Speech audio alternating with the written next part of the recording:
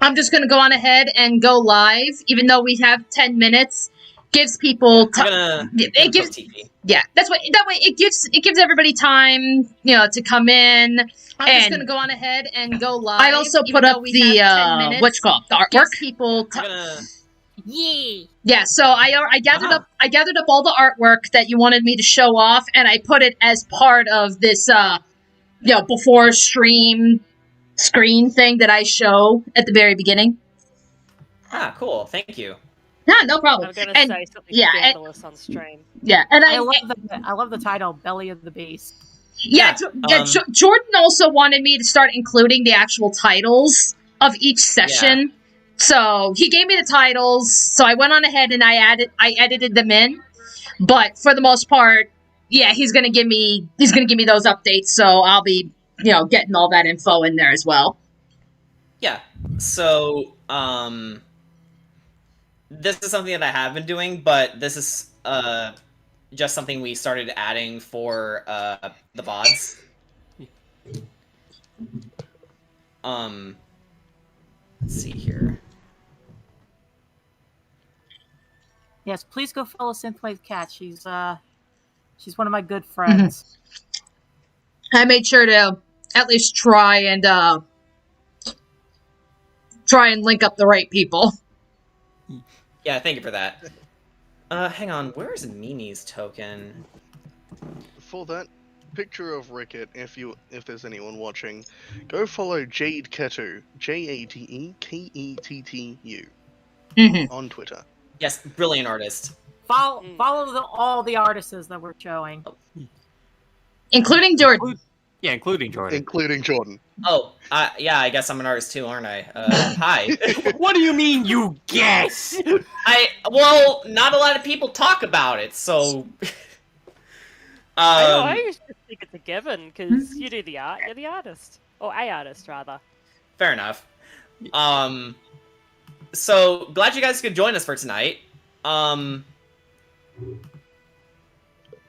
This should be a pretty exciting session. Didn't have a lot to prepare. Hopefully, we'll get through the rest of this dungeon by the end of the session, but only time will tell. Screaming internally. For those who may not know, I actually went out of my way to buy some new dice. I decided to go for metal ones this time. It's a black and gold set, and they feel really good in the hands. They're very hefty, and I really like the feel of them. So this is my D20 of choice for tonight. Of course, I also have my small platoon of dice when compared to, say, Ricketts' collection. Where are my metal dice? That's a good question. Yeah, actually, question for everyone in the call. Do you prefer metal dice, or do you prefer plastic ones? I like the plastic ones, personally, because they're easier to roll, and plus I'm still lacking in a freaking dice tray for my metal dice. But I do love the metal ones, aesthetic-wise, especially the ones that I got, which are similar to yours, Jordan. They're black and gold. Yeah. Yeah, I've got four sets of plastic and one set of metal, and admittedly, I use the plastic more so than the metal, but I just think that's just more so because, especially when we're at the higher levels and we're rolling multiple dice, it's just easier than having just to roll one set multiple times. Just grab what I need and throw them all down. Right. Me sitting here with my one set of dice. Damn it, Brian! we need to get him new ones.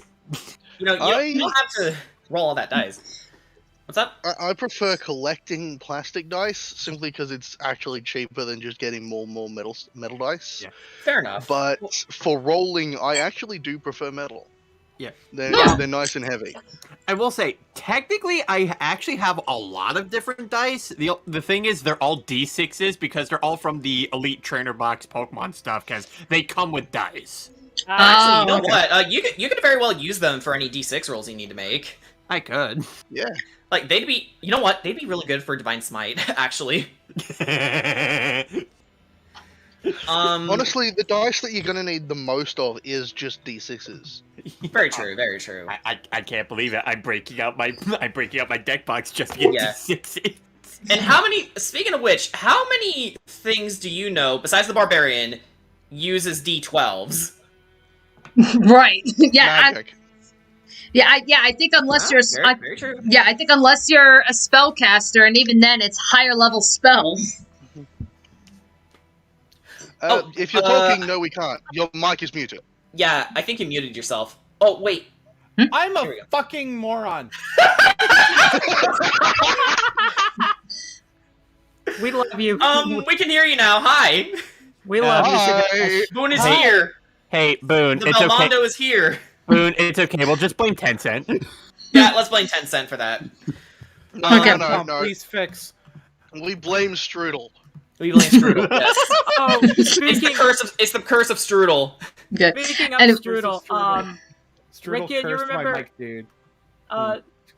So Rickett, you remember that Vine that she posted, "Screw you, Jake," or the "Screw you, Strudel" one? Yeah, That's literally you when you get. it dice really rolled. is. It really is. Like, you know, Rickett, I'm a little concerned that someone broke into your house and gave you the Will Wheaton dice curse. I know. I hate it. Don't worry. Who let Will Wheaton into your house? Don't I worry. don't know. I thought I told him to stay away last time he stole one of my d20s. No, He stole one of your D20s? The No. bastard! look, I know what happened. It's Garl. What? Still alive? I'm cursing your dice! Don't worry. I I'm did going it. to I did rip it. your testicles off, and then I'm going to feed them to you. Don't You worry, sound like I you're did- looking forward to that! Don't. Oh, I am. But I'm not a big fan I of did a little prayer.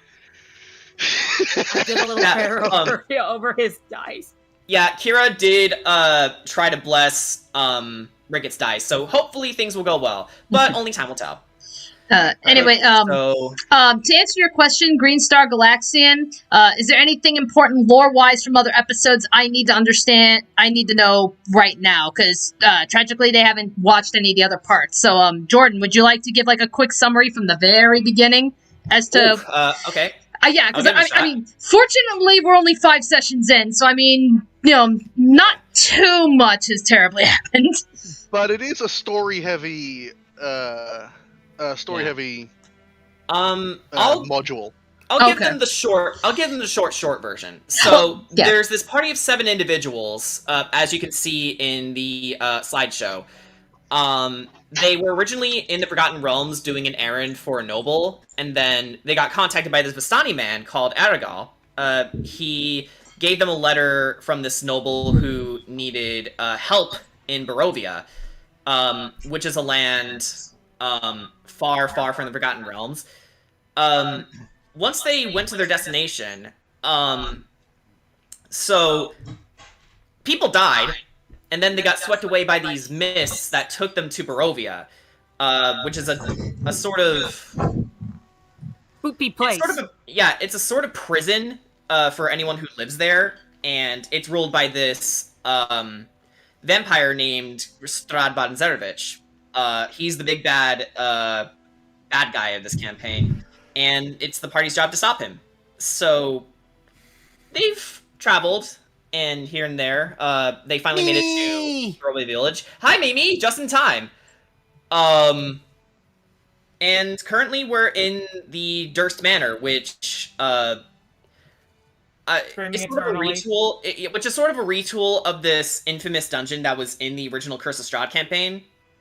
It was notorious for TPKing players. These guys are level 3 to start, so they're having a much easier time. And in terms of the lore, you can actually see it in the playback, but more specifically, it used to belong to a wealthy family, but then they resorted to cannibalism, and this is the result. Yep, we're basically playing through a fucked up version of the Haunted Mansion. Pretty much. With Yeah, a lot more with- cannibalism. Yeah.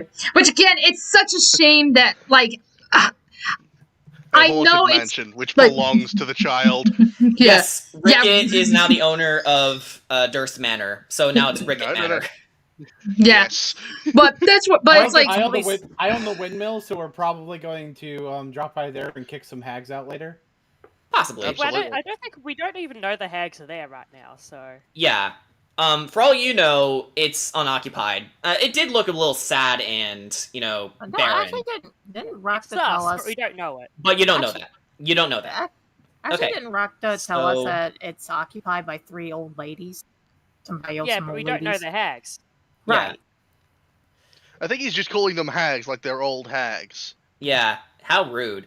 Anyway, now that we're all gathered here, and it is a minute past 7, what do you say we get started? okay. Let's Yay! Okay. Quick question, Jordan. Considering from what you've told me, because we're planning to finishing up the Death House. As far as like the screens go, do you want it to stay on the normal RP screen, or do you want to just switch over to the battle screen? I think until we get into another fight, we'll switch from there. So let's go with the normal screen for now. Okay. Just making sure. So Sugash enters the windmill. Okay, boomer.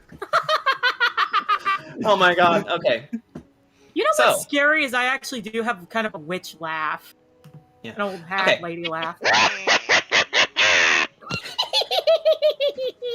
Okay. Let's get started, everybody, shall we? Goodness. Alright. So, after you defeated the Spectre, it rematerializes not into a malevolent force, but rather the spirit of the Handmaiden. And she says, "Thank you for freeing my spirit. I am called Anya. I was once the nursemaid of the Dust family." Hello. I'm sorry for touching your remains. Well, it is fortunate that you did. You freed my spirit by removing the malevolent force that poisoned me. Tell me, how is Gustav? Stop. And at this point, everyone starts entering the room. Right here. Okay, so just go on ahead and put us all in. Yeah. Okay. Mark off the monk. Hang on, I got it. There you go.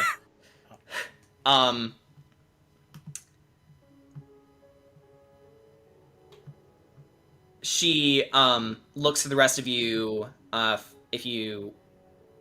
if the name Gustav rings any bells. Oh God. I feel like I should. Can't say that's a name Just in I'm case familiar we with. as players don't like, should we remember that name or is it like? Wait, wasn't that in the will? That name was on the will, wasn't it? Yes, it was. Okay, Alright. see, that's what I was asking if we've actually. That was the name of the patriarch, wasn't he? Wasn't it? Yes. Yeah? Yeah. I'm not crazy. Not today. Not yet. So Kira, since you called it out first, let's have you spill the news. Well, we just entered this house and we only know that name through his will. He was the patriarch of this family, as I'm sure you've read. She looks to you, Kedra, and says, "You have the key to his room, do you not? We do. Please, allow me to lead you to the master suite. It is below the floor you are currently on." And she phases through the wall and waits by the staircase. And from here, we'll change the music. And this time the music should be a lot more fitting because I listened to the Resident Evil 2 soundtrack recently, so... Well, alright then.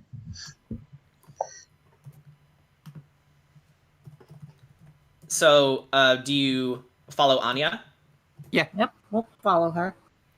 Okay. Remember, everybody stay on your guard in case those wolves show up. Alright. So, as you all gather to the staircase, she descends down the steps and leads you downstairs. So, to switch screens. Yeah, Ark will cover the rear.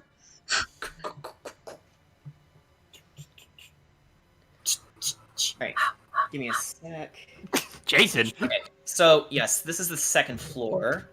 Oh, wait, no, my mistake. This is the first floor. Yeah, Yeah. I realized that, thank you. You actually descend down this way. Yeah. That was my bad. So, woo! Oh, Mimi, you there, by the way?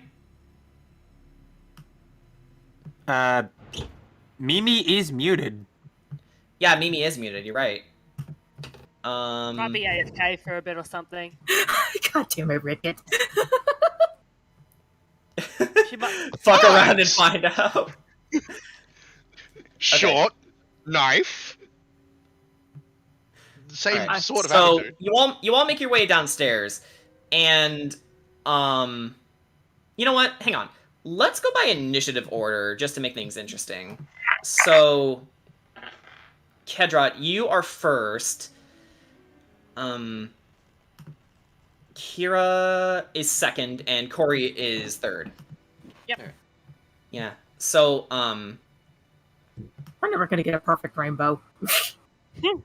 right. So you make over to 5 feet when suddenly the armor that you passed by earlier, it shudders and comes to life. Yeah. All right. Do we need to roll new initiative, or are we sticking with the rolls from last time? No. You're sticking with the rolls from last time. Okay. Again, this is a hefty mansion, so we don't have to change initiatives right now. Okay. Do I get an immediate reaction to this? That depends. What do you want to do? I'm going to cast Chromatic Orb. What's the casting time of it again? Is it an action? Yeah, one action. Yeah, it's one action.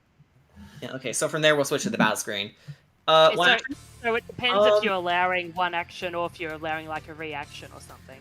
Well, seeing as Kedrot is first in the initiative, we'll have him go first. Alright. So he would be the first one to see the animated armor, actually. So yeah. So I intercept, so I go in front to try to... So now we have the thing completely surrounded. Right. We flank it. Let's see. Let me check something real fast. Okay. So its initiative is 12. Alright. So, and I'm going to use Booming Blade on it. Booming Blade. Cool. Right.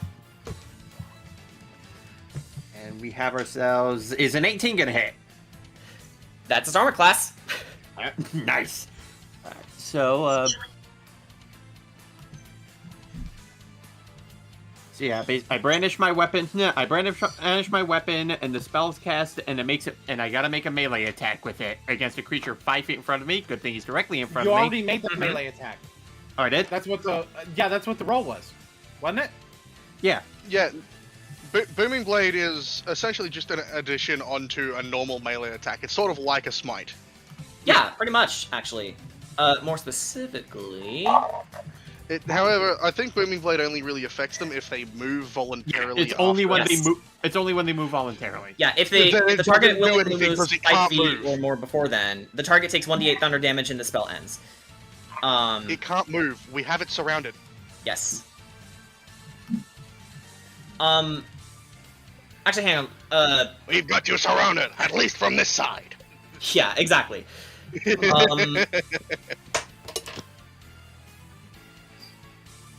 You know what? Considering I did say that Kedrot, Kira, and Corey descended down the stairs first, let's have everyone else sort of on the staircase, so they're catching up. Also, So, that's go. going to be 12 damage. Kira, you're part of the initiative. Nope, sorry. So you're right here. There you go. let's Why put is there a Ark. half-orc standing on me? Yeah, let's put Ark right here. Is that cool? Yeah. All right. Yeah. Do with me what you will, DM. Okay. Right. So yeah. Okay. So yeah, that's gonna be 12 damage. 12 damage. Cool. So, as you strike with your sword, it cleaves through the armor and it sort of reflexively staggers, but then reassumes its stance and takes out its mace. So at this point, it's like, oh, you're a threat. Okay. In that case, I am going to. The last thing I'm going to do is I'm going to use a bit of my movement speed to head back a bit to give it more space to walk around. And that's it. Okay. All right. So Kira, you're up next. What doing? Dramatic orb time. Okay. Go ahead and Can I make win a that melee Kamehameha? Kamehameha wave. 18. Yep, that hits. All right. I'm going to use fire on it. Ah, okay. So that's 3d8. 3d8. Ooh. 8, 6, 3. Which totals to? Give me a second. Which totals to 17. 17. Yeah, 17. Yeah, 17. 17 damage. Okay, this thing is looking rough.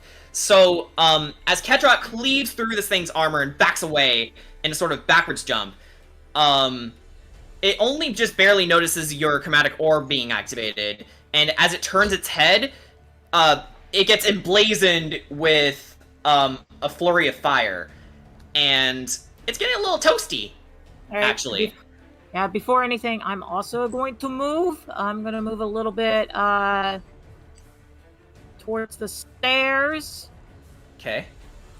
Right about here. So, yeah, do you want to move up or down? Oh, okay. So, you're descending back to the stairs? Yeah. So that way, just in case that our big beefy boys here can get in there. Alright then. Anything else? That's all I can do. Okay, so, Corey, you're up next. Stab. Stab? Yep, I will Okay. stab. Oh, so you're gonna use your, rapier this time? Yeah. Alright, cool. Make a melee attack. A dirty 24. That hits. Go ahead and roll damage. Not good damage, but I got 4. 4 damage, alright. So, as everyone is sort of weaving around this thing, understandably not a lot of room to operate, but your coordination is very nice. As it starts to lumber towards Kedrot, it suddenly feels its back getting stabbed. And, yeah, there's little rapier marks on its back and lower calves. And I'll just stay right here. Okay, so, for its turn, stupidly, it's going to move towards Kedrot. And attack you are opportunity. going to take some Opportunity. booming damage. Ah, yeah, attack of opportunity as well. So, that'll be the booming blade, so go ahead and roll your, dice. 19 to hit for my opportunity attack. That definitely hits. And this time my damage is pretty good. That is 12 damage. 12 damage. Plus the booming blade damage, which is... Yep. That is going to be 4 damage. Alright. How do you choose send this thing to the scrapyard?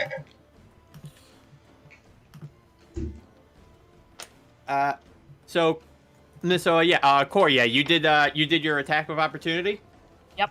Okay, so as Corey finishes her attack, almost as if Odin himself commanded it, strikes lightning down onto the animated armor as it just stumbles into pieces and becomes inanimate again. Yeah, and as it was embraced by this forceful energy, it starts rumbling and shuddering and lifts up its arms and then explodes into pieces, destroying it. Thankfully you guys dodged out of the way. Corey, you're small, so it didn't even affect you. Kedrot sort of like Samus to that one boss in Metroid Dread, you just sort of sidestep out of the way as its mace gets stuck in the doorway. Man, that sucks. I was going to do some, like, a cool flippy kick thing. Yeah, at this point, everyone comes back downstairs. Yeah, don't worry. It's like, don't I'll give worry. you a chance next time, Cigosh. I'm sure there's plenty more of these fuckers around. So, for now, that will be the end of combat. Hey, Lamau. And I guess you had quite a shocking and quite a heated experience. Am I right, guys? you faintly hear cricket chirps. I like to imagine Very good, just Kira. the entire time Mimi was just trying to get up the stairs so she couldn't see. Yeah, get downstairs, rather.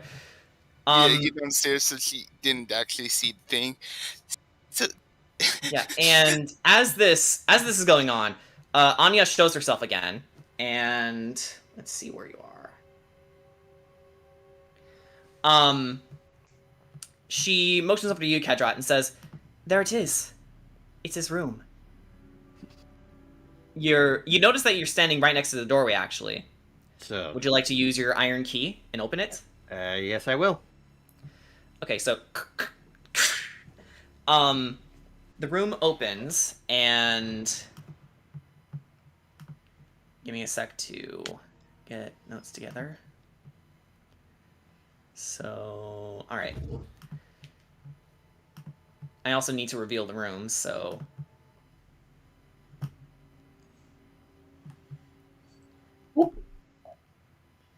okay. Tiger Rug. The double doors to this room have dusty panes of stained glass set into them. Designs in the glass resemble windmills.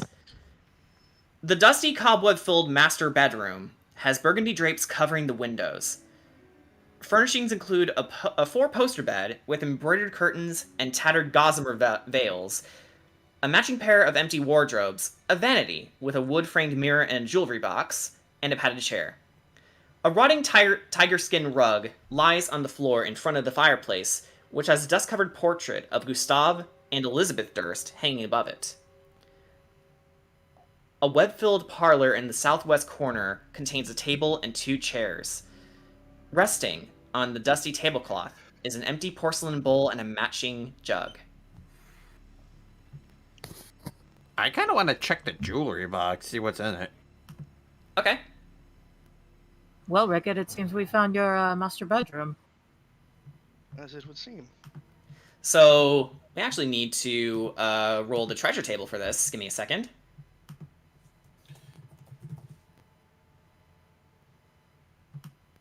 Well, ain't you a fancy bitch? I am the DM. Is my job. So, give me a second. So, you find 2 rubies and 4 sapphires. Hey, that's one jewel for everybody. Yeah, and pretty much it, really. Almost everyone. Yeah. Okay. Oh yeah, and at this point, everyone makes their way into the room. Basically, I take out the jewelry and I put them in my hand, saying, "All right, I'm going to scatter these amongst the rest of you." Yeah. I have no need for it. Nor do I. You might not, perhaps, but I figured this would be extra security in case something tries to steal from us. The extra correction. money. On the bottom of the jewelry box, you notice that the jewelry box itself is made of silver with gold filigree, and along with the jewels, it contains 3 gold rings and a thin platinum necklace with a topaz pendant. Ooh, can I have that? I really want that topaz. Okay, so 3 gold rings and a thin platinum necklace. Can I take the jewelry box itself? You can if you want to. All right. Could sell for a little bit of Good fancy penny. And of course, as everyone steps into the room, Actually, you find the desiccated body of Gustav Durst hanging from the canopy of the bed. A makeshift noose made from a bedsheet is fastened around his neck. Ark is just going to lightly poke it with the end of his halberd. And Anya flies towards you and says, "How dare you! Show some respect!" Just making sure that there's nothing else going on here. They don't. Unfortunately, he's dead. She floats towards the body of Gustav and gently caresses his cheek and says, "So, this is what he did. Oh, Gustav. That Sitting in cursed for a woman. cannibal? No, he didn't ever take part in the rituals. But she looks down and you all follow her eyes, and you notice that there is a letter sitting on the bed. Who wants to read it? I'll read it. I'll read it. Oh, I'm already. I think I'm already closest. Other Yeah. than Okay, So- so Mimi, once again, you will have the honors of reading the letter. I mean, And again, she was already kind of spooked over the whole body. right. But, Kedrat's gonna put a hand on Mimi's back. It's okay. You can do it. So Mimi, would you like to read the letter? I'm on it. Okay. My dearest children, the darkness takes us, and I am sorry that your mother and I have brought it upon you. What began as survival turned into our obsession, and now to our downfall. In my final moments, I see clear. We are cursed, and we are justly being punished. As much as we deserve it, I regret that your fates are tied to ours. I love you both with all my heart. No amount of darkness and death will ever change that. May all of our souls find peace. Your loving father, Gustav.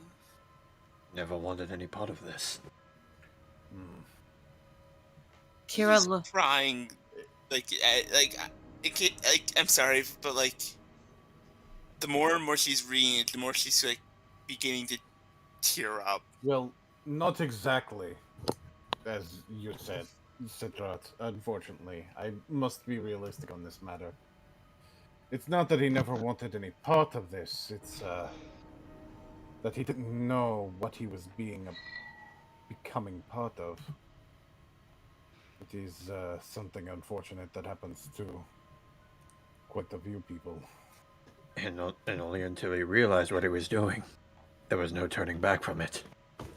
It was too late by the time he knew what it really was. Exactly. You speak truly. do you want us to take his body down to the crypts?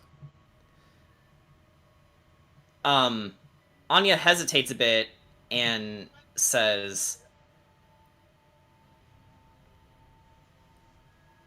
I do not wish for his body to be disturbed. I understand. Thank you. But can we at least get him down off of there and put him in his bed? She moves out of the way for you to do that. Alright. I'm going to aim my Eldritch Blast at the rope and cut Wait, it down. you're using Eldritch Blast for it? No, well, I don't have... Are you sure you want to do that is the question. It's a good idea. You know what? You know what would also be a good idea? Untying the fucking noose. Yeah. Yeah, So, Sugash, you My get on bad. the bed and you look for where the rope is tied, and you find it and you untie it with ease. Make sure that his body is laid down with care, and you put him on the bed. Yeah, it's like made from a bedsheet. It shouldn't be hard to find where My- Untie it. Okay, yeah, that was Well, dumb. more so where it was tied. Right. Okay, that was dumb of me anyway. So yeah, Kira also does like a small prayer, like "May you find everlasting." Yes. I mean, nothing wrong with wanting to be creative with how you get things down, but understand time and place. Yeah. Not everything has to be fancy. Exactly. Sometimes maybe at a point when the noose is far away from us, would that be more appropriate? Yes. Yeah. Whoopsie. Yeah, it's no problem. Let's move on. So, as you do so, Zagash, Anya looks over the body of Gustav and she says, "Thank you for doing that." And a moment of clarity fills her dead eyes, and she says, I remember. I remember how I died. Really now. She motions over to Kira. You, the one who found my body. Kira, was it? Yes, Kira Kasame. Do you remember what you found? You and your friend on my body? You had quite a number of stab wounds. Yes. I remember who killed me. Elizabeth Dust. I suppose it's time to pay it back in kind.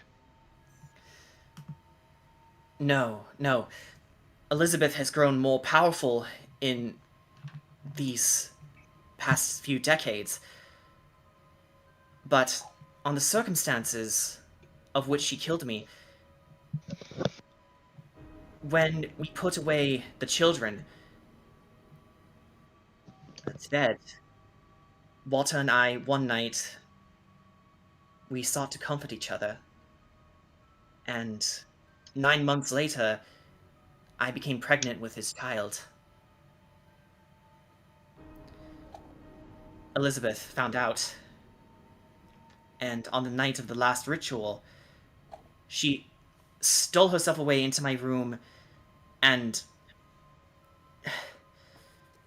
she just kept stabbing and stabbing and stabbing until I died. Walter was delivered not too long ago, actually. When she found him, my Walter was meant to be our child. He would have been a fine man by now if not for my murder.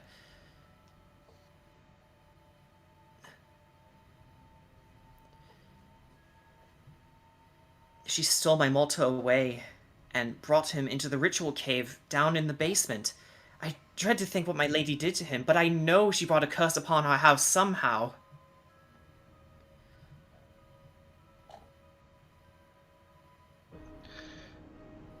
Take us to the ritual cave. I have a hunch, and normally hunches like the ones I have a tendency to be right. I would be obliged to do so, but only the children may lead you now. You have already brought me peace. All right. And then we'll ask them to take us.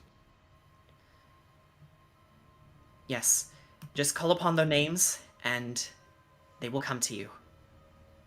For now, I must rest. May you find everlasting peace, Anya. May whoever you look towards treat you well. And before you pass, allow me to say, allow Walter to know that he was a good man. Actually, he was a baby when he was stolen. So for all we know, the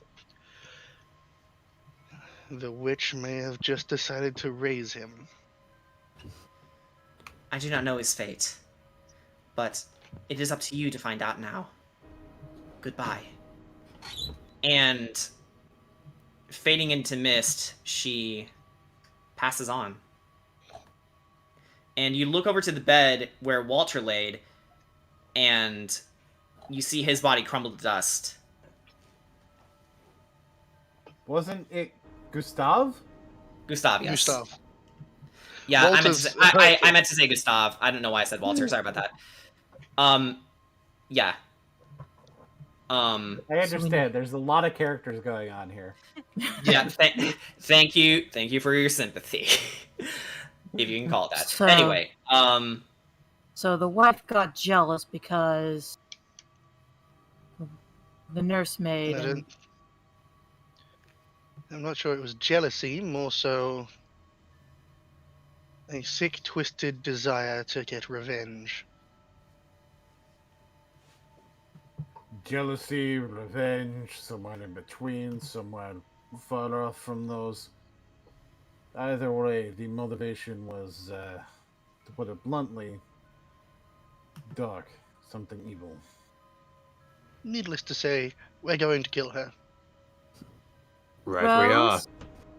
Rose? Dawn, can you hear me? Before your very eyes, they start to appear out of the bag that you put their bodies in, and they said, "Yes, what is it, miss?" Hello. We just got done talking with your nursemaid. That's good. Was she well? Yes, was Yes, she well? She just passed on. We managed to put her spirit at peace. But we need Thorn starts whimpering a bit. we need you to help us now. With what? We need to get down to the crypts. The ritual chambers? Yes. Mother and father told us to never go down there. Yes, but the only way to lift this curse off this house is for us to go down there. Rose thinks to herself for a second and says, "We will take you there. All right. Follow our instructions." And they begin to fade through the door. All right, we're gonna follow him. All right, we're just gonna.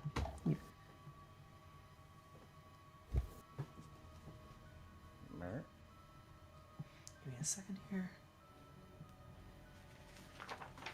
I just need to check the vicinity of where you guys are now. No problem.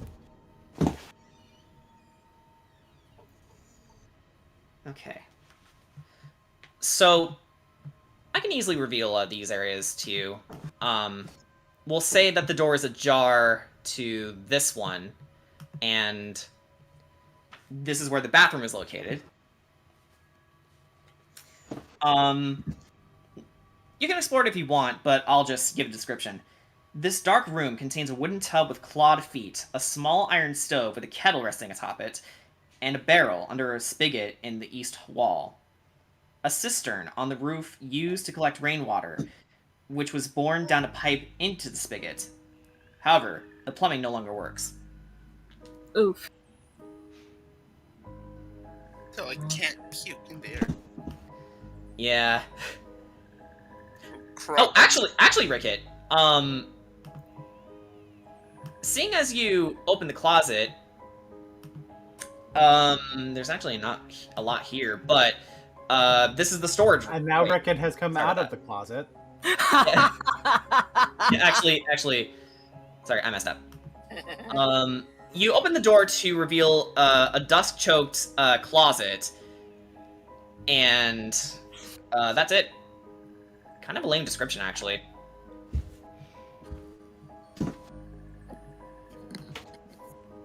Well, it's a lame room. It's only one square. It's lame. Yeah, honestly, that was like a what the fuck moment. And as Thorn, and Rose make their way, to the next destination,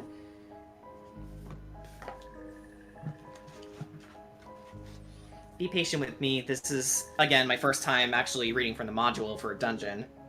Yep, no problem. It gives me a chance to catch up. Yeah. Silver linings.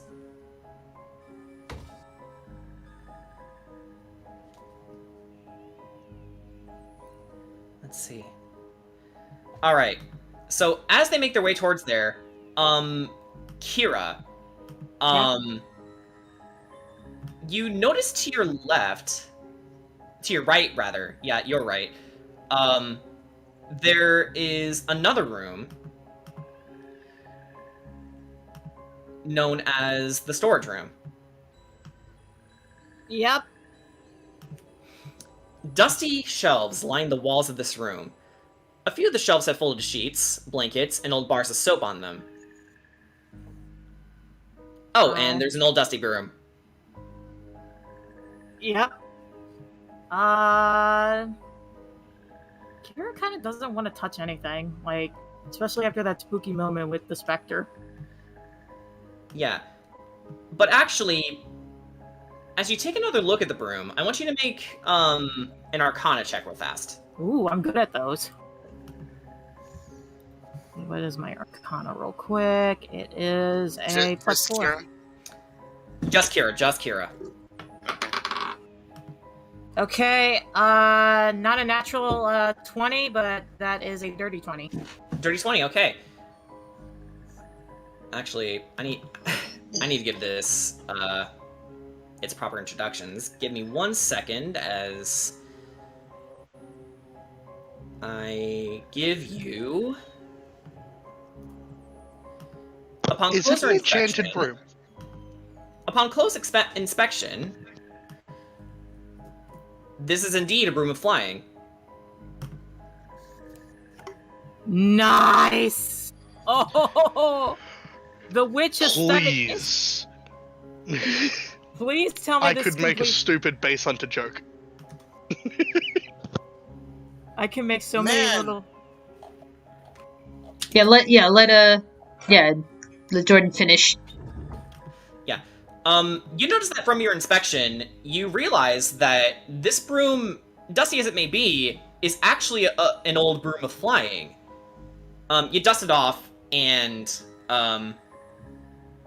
it's made of very well-carved wood, magical in nature, and while the bristles are a little scraggly, they're in good enough condition. Do you want to keep this? Oh, hell yeah, I do! I think we'll just throw it away. I want to keep this. we don't need something so cool. The witch aesthetic is now complete.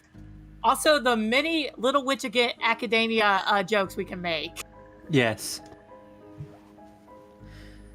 All right. Although, as you pick up your broom, in your excitement, you don't know what the command word is. Oh no. And Rose and Thorn come out and say, "Is everything all right, miss?" I found a magic broom. Oh, that's the broom of flying. They took from one of the old witches. The ones they stole away for. Rose says, "Anyway, I think it's better in your hands anyway." Thank you. By any chance, do you know the magic word to get this, for me to fly on it? No, not at all. We're sorry. Oh, that's okay. Anyway, the nursemaid's room is just beyond this door. Would you like to enter the room? Sure. Alright, Yes, of course. so they make their way inside, and they open the door for you. Okay. Hang on, it's not revealing the area for some reason. Oh, right, we have to be on this layer. I keep forgetting. This is kind of the burden when, you don't do this consistently enough. Ah, there it goes. Sorry, it was being really finicky. Okay. Yeah, sorry about that. Me just Okay. guessing where the room is. Alright. The nursemaid's suite. Dust and cobwebs shroud an elegantly appointed bedroom.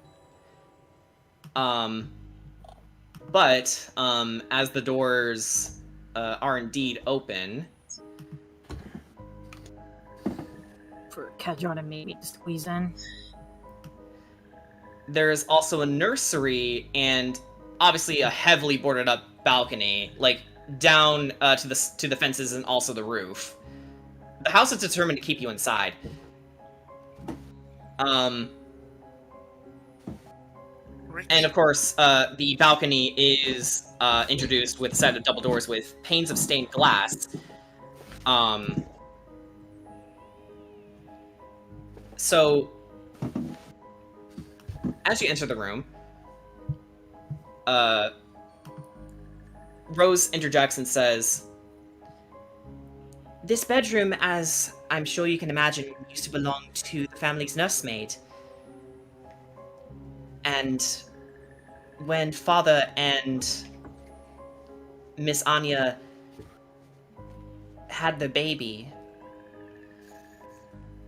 you all know the rest." Yes.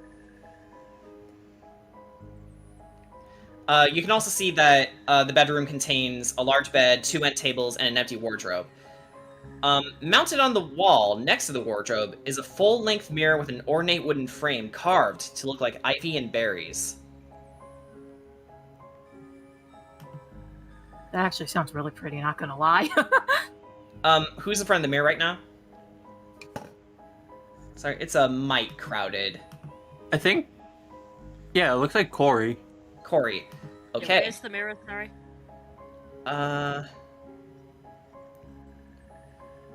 Give me a sec. I had to find it again. Mounted on the wall next to the wardrobe is a full-length mirror. So, since you're looking in the mirror, Corey, you see a skeletally thin reflection of yourself, as if you're near to starving.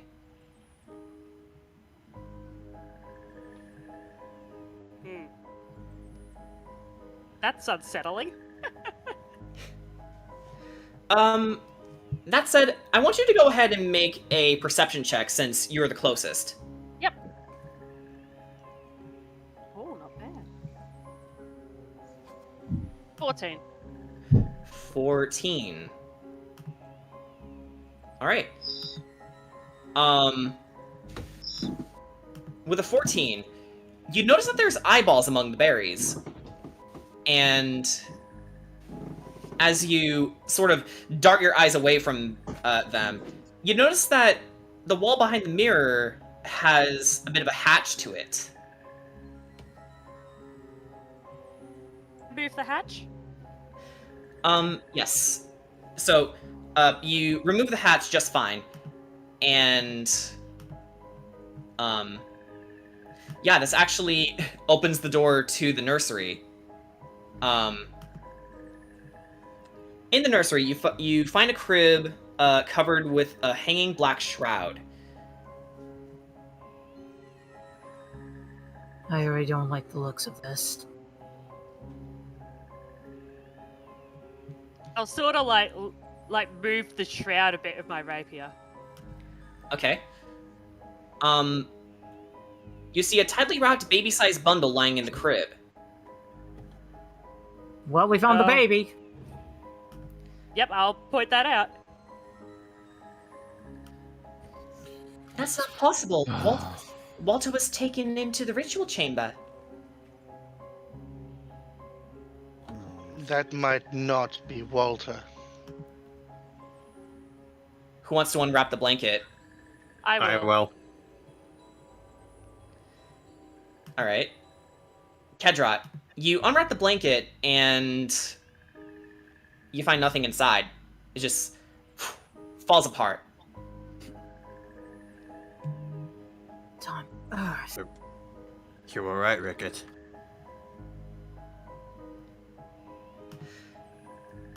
Of course, it did unveil a secret door leading up back to the attic.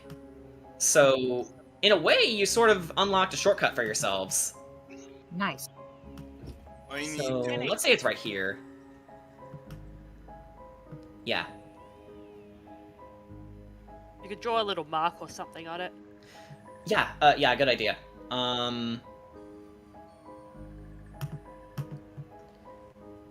Let's draw an S for secret. Yep.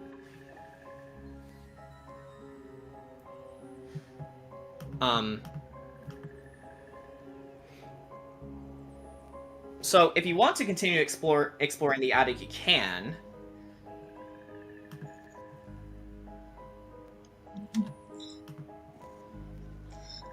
You know what? I think maybe Ark hasn't really done much. Yeah, I can take a look in the attic real quick. Okay, so you make your way back up to the attic. And you notice that among the doors you've opened, you didn't open the far left one yet. Oh. Anything suspicious about this door? Put your hand on the doorknob. Let's see, it's over on this end, right? Yeah. Okay. Alright, so...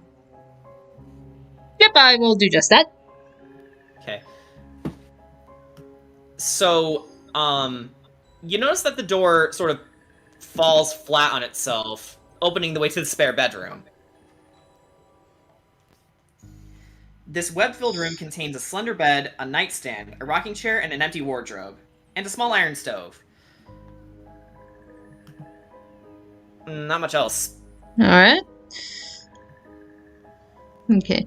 I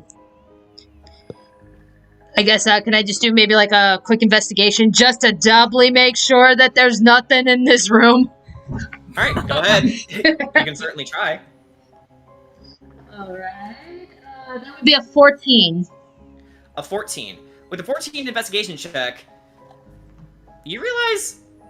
Yeah, this was a waste of time. I'm going back downstairs. Alrighty then. Not even anything in the stove. Man, fuck this dungeon. I hate this house. Okay, so... Yeah, so... Actually... Yeah, so so I guess when Art comes back and rejoins the group, okay, everything's all clear.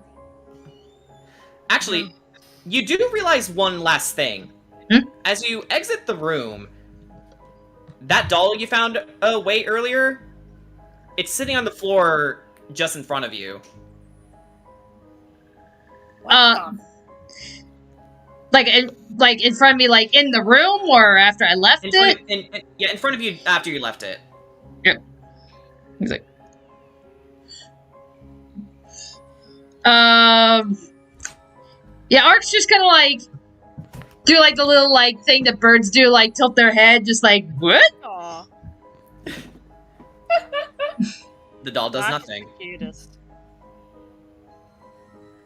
All right, so then he's just gonna step over and just walk past. You walk past, and you rejoin the party downstairs. All right. And Rose asks, "What did you find? What did you find up there, Mr. Ark?" Nothing really. I mean, just another empty room. There was a toy up there, or a doll. I mean, did you leave anything behind up there? No. Did you, Thorn? Thorn says, "Oh, that must be Mr. Whiskers." Mr. Whiskers. That's adorable. Yes, Mr. Whiskers. He doesn't do much. He just sort of sits there.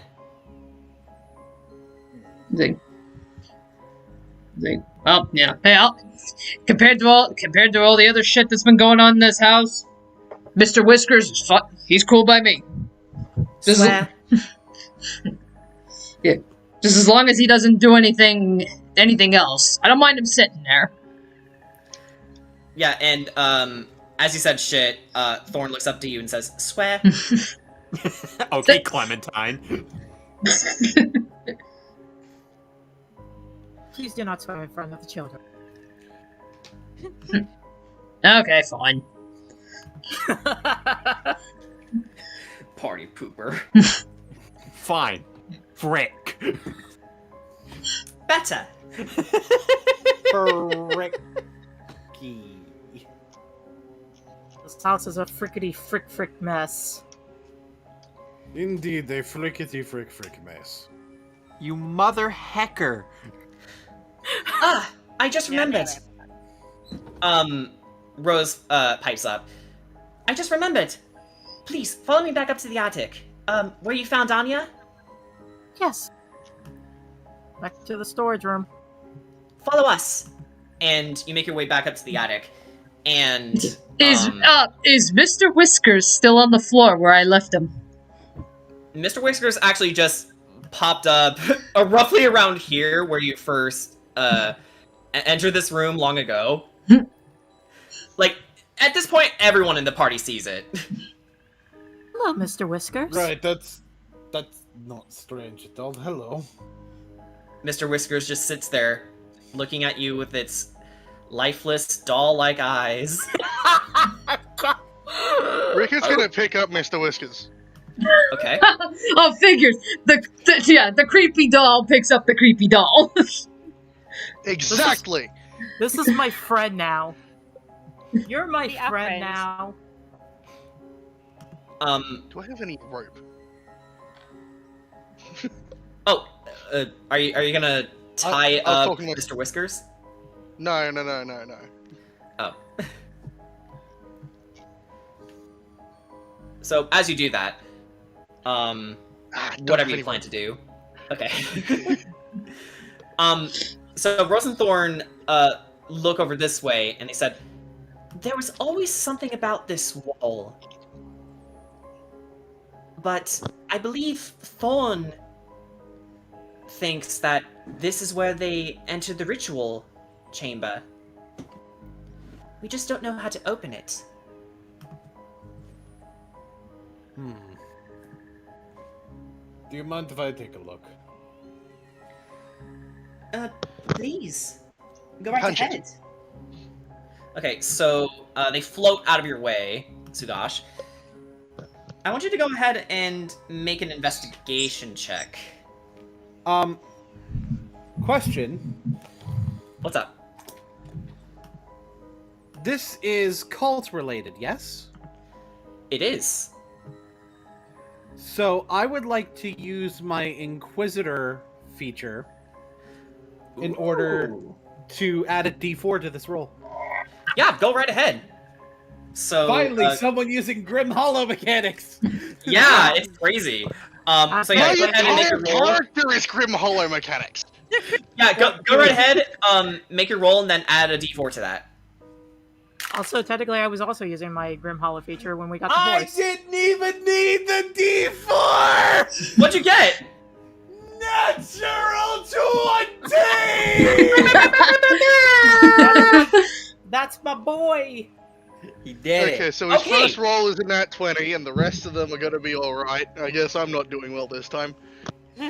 Okay, so Kedrot, you notice that there's a sequence of Sugash. Sorry, caught up in the moment. Sugash, you notice that there are a set of worn-out panels that are sort of painted over, and you press them, thinking child's play, and as they depress, you unveil a secret staircase.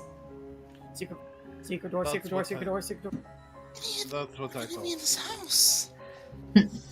Secret tunnel.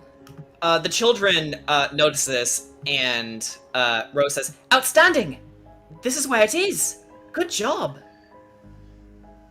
Yes. Outstanding, Sugash. I think from there you can just descend the steps. If it's not too much trouble, may we hide again? Sure. Thank you. Certainly. So their spirits go back into the bag where they're being kept. Would you like to make your descent? Let's go. Yes. Now the creepy doll has another creepy doll on his chest. like that one thing. Yeah. just like a single strap holding Mr. Whiskers onto Ricket's chest. The children go, "Come on, Mr. Whiskers! We're going downstairs!" Oh boy. So now you've made it to the catacombs. So far, so good. Alrighty, let me Alright. drop you. Not much room to maneuver down here. The wooden spiral staircase from the attic ends here. A narrow tunnel stretches southward before branching east and west. And I dropped my token. I don't see it. Where is it? I gotcha. Okay. Alright, there it is. It was being a little bitch to me too. Yeah, I hate, like, I like this dungeon, don't get me wrong, but my god! Yeah. Actually, let's have Kedra and Mimi over here, if that's okay. Okay. Done. Alright. From the moment you arrive in the dungeon, you can hear an eerie, incessant chant echoing throughout.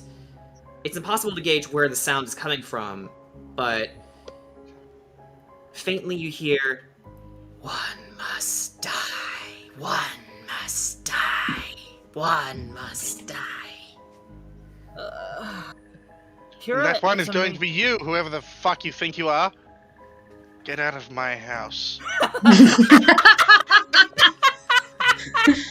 Kira is immediately on guard, because, like, if there's one thing she knows is that occults are it's spooky. Very spooky, yes. Sugash has lots of experience dealing with cults. Let's not mock the spirits. Yes. We'll deal with funny them as as soon this. as we find them. Mimi. I gotta use the restroom, Thing- I'll be right back. Okay. So I guess while we're doing that, Mimi, you notice that on your right, right here, and actually both sides of you, really, there are chambers that lead into, what appear to be crypts.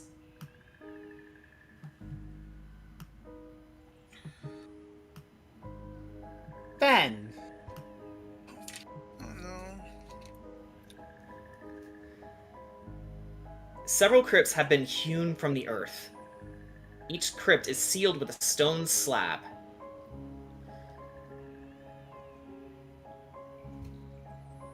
Would anyone like to unearth them? No. Try. Smart. Huh? Wait, can I at least have a look at the slabs? Yeah, go ahead. Where are they? Close to Mimi, right? Yes. They're on either side of Mimi. Yep. There's about 4. Okay, So- what should I roll? You can roll investigation. Yep.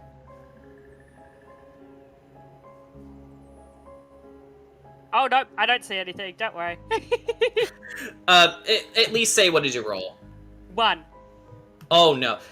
So, Corey, you sort of, enter the hall, and then double back going, "Nope, Corey out! Corey out!" Could I have a look? Yeah, go ahead.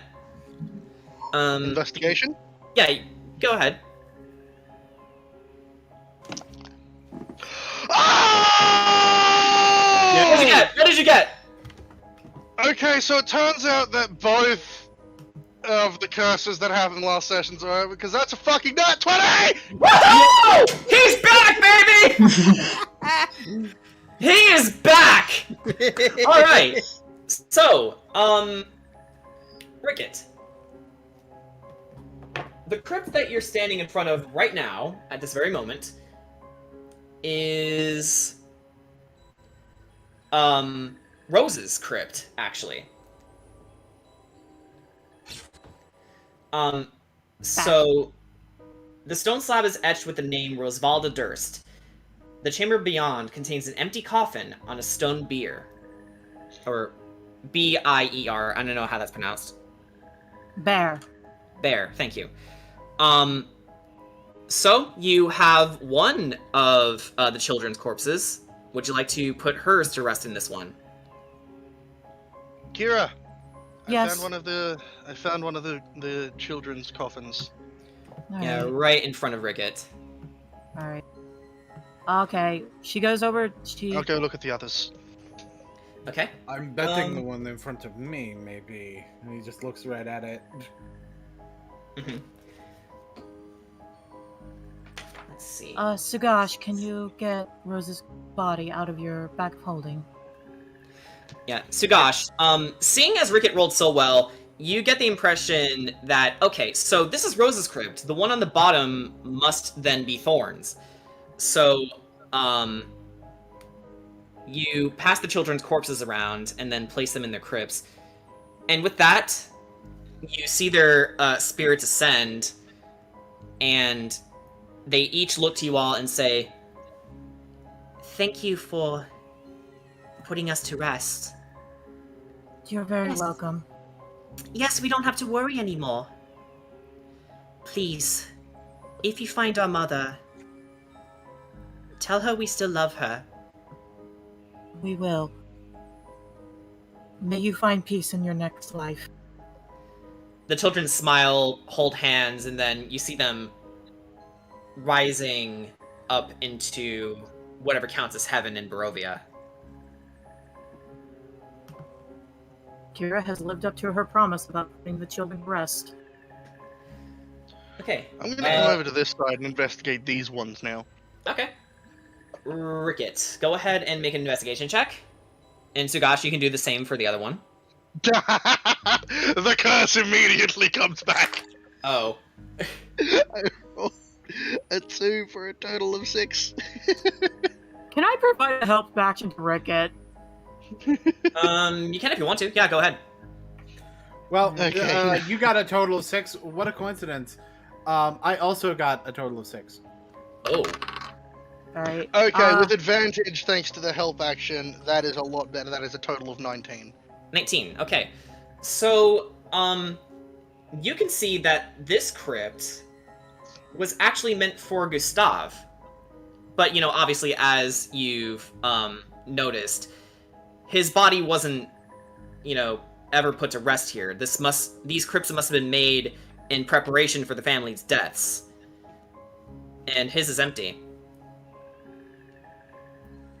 And Sugash, on the crypt you were inspecting,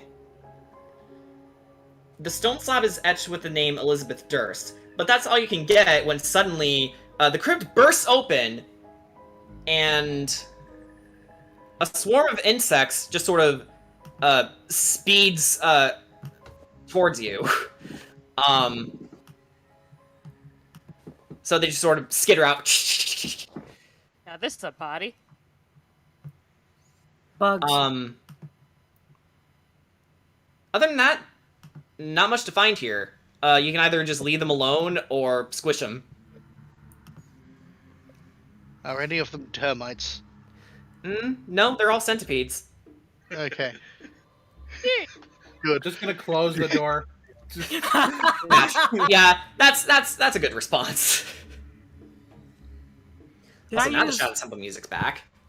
Can I use mold herb to make sure they don't try to like slide under the cracks of the door? Well, I think that they're already like gone. Yeah, they just sort of scattered in the room. There's not much reason to really do anything about it. They're just centipedes, just minding their own business. Doing their centipede thing. Yeah, they're just bugs. They're cute.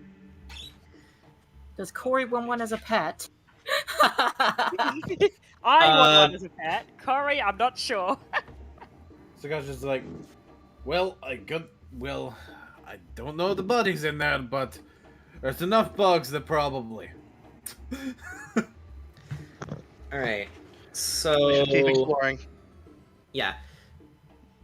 Yeah, at this point, the world's yours, guys. Where do you want to go? I guess we're gonna go downstairs. I mean, you're already down. Oh, over there? Yeah. Let's see. You are... Okay, alright. So... You're having too much fun. I swear to God, Jordan, you sound like you're doing the Resident Evil That's what he's doing. No. Yeah. Actually, I'm doing the Legend of Zelda downstairs sound effect. The older games, like whenever you go downstairs or upstairs, it makes noises. Yeah, but it sounds like you're doing the Resident Evil climbing downstairs. Which actually is fitting. Okay, which one? Resident Evil 1 or 2? Resident Evil 1. Resident Evil 1 is more like slower. Yeah. I was about to say Resident Evil is way slower than that. Yeah. It's more measured. General. Okay, Yeah. so currently you are in the Cult Initiate's quarters. A wooden table and 4 chairs stand at the east end of this room. To the west are 4 alcoves containing moldy straw pallets.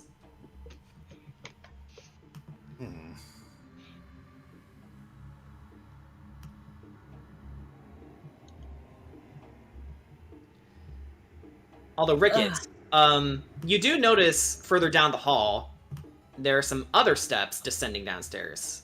Would you like to lead the party downstairs? Everyone, we've got some more stairs. Alright. All right. Are they shorter than the other ones? The other ones were a bit tall for me.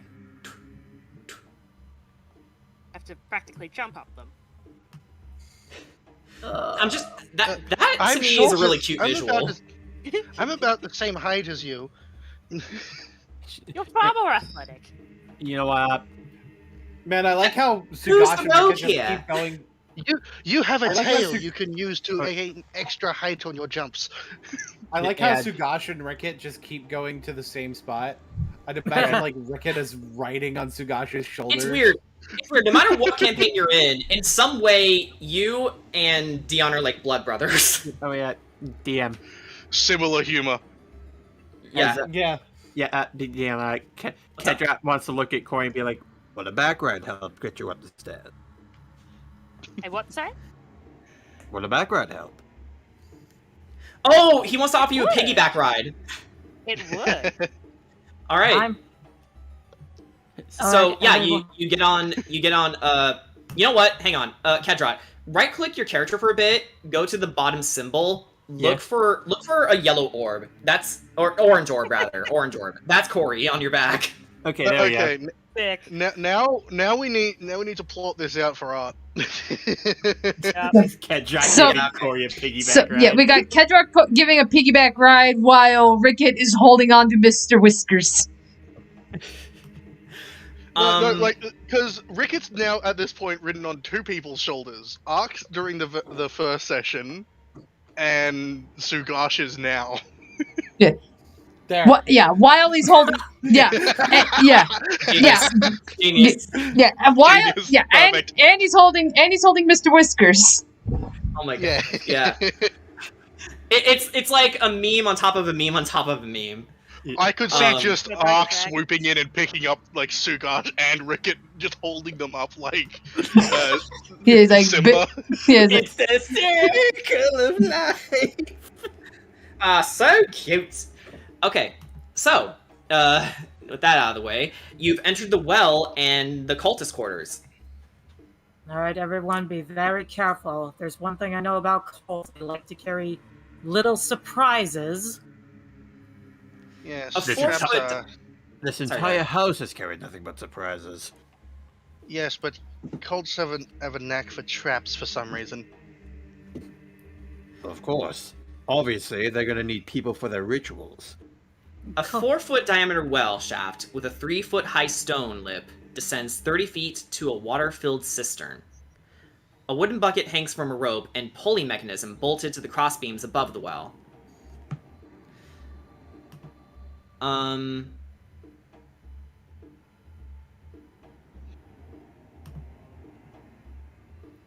Five side rooms once served as quarters for senior cultists. Each contains a wood-framed bed with a moldy straw mattress and wooden chests to hold personal belongings. May I use Mage Hand to open the chest? Which one? That depends. This one.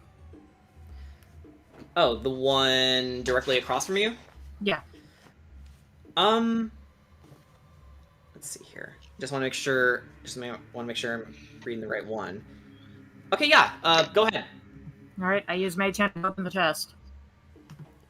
So, using Mage Hand, you see that this room's chest has, as you open it, you notice that it has a black leather eye patch with a carnelian in it.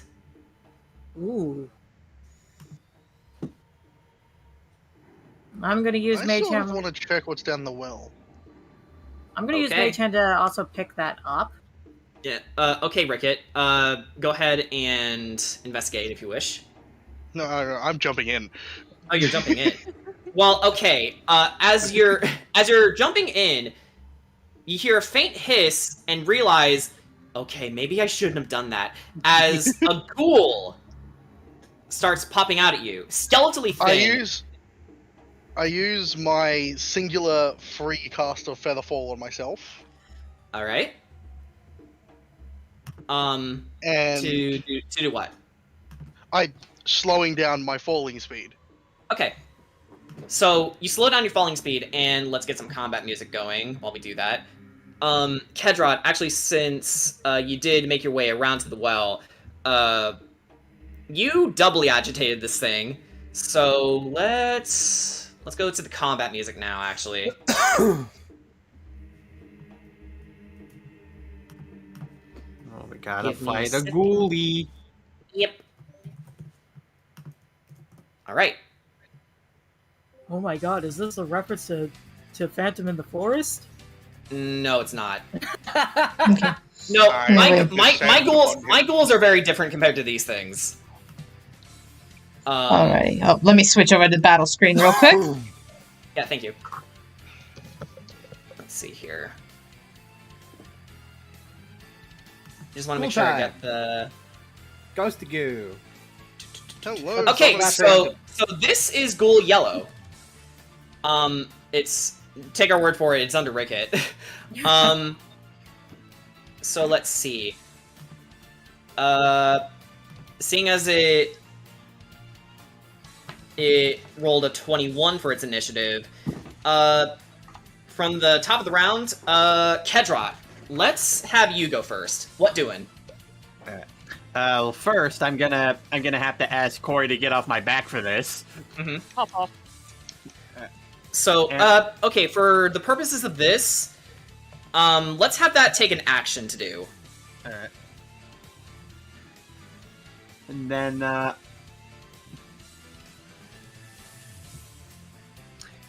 I am going to, I'm going to cast a guiding bolt. Oh, guiding bolt. Okay. On the ghoul. Yeah. Just remember that Ricket's well within range too. So. Okay. Hey, Ricket, you don't mind? Go ahead. All right.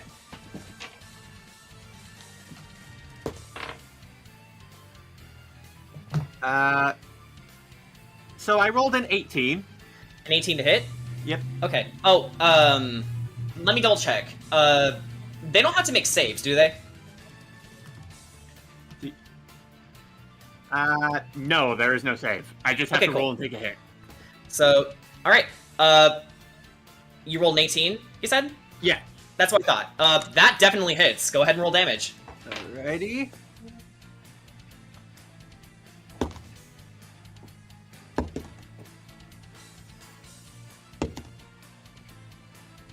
$16 damage. 16 damage. Very Yeah, wait, nice. Hold on up. Yeah, I keep forgetting that. Do I add my spell attack bonus to that or no? No. Okay, so just 16. Yeah. Actually, Ben, I could use your help with this.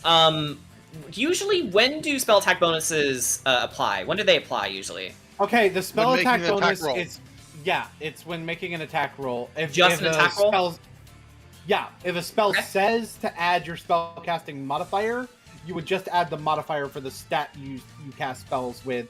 For example, if Kedrot had something that added his spell attack modifier to the damage, then that would add his charisma. But you normally wouldn't just use your spell attack bonus on damage. Okay, that's very helpful to know. Thank you. So, Kedrot, as you launch your guiding bolt down the well, Ricket, since you're still in the middle of Featherfall, you sort of gently glide over to the closest pile of bricks that you can find purchase on, and sort Stab of a knife into the wall. Yeah, you stab a knife into the wall, and you hang there as the guiding bolt whooshes down past you, hits the ghoul in the head, and damages it. It's a little bit on fire, and it definitely lights up the place. You can see that it's extremely veiny, though. It's kind of disgusting to look at. And it just hisses. That should keep it distracted for a while. Okay, so I believe that's the end of your go, Kedrot, right? Yep, Yes. that's it. So from there, it's the ghoul's go. It's going to try and climb out of the well towards you, Ricket. So that uses half of your movement, right? Yes. Climbing without a climb speed, I believe, uses double movement. Double movement, gotcha. So essentially it would be not dashing, right? No. It basically, you were right to say half. Basically, you cut your movement in half, and that's how much you can climb. Gotcha. Okay, thank you. So it's gonna expend 50 movement, and we'll say Ricket is It still expends all of the movement, but it only gets half the distance. right. Okay, that's good to know. Thank you. Technically, both are true. Okay. For the sake of expedience, we'll say that it gets halfway up, and I think it's gonna hold its action. So that's what it will do. So Kira, you're up next. Alright. Eldritch Blast time. Down the well. Eldritch Blast down the well. Okay. Yep. It's a party down here. All right. Go ahead and make your roll. That's gonna be a nat 20. All right, that's really good, Mrs. Bighead. Go ahead and roll your damage. Okay. I got a nat 20, Mike Wazowski. Hi, Ross. I was thinking the same fucking thing. That's gonna be a 7. Always What was that? 7? That's gonna be a 17. 17 damage. Okay. How do you want to light this thing's fire? Alright. She knows that Ricket's in trouble. Let me move you out of the way real quick, Ricket. So Ricket's having a grand old time. Yeah, Ricket's fine. Like, he casted Featherfall. Okay, hang on. Can one of you move out of the way, please, so we can delete the ghoul? Thank you. Alright. So go ahead. Kira aims down the well. She's like, "Be gone, undead holy one." Casts it down. Be gone! Thought! Literally. And literally, like, the dragon that comes out of her hand, out of her blast, her quarterstaff, looks like it's zooming down. Its wings are folded as it's falling down and just noms down on the ghoul. All right. So, as it's blasted with holy energy, it explodes into dust and completely evaporates. But even with that ghoul dead, you're not quite done here yet. Because as you destroyed the other one, another one in this room rouses awake. And you hear it gurgling and roaring. Oh boy. Could you lower the bucket? Kira will lower I think the I've bucket. got a little bit of a faster way. Actually, Ricket weighs less than 20 pounds, right? Absolutely, yeah. Trust me. Trust me. I have a whip. Yeah, Yes, you know I what? might go before you. Yeah, that's true. It's like I had the idea I used Machan just to like pick Ricket up and just put him. Well, the thing is, Actually, Tori's you know already what? used her action, so there's only so much we can do. Yeah. Yeah. I'll do it probably next turn. Hang on. Let me ping everyone to help remind them of what the initiatives are in case they forget. So, this is your initiative order. The monsters have their own, Right, considering this gotcha. place is fucking huge. So, yeah, okay. So this ghoul is actually at initiative 7, so So he's right with it's Sugash. slow. Could I possibly make an acrobatics or athletics check and fling myself out of the well? Yeah, your choice. Using the knife I've got stabbed into the wall? Yeah, whatever, your choice. I haven't had a turn yet. I'm just asking for when it's my turn. Okay then. Yeah. Okay, good. Yeah, you can. So, with that in mind, Corey's up next. So, there's a ghoul about to wake up, or rather, it is waking up. What doing? I'll go over and say hi. All right. Oh, oops! I didn't mean to hide it. Sorry about that. Whoopsie. I Meant assume to- you'll hear you. One, right? Yeah, there you go. This thing is Corey- getting really finicky today. All right. Corey just casually shuts the door at the end. Yep. Okay, so I will You give got- a radiant blast. okay, Oh, go no. ahead and roll your damage, or rather your attack roll to see if it hits. That is a dirty 20. Dirty 20 will definitely hit. Go ahead and roll damage. Is this... Oh yeah, there's... And... Oh, not bad. That is 11 damage. 11 damage. Okay, so you blast this thing with your Eldritch Blast, and it sort of gets knocked into the wall and falls back on the bed, but it sort of clambers back up and starts actively yelling at you. Like, Like, yo, what the fuck, man? I just woke up. exactly. That's what it was trying to say in Ghoul, if Ghoul is a language. Technically, it would probably speak Abyssal, but that's just me. I wouldn't say so. Go back here and like hold my place here. Okay. So, up next, if I'm not mistaken. Hello. That is it's Ricket. What doing? I'm gonna try and make an acrobatics check and fling myself out of the well. You can certainly try.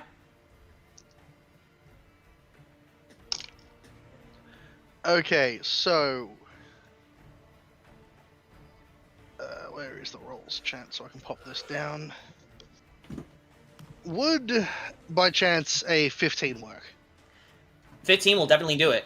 So, using your knife, you sort of get a bit of a swing going, and then with the momentum that you're carrying, you flip yourself out of the well, and you exit it just in time. Hello again, it's me. Hey, good timing. We got another fuck boy over here. Oh, where is it? They point you in its direction, where Corey is. Okay. Do do do do do do do Do, do, do, do. I'm a stab this cunt. Ricket's on a roll tonight. Apparently, maybe not stabbing this cunt. Right. 13. 13? Yeah, that'll do it. Wait, holy crap! I'm actually stabbing this cunt. Yeah, you are. You actually are. You did it. My prayers are working. Yeah, seems so. I imagine he's pulled out the short sword for this one. So that instead of the D4 is a D6 today, Okay. and that is 5 piercing damage. 5 piercing damage. Okay, not bad at all. So you take your knife, and as it was yelling at Corey and everyone was telling you what was going on, you rush past Corey, and you sort of parkour your way towards the ghoul and slash it across its neck. And it grabs its neck in pain, going, and now its attention is squarely on you, Ricket. Of course. Hit me if you can. Of course, as you did that, 2 more ghouls from down the hall sprint towards you towards you all, and they make their way to your location. I imagine Ricky just pokes his head out of the room and like, "Come and get me, you undead fucks!" You know, I imagine Ricketts also saying, like, listen, you all are living in my house, you haven't paid your rent, it's time for you to get the hell out. Okay. Ghoul red is a 7. Ghoul blue is an 18. And Ghoul green rolled a 13. They won't attack quite yet, but this is where they stand. Wait, since they just appeared in front of Sugash and Ark, don't those two get an attack of They're opportunity? they're gonna attack on the next round. And attack of opportunity only if they leave melee range, which these two haven't. Okay. No. Yeah, they just got here. Yeah, it's they like, went into I'm melee sorry. range. It's like, I'm sorry, guys. Am I late to the party? Yeah, they Am I late? Yeah, they went into melee. Sugash and Ark. I imagine they're watching this. Then the two ghouls are behind them, sort of watching. And then it's like, wait a minute. And then it turns out it's like, oh shit. Okay. There's one behind me, isn't there? Oh, so Yeah. There's one behind me. He's right behind me, isn't he? I don't even have to turn around. I know he's behind me making that stupid face. Yeah. All right. So, with that said, it is the ghoul and red ghoul and the Belmondo's turn. So, I think to spice things up, let's have the ghoul go first. Alright, go on, hit me. All right. Bumblebee, calm down. Yeah, I don't know what's on Bumblebee's mind today, but he is being really noisy. Okay, so Ricket, it is going to go for a claw attack against you. It can try. It can certainly try, of course. So that is going to be, let's see here. 12 to hit? Oh, congratulations, you've missed. Okay, so it tries to swipe its claws at you, but it misses due to its grogginess and given its malnourished nature. But that will be the end of its turn. Sugash, what doing? Stop trying to hit me and hit me already. So, okay, so so if we can backtrack slightly, I imagine Sugash is standing there, and the ghoul like slides up behind him, and then it's just like a look of disinterest on his face. Then he jams his fist back into his face. Just. Oh, so you're doing the whole not looking like back. Oh, the haymaker. You're doing a haymaker? I'm doing like the backhand fist, like no look. You know what? Considering it's within your range, yeah, I'll allow it. You can just go ahead and make a normal roll. No disadvantage. All right, and that'll be a 24 to hit. 24 to hit will definitely hit. Go ahead and fuck it up. That's gonna be 6 damage. 6 damage. Okay, so as the blue ghoul starts to sort of address where it is, you sort of do a haymaker in front of it, and its face sort of scrunches in itself. Like Hades at the end of Hercules. I'm not done with the combo either. Of course you're not. So that backhand, and then we're gonna start the flurry of blows.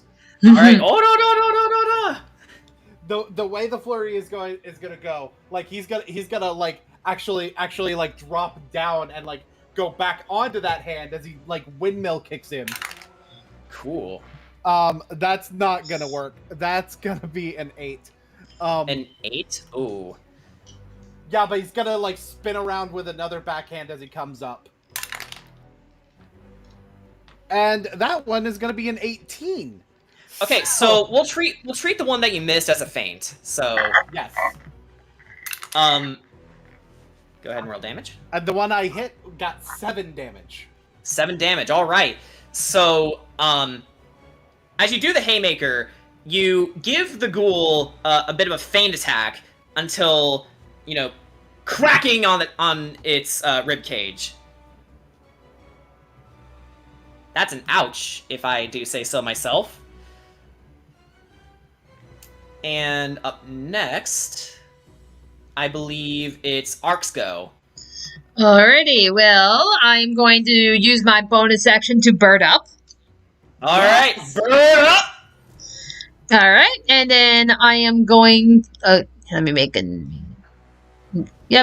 notes that I'm in rage. And then I'm going to use reckless attack with my talons. Okay. Are you targeting the green one or the blue one? Green. The one that's right in front of me. Gotcha. Alright, go ahead and make your attack roll. Alright. 20! Natural 20. Okay, so that's a crit. Yeah, and actually, hang on, I gotta double check. I think there is something specifically with the fractured barbarian when I get a, I gotta check it real quick. I'll check it with you, actually. Let's see. Is it, or is it? Okay, is it? Oh, no! Okay, no. This is actually because of my slasher feat. When you score a critical hit, that deals slashing damage, which is what the talons do, you grievously wound it. Until the start of my next turn, the target has disadvantage on all attack rolls. You know what? Not only that, it's bleeding now. This is the first time we're employing this rule. Fuck you!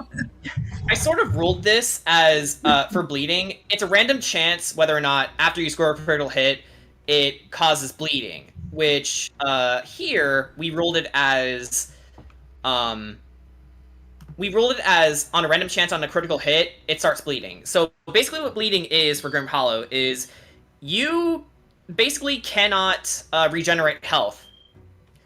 You need to either, be healed after a long rest, and, things of that nature. So we'll just treat the broken heart as its bleeding icon. There you go. Couldn't really find a good one. That's fine. Alrighty. So yeah, it's looking very rough. Okay, so in that case, let me get me damage. Mm-hmm. 8, 9,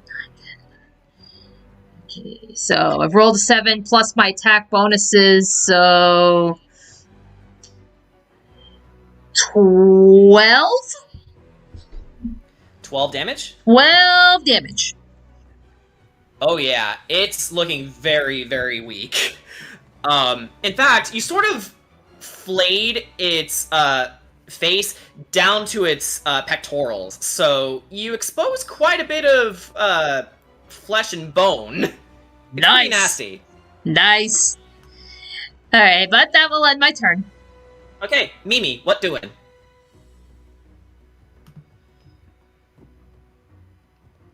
Mimi? I was looking to see who's nearby. That's cool. Getting behind, Tagash. Alright. And let me see how many spell slots I have left. Okay. Can't actually use any, apparently. Cool.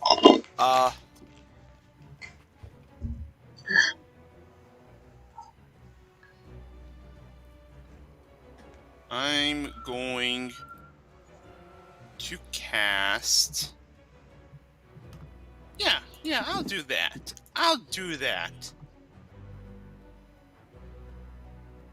Okay. Actually, let me ask you a question. How much is the blue one hurting? The blue one's not hurting as bad as the green one, but it's getting there.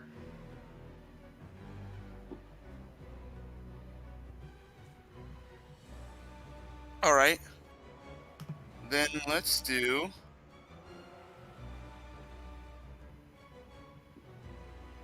I'm gonna go ahead and throw a guiding bolt at the blue one. Oh, you're gonna throw a guiding bolt. Okay. So let me just remember what I have to. Oh Guiding yeah. bolt. You just need to range spell attack against the target. Okay, I'm trying to remember what my what do I add to that? Wisdom modifier and proficiency bonus. Your proficiency bonus should be 2. Oh, so my spell's attack bonus. Okay. Yes. So that's a 23. 23 will definitely hit. Go ahead and roll damage. Okay.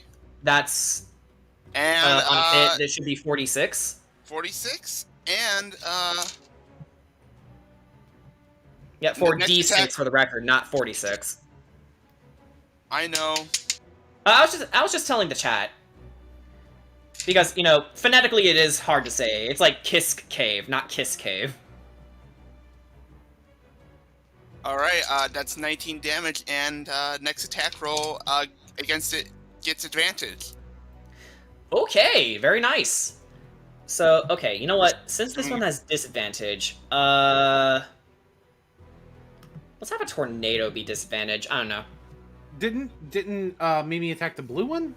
Yeah, no. I was just remembering that Ark also attacked the green one, and it now has disadvantage on its next attack roll, I believe. Is that right? Yes. Yeah. Well. Yes. Yeah. Every attack roll until I go again. The barbarian's next turn. Yes.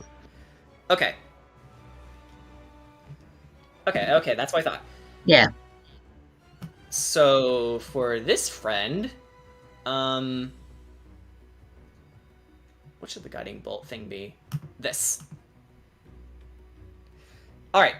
So I believe, Mimi, unless you have any other... No. Okay. I'm just hiding behind Sagash. Alright. So I guess with that said, back on the top of the round, Kedrot, you're up next.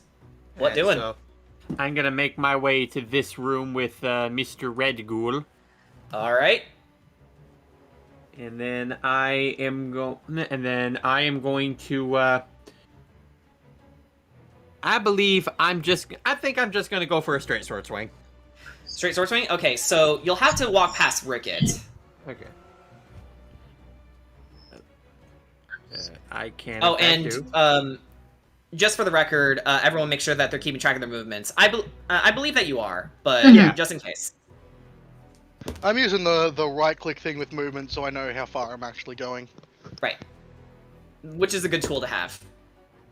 So right. That is a 19. A 19 to hit. Very cool. Go ahead and roll damage. Okay. So I get the damage. Runaway dice.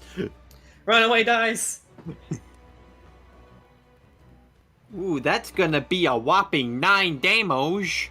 9 damage. Okay. So it's looking very hurt. With the slash that Ricket made earlier, you sort of added to it by cutting its stomach open with a horizontal slash, and its guts sort of spill out. Well, whatever guts it has left anyway. Yeah. Gross. Figured it could have used a second one.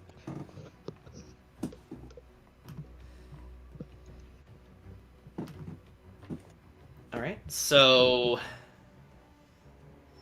Are we ready to move on, perhaps? Or... Yeah. Okay. So, next up is Ghoul Blue and Kira's turn. So... Let's have the Ghoul go next. Is that cool? Yeah, that's fine. Okay. So, Ghoul Blue is gonna take a swipe at Sugash with its claws. So let's see how it does. Okay. So that's an 8. That's not gonna hit. He can get right raw fucked. Yes, he can get right while fucked, actually, because, you know, considering that he doesn't his face is sort of caved in, it tries to, you know, happy slaps you and then falls flat on its face. It's now prone. Oh, good. It's gonna hate me this turn. Okay. That's the end of its turn. Kira, what doing? Alright. I'm gonna move. Give me a second. Right. Okay, good. I'm gonna move here. Now, Okay. flanking? No. No. Okay. No. All right. You need to have someone directly on the opposite side. Yes. Okay. And remember that you also have to add +2 to the flanking. So it's Alright. not... Yeah, that's our homebrew, if you remember. Right. And plus, he's on the ground. He's prone. All attacks have advantage anyway. Yeah, you have advantage anyway. Alright. Not double advantage. Also, guiding bolt. Yeah, not double advantage because, that already has advantage anyway, so, Alright. And my first roll was a 13. A 13 to hit will hit. Alright. So I'm casting roll the Eldritch... second one in case it's a nat 20. Right. Right. That's a nat 20! What the fuck?! I told ya! Okay then! So that's a crit! Behold! Deletion. Behold deletion, exactly. I think I'm getting paid in kindness for praying to Ricketts' dice to give him good luck. I think you have, yeah. Okay, so, remind me real fast, what was the spell that you used? Eldritch Blast, or Radiant Eldritch Blast, okay, so that will just be, two double the D10s. damage dice. Yeah, 2d10s. Okay, that's going to be... Oh god, that's going to be a 7 and an 8. How does this ghoul get buried once more? Once again, firing off that Eldritch Blast, which takes it to the form of a golden dragon. Golden dragon looks like it's running at the ghoul, and just completely bites down on it. And as it bites down on it, its body swells up with radiant energy and dissipates. Alright. That's gonna be the end of my... Cool. Alright. So up next is... Oh, Ghoul Green, actually. It's going to try and attack, Ark with its own claw attacks, but with disadvantage, of course. So... Okay, so... It got a 7 flat, and then a natural 20. So with disadvantage, that's gonna be 7. So no, it does not hit. So very much like its siblings, if you can call them that, it makes a swipe towards you, misses, and completely and utterly fails. It stacks. It stacks shit. Mm-hmm. So we're gonna skip that motherfucker, and we're gonna go on to Corey. What doing? Okay. Well, first of all, I'll just sort of knock on the wall and be like, "Are you guys alright in there?" Oh, the it's red probably one? not going to survive for much longer, don't worry. Okay, in that case, I will sort of like fire a Radiant Blast over to Mr. Green. Radiant Blast, okay. So, go ahead and make your roll. That is a dirty 22. That hits. Roll damage. That is 6 damage. 6 damage.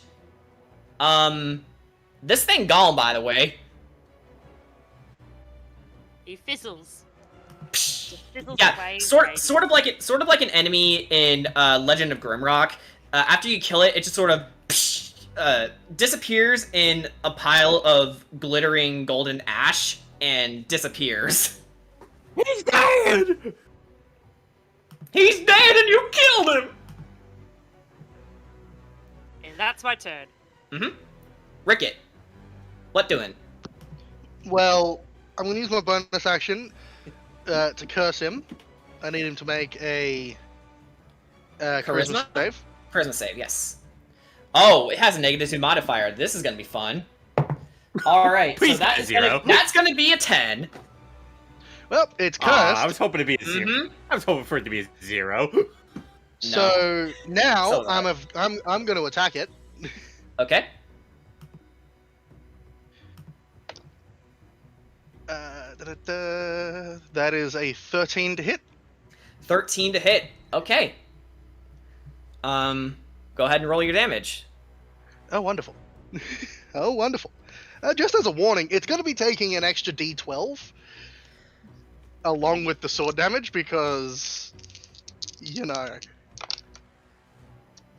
that comes out to a total of 14 damage. Don't you also get sneak attack damage? I do too. Holy crap. You know what? Yeah. Go ahead and add sneak attack damage to it too, for prosperity's sake. What is my current sneak attack damage? It is 2d6. So that's 14 plus... that's 18 damage total.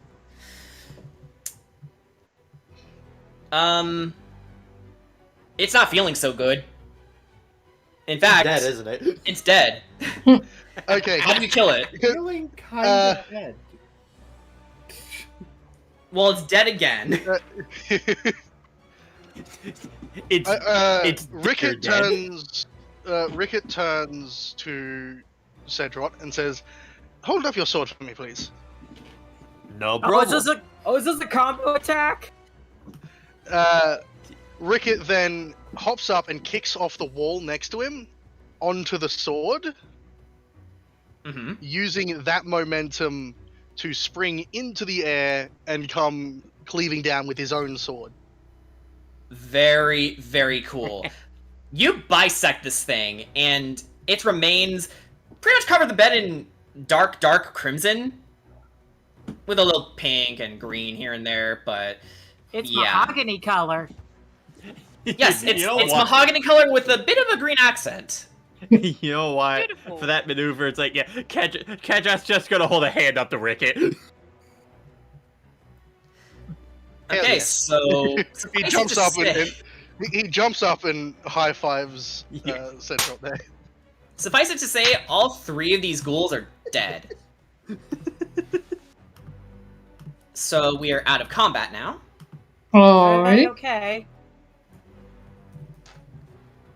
I am Come on, music. You can do it.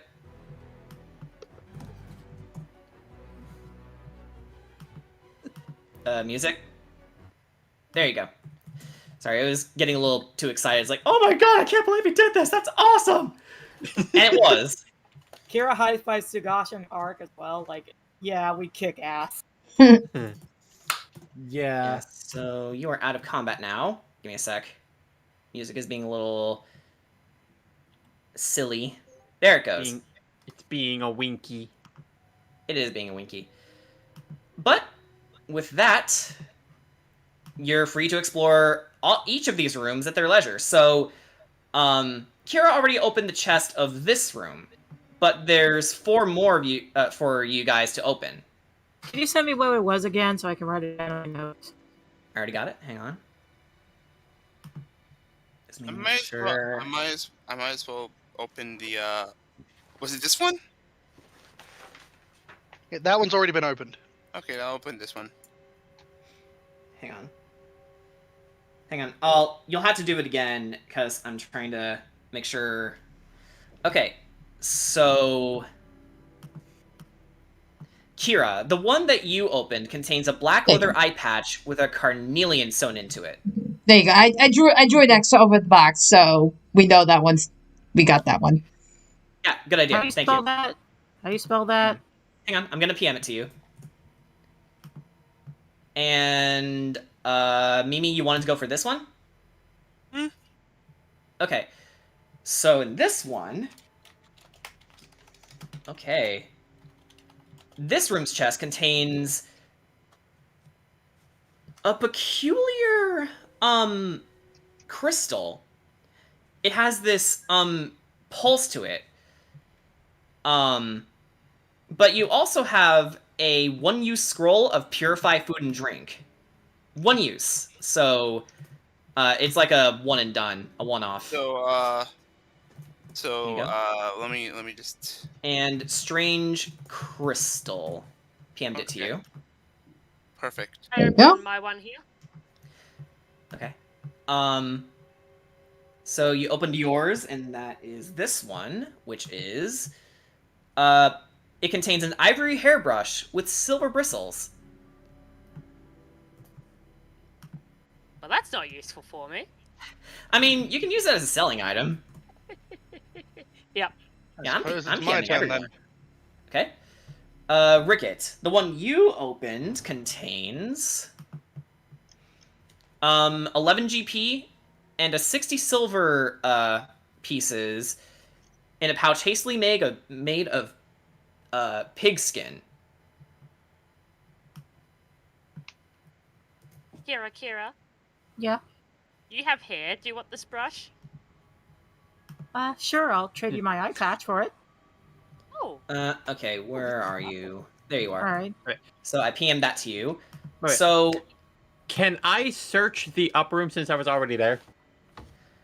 Yeah, actually, you're standing right in front of the chest. Yeah. No need to make a roll. You can just open the chest. Alright. And that gets you, 3 moss agates in a folded piece of black cloth. Okay. So I will PM that to you as well. Yeah. Ricket walks out, just flipping one of the gold coins. Yeah, so everyone, make sure you make note of all this. Yeah. Yep. Me and Corey, by the way, traded items. Alright, neat. Yeah, I'm so gonna make ask sure about that whatever I sent to you, you sent to her. Yeah. Gotcha. Alright, Okay. you can become a pirate, Corey. I've always wanted to be a pirate. That is a joke. Pirates are evil. I don't know, there might be some good pirates out there. There might be some good pirates. Baku screaming in the background. In another universe. You're right, there might be some good fucking pirates, thank you very much. Our audience members are not going to get this, but we will. I mean, I don't get it either, but that's okay. But okay, One so, day you will, maybe. I'm Also, going... I don't need it, I Okay. bet. Kedron, what's up? So I'm gonna come out and I'm going to show everyone the black cloth that I found. Okay.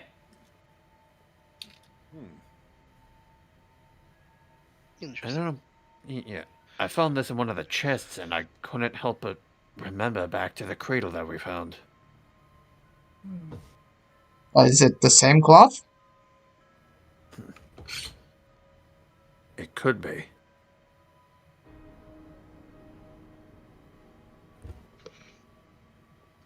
It wouldn't be entirely surprising.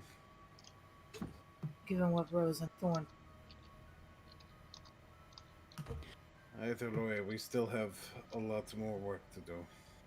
Right. Although the only thing that came to my mind when I saw this is perhaps that child wasn't the only victim here. Well, they said that, well, Rose and Thorn did say that they would lure railway travelers in here to do their heinous acts, as well as members of their own, workers.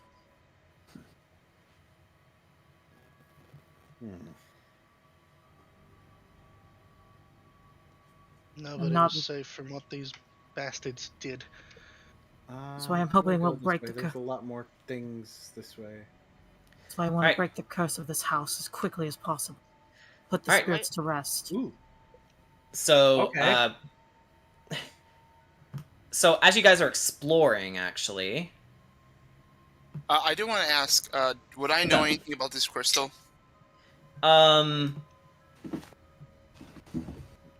Nothing comes to mind. Make an Arcana check. Okay. My best stat. 18. 18. So with an 18, you can discern that this crystal, whatever it is, contains a strong magical power to it. It's also tied to what you can discern to natural elements.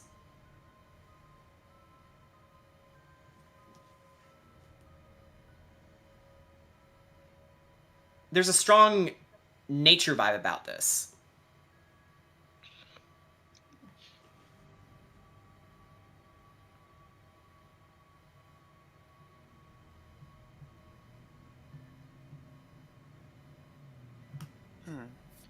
So it's related to the.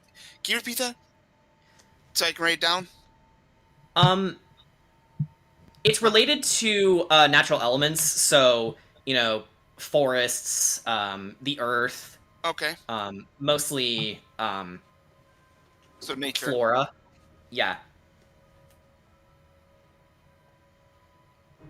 What would a crystal like that be doing here? I don't know if anyone else has seen it yet, but I probably could show it to others. You could. Yeah, I'll probably do that. Yeah, she's trying to figure it out. Like she gets that, but does anyone else know? I could probably roll an Arcana. So you pass it around. I'd like to look too. Okay. So let's have Corey roll with the help action from Kira. Yep. Okay, so I rolled a 12. A 12. Nothing's really coming to mind. But you pretty much can't. Oh, sorry about that. I rolled carried away. I rolled a 22. 22. Okay, so Corey and Kira, you look at the crystal to see if you can discern what it is, but you can pretty much tell, pretty much the same thing as Mimi described. It's a crystal with a lot of natural energy emanating from it. But whatever it is, Sugash, you take one look at it and tell them, basically, yo, we need to hold on to this. I'm sorry? Basically, yo, we need to hold on to this because I have a feeling about this one. I have a feeling about this. We're probably going to need it. Should we put it in the bag of holding to keep it safe? Yes, I think so. Yes. All right, so you store it in the bag of holding. Would you like to proceed? Where's Rickett? Yeah, where is Rickett? I mean, I see him. He's right over here, but... Rickett, where did you go? Wait, is he hiding in between you guys? No. No. I'm over here, like, in this feast. Oh, okay. So, did you... I'm the one exploring this zone. Yeah, okay. So, I've as you broken off. explore this place, yeah, what's your passive perception for the record? It's 12. Oh, it's 12. Okay. Actually, as you explore the alcove of this room, which is actually, give me a sec. I want to make sure I get my lore right. Bones. Yeah, there's a lot of bones here. This is the dining hall. This room contains a plain wooden table flanked by long benches. Moldy humanoid bones lie strewn on the dirt floor, the remains of the cult's vile banquets. Of course, where you're in is the larder, and in the alcove, it actually contains a stunted carrion crawler. So, oh, sorry about that. Trying to reveal this thing. Yeah, a stunted carrion crawler. Like everything in this place, it's definitely malnourished and lesser than it usually is. But it comes out of its hiding place and tries to attack you. So this is just between you and the carrion crawler. So since you spotted it first, let's have you go first. Wonderful. I'm going to try and curse it. DC 16 charisma check. DK. Okay, so this should be fun. All right, so that's gonna be a 9. Congratulations, you are cursed. Hey. The curse of Rickett. Curse of Rickett, adding to the memes, yes. And I'm going to, do as I do and try to kill it. Okay. Go ahead and make your attack. You just hear Strahd just be like, wait, that's illegal. 17 to hit. 17 to hit. That'll hit. Go ahead and roll damage. Okay. I just threw my fucking d6. Yeet. I'll fuck with that guy. Yeah, careful.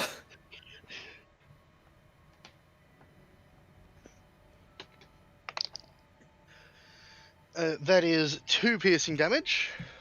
2 piercing damage. Okay. And 6 necrotic damage, and its health is lowered by 6.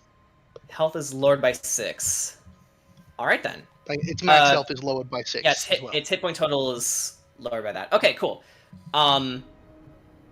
So, combined with the curse and your stab wound, you make a dent in its armor, and you see some blood seeping out of its segments. So, are there any bonus actions you'd like to take, or is that it? My bonus action is the curse. Yeah, I thought so. Okay, so it's going to be its turn, and funny thing, it actually rolled a dirty 20. Shit. So it's going to go ahead and make a multi-attack against you. So, gotcha. It's going to roll 2 attacks. So that's going to be... That's going to be a 16 to hit. That hits. Okay, so you take 4 poison damage, and along with its second attack, it's going to try and bite you. That's going to be a 9. That misses. So, yeah. I want you to go ahead and make a Constitution saving throw. I'm made of wood.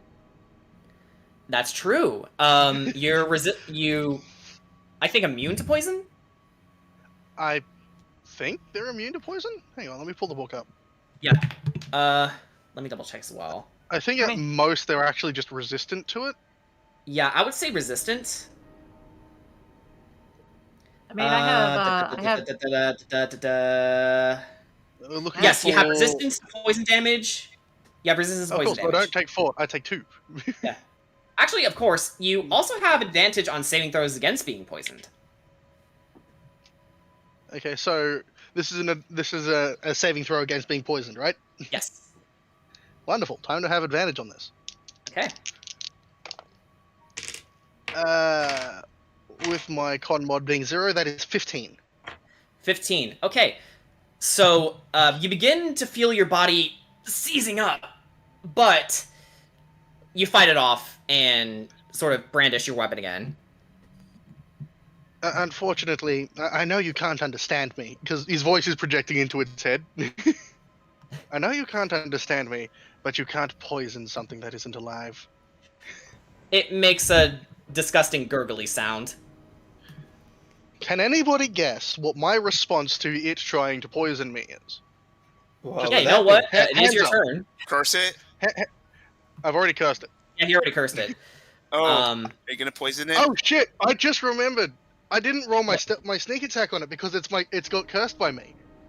That's true. I didn't. I get sneak attack damage on targets I've cursed. Yeah, you know what? Yeah, that's good to remember.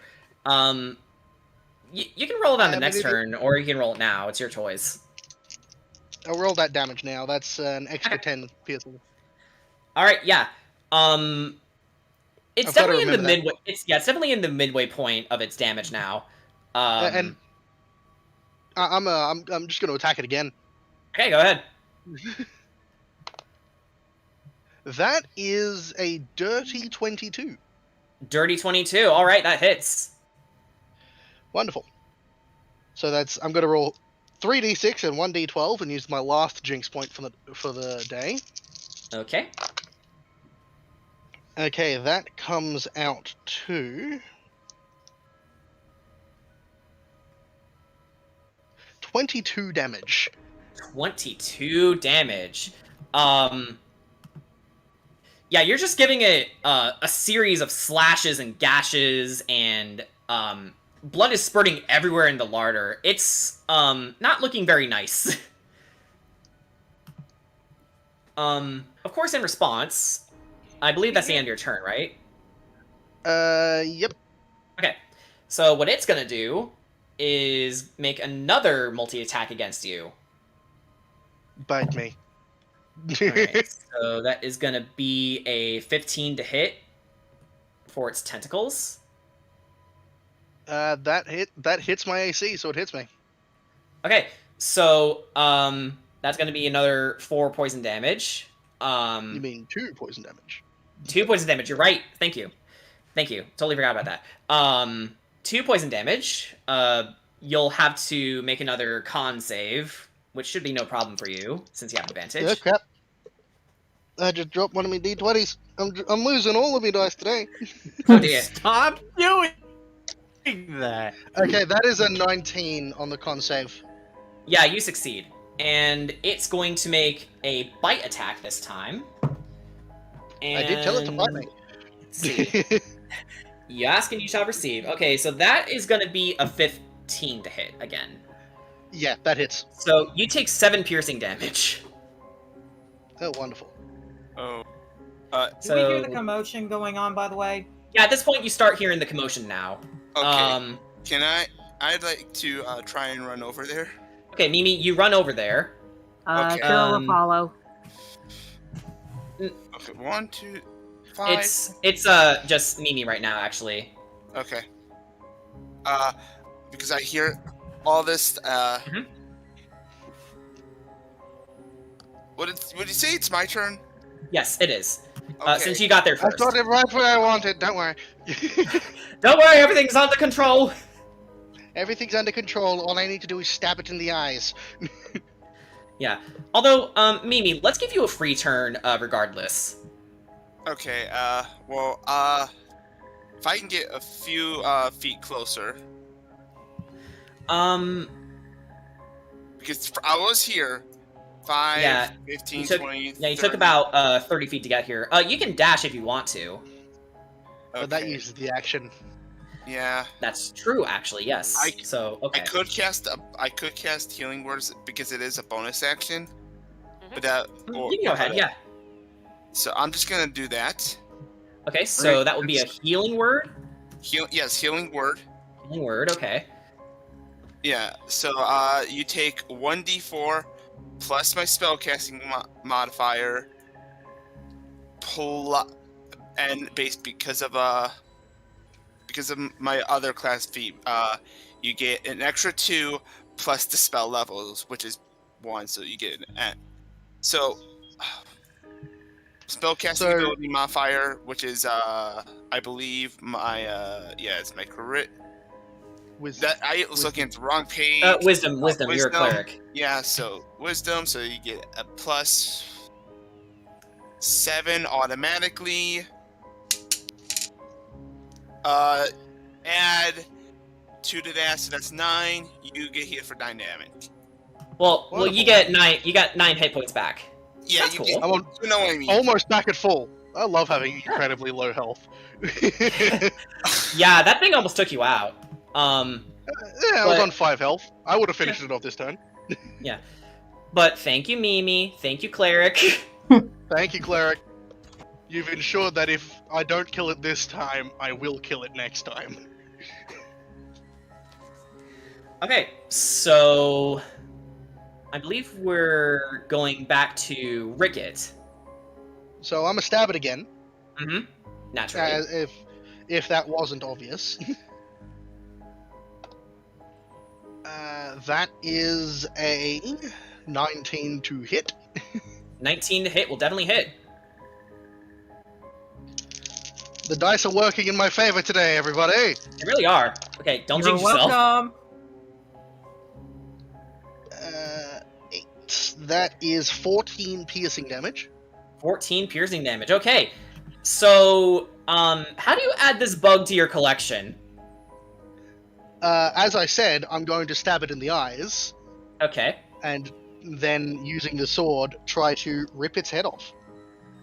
Okay, so, as you jut both blades into its eyes, it lets out a terrible scream, tries to get you with its tentacles, but as you pull and pull, you hear a sickening splort as you rip it from its socket.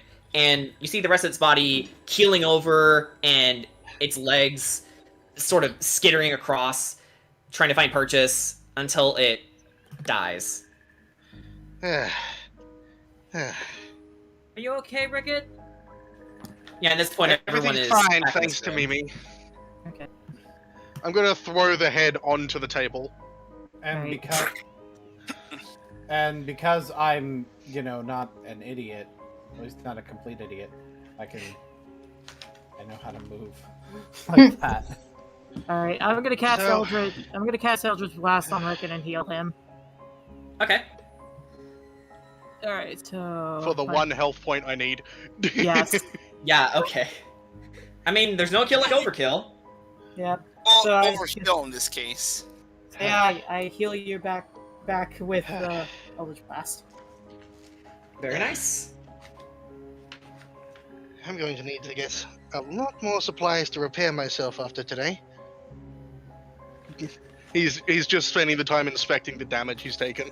I mean, there's a wooden table right here. Tagash Yes, is but going that's had humanoids being eaten on it. I'd rather not.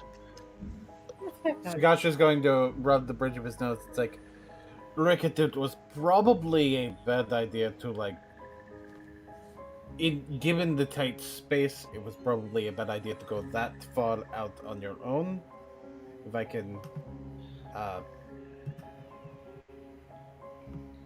You sound like you're trying to be a parent.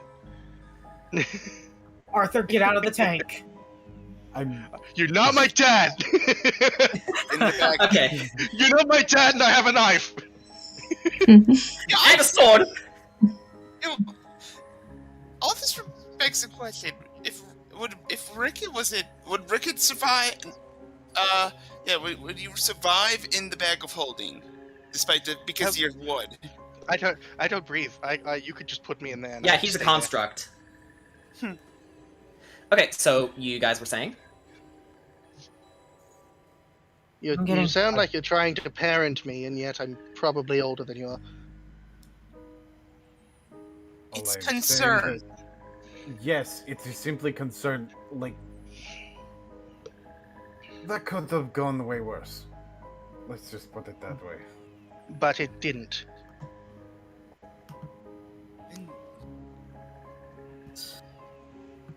Just tell us when you're. Just tell us that you want to go explore somewhere else. Well, I took the stairs and I found human remains. So I felt the need to explore this room. And then that giant slimy insect decided it would rear its ugly head.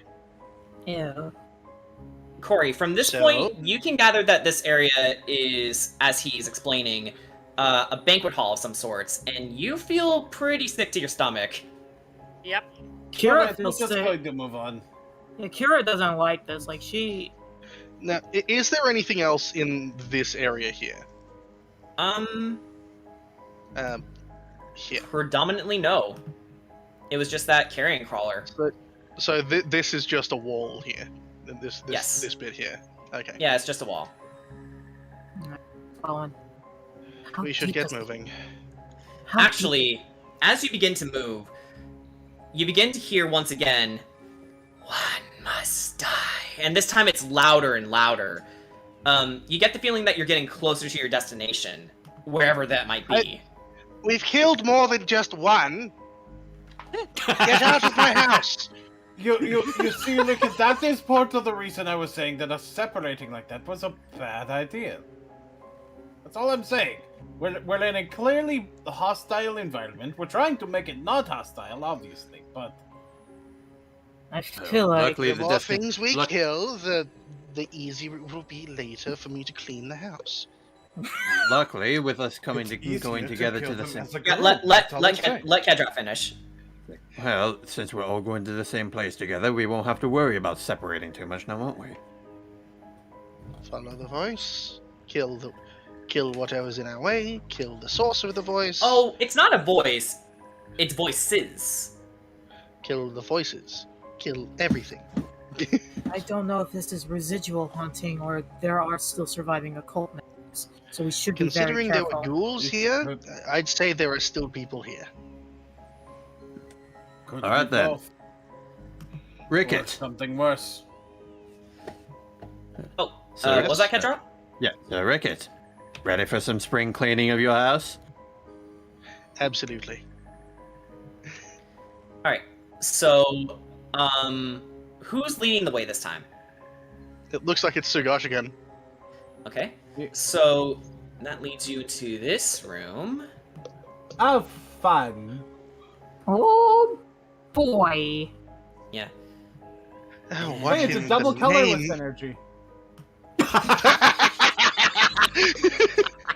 I knew it. Strahd is a TCG player. It actually does look like energy. You're right.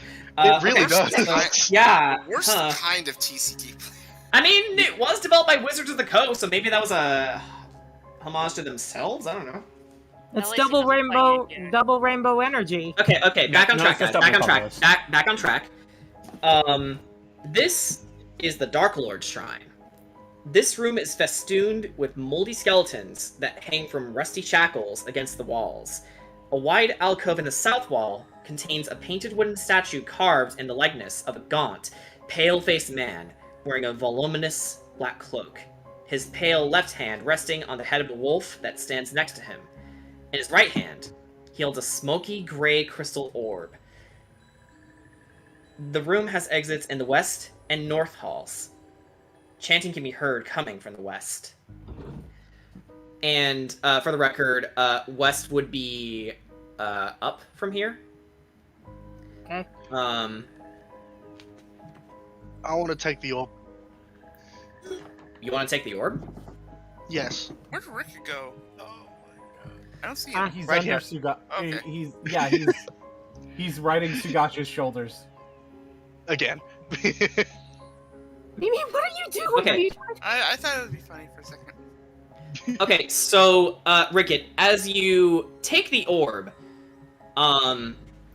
this time I actually will change the music. As you take the orb, give me a sec. I'm just waiting for to hear multiple voices chanting, or because I watched too much fucking GDQ. 5 shadows begin to appear all around you. As Thomas just said, where's that dam? Because they are shadows. Where's that damn fourth Chaos Emerald? Thanks, Shadow. Alright. Okay, let's get the music going again. So, Why does everyone want to kill me today? Because you keep touching everything like a child. I mean, it's You his keep house. touching things. This is my house. I have a right to touch what is mine. I did warn you not to be careful. This is Being a cult. careful is for cowards, and I'm going to stab this ghost. okay, so hang on. Let me get the initiatives of these shadows here. Scotty, a new hand touches the beacon. Nice. Okay. Kedrot, you are up first. What doing? Are you sure it's me and not a Shadow Yellow because they're 21? You got a nat No, 20. you got a natural 20. You're Okay. automatically faster. Fair enough. Alright. So I think it is time to do a Wrathful Smote. A Wrathful Smite? Okay. Yeah. No, a wrathful smoke. Okay, dude. on which one? On which one? I'm going to do it on I'm gonna do it on Mr. Green over here. The green one? Okay. Yeah.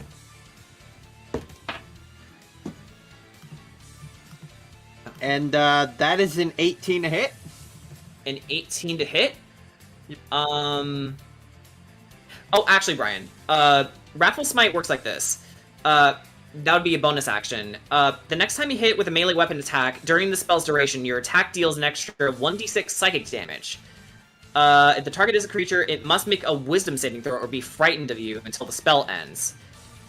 As an action, the creature can make a wisdom check against your spell save DC to steal its resolve and end the spell. So, So he can just make the attack with his attack action. yeah.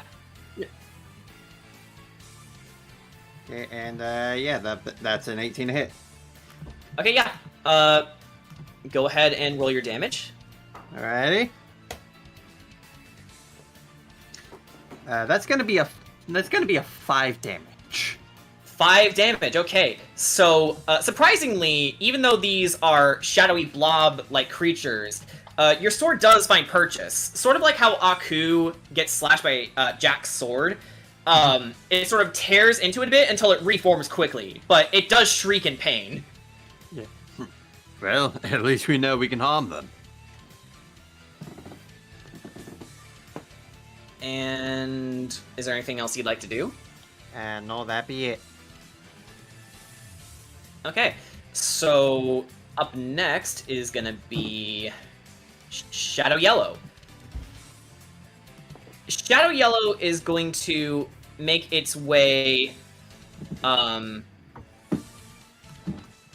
towards Ricket. And it is going to go for Strength Drain. Alright, so that is going to be a 7. That is so not going to hit.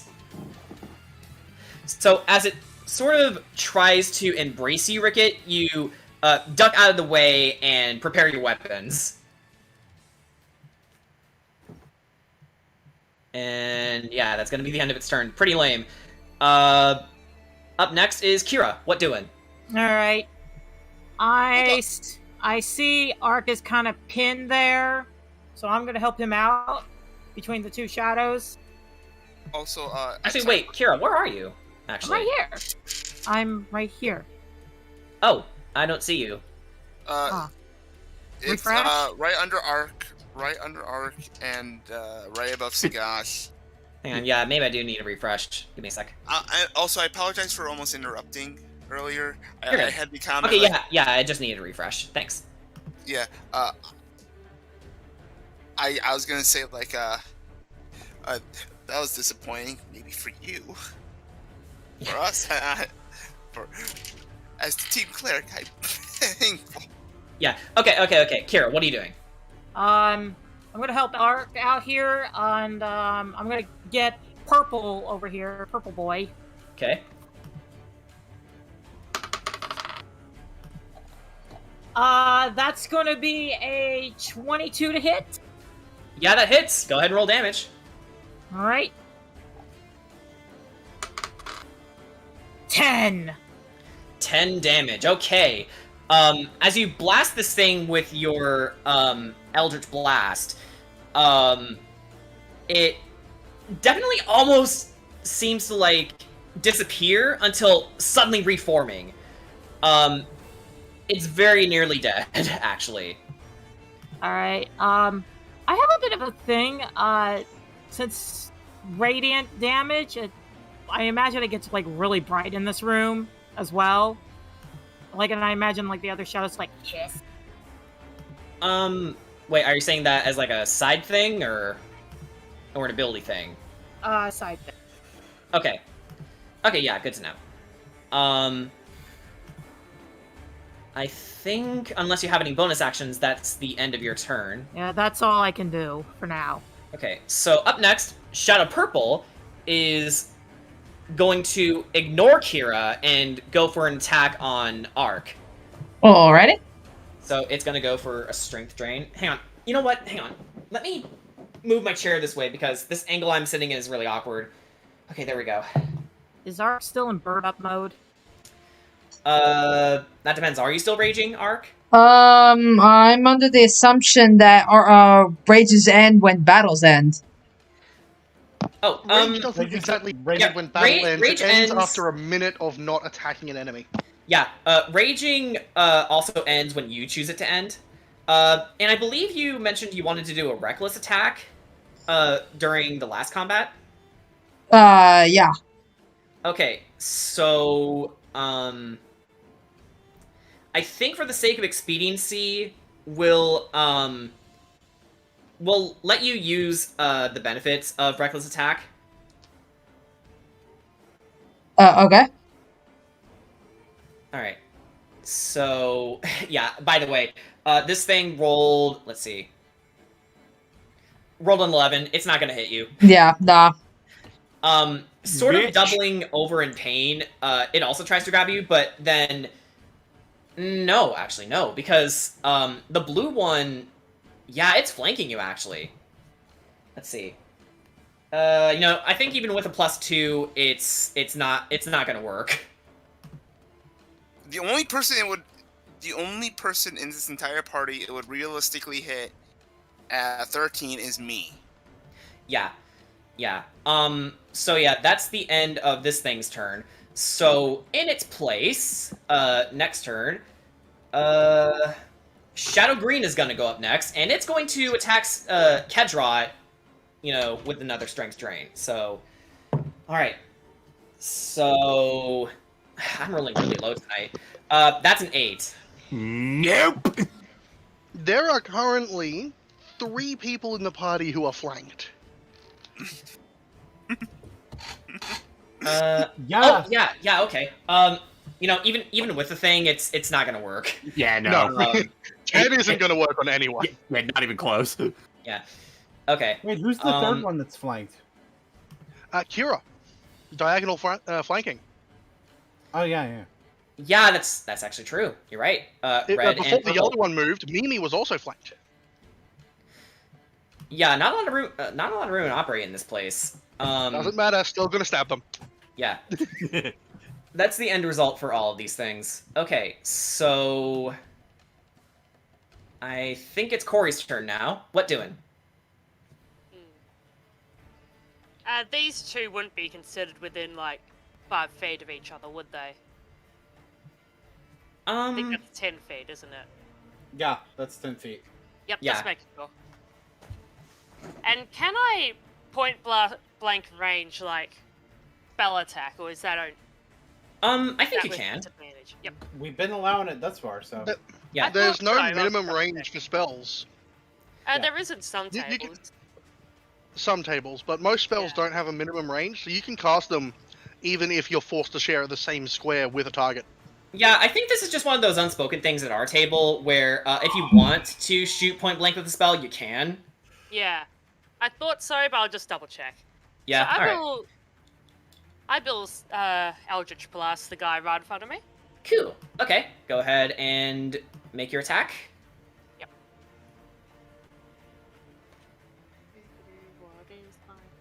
You can get a flank because you've got. Yeah, I'm on the other side. Oh, okay. Yeah, that's true. That's true. So add +2 to that. Yep. Okay, so that is 18 to hit. 18 to hit will hit. Go ahead and roll your damage. Yep. And my damage was 8. 8 damage. Okay. So your Eldritch Blast crashes into this thing, and it almost shoots through its head and sort of misses arc by 2 inches before hitting the ceiling, and yeah, it's not pleased with you. Good. That's my turn. Okay. So up next is Ricket. Stabbing time. All right, who are you stabbing? Who is gonna make the obituary? Stab. Which one did Kira attack? She attacked blue. No, I attacked purple. No, purple. Yeah. Oh, purple. okay. That's the one she attacked. Okay, I'm gonna take a risk by moving out. No, fuck it. I'm a bonus action disengage, so he can't get a attack of opportunity on me, and Rogues, I'm man. going to. I'm going to attack purple. Okay. Make your attack. I completely missed my dice tray. It went straight over my dice tray. And Okay, landed on my so that was keyboard. cocked. Go ahead and roll again. Yeah. So you want to take that roll? No. Let him roll again. No, the thing is, I couldn't take the roll because it landed on my keyboard in such a way that an edge was up. Yeah. That is a 22 to hit, by the way. Yeah, okay, that hits. I'm going... because one of my allies is in range, and none of its allies are in range, that's a sneak attack. Okay. Oh, that's an awful roll. That's 4 piercing damage. 2 and 2 ones. You know what? That's enough to make it dissipate. So you hear a scream, and it fades away. So it dies anyway! Hey. I told you I was like- going to stab the ghost. I imagine like as Kira fired off her Eldritch Blast, like Rickett like follows like right behind it and finishes it off.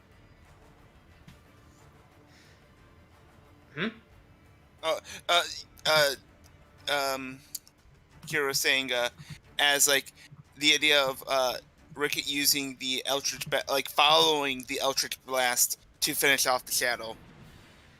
Oh yeah, okay. Taking Sorry, advantage of the fact for a that second I heard it. For a second I heard it as Kira takes the credit, and I'm like, no, not in this party. No. No, God, no. It was not Yeah. Kira taking the credit. Okay, Kira... okay, let's move on. So that's the end of Rickett's turn. Who's up next? I think, yeah, it's Shadow Red. No, Shadow Blue, actually. Shadow Blue. Oh. I'm good at math. So, Shadow Blue is going to... Shadow Lou? Shadow Lou is going to attack Corey. Bison! Bison! Okay. Let me... I need to hear myself think. So that's gonna be a 6 to hit. That's a miss.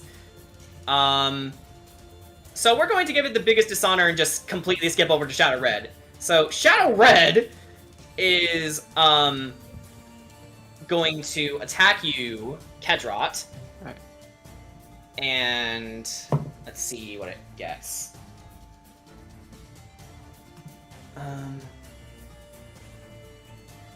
That's a 12 to hit, so that doesn't hit.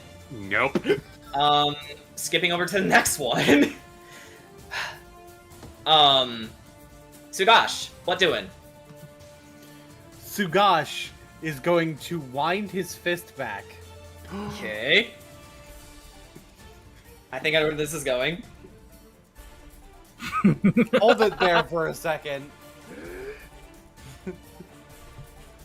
Belmondo punch! Yeah. Oh my god, yes. He's going to punch the darkness.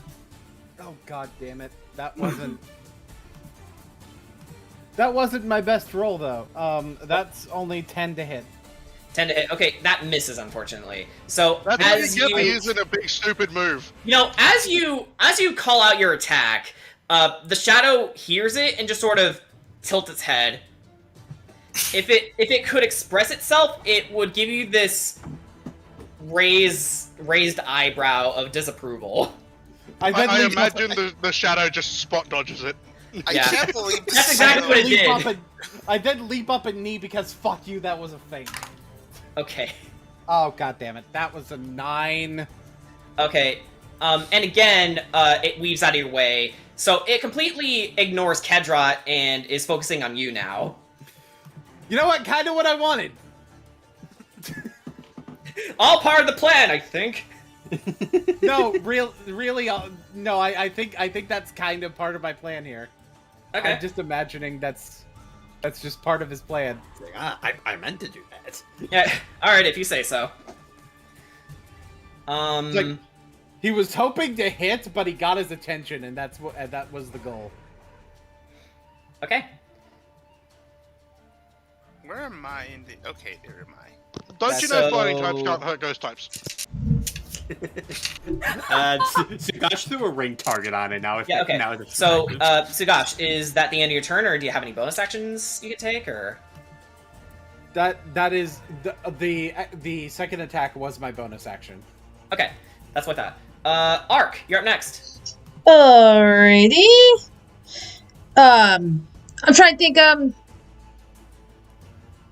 I know you gave me the, what you call it, the reckless attack thing, but that only applies when I'm raging, so do we want to assume that I'm still in the rage state? Yeah, you're still in the rage state. Okay, let me, alright, let me get my indicator up then. Yeah. Even though you can... Okay, yeah, you can kind of see it, you know. But that's okay. So, I will go after blue. Okay. Flanking time. Yeah, flanky time. +2 is flanking. So that will be a 19 to hit. 19 definitely hits. Alrighty, so with tens, that will be... Let me just turn my fan on. Oh. Okay. Okay. Alright, but that will be 8 damage. 8 damage, okay. So... How do you bring light to this darkness? Let's see here. I will just simply grab it by the head and just slam it into the wall. Oh, like, are you gonna do that thing Hulk did to Loki in the Avengers movie? Why not? Okay, so with your bulbous arm, you grab the shadow by its head and start flailing it around like a rag doll. Kira, Ricket, and Corey, you had to back up a bit as he was doing this. And as the cobblestones crash and erupt, you see Ark just going bam, bam, bam 3 times until looking at the shadow again to make sure it's dead. It wasn't dead, and then just slams it down, and the thing dissipates into mist before you all. I think you got it. Well done in killing it, but did you have to destroy the tiles? I know Mold Earth. I could fix it. Yeah, Rick would just be like, "That's property damage." Do not worry, Ricket. I know Mold Earth. I could fix it. Beauty god. Yeah. Okay. Okay, So- then, let me see. Actually, with the Face of Rage feature, when you use the attack action with an unarmed strike and are not wielding a shield, you can make one unarmed strike as a bonus action. So could I use that? Could I use that to go attack another guy? Yeah, you can motion over to red Yeah, if you want. yeah. I'll go Red for or yellow? I'll go for red, so we can try to get the flank with Kedrot. Alright, go ahead. Alright. Another 19 to hit. Yeah, that hits. Okay, so again with that talents. That'll be 9 damage. 9 damage. Okay. Hey Kedron, you want to help her out? You want to help him out with this? I most certainly would. Alright, so how do you two do this?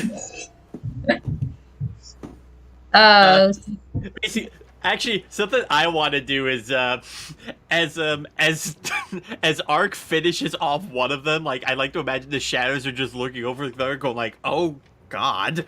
Yeah, they actually do turn to see the commotion. And because Red One's distracted, I decide to do the ultimate Chad thing and push him towards Ark. Okay. So,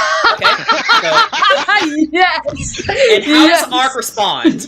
He's just gonna like swing and catch him while he's stumbling, and we're going for round 2. All right, here we go.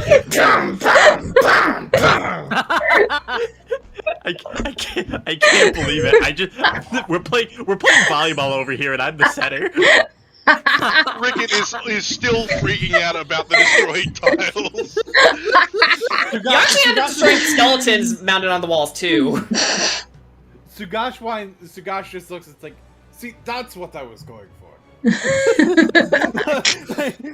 Sagash's eye sort of shifts side to side.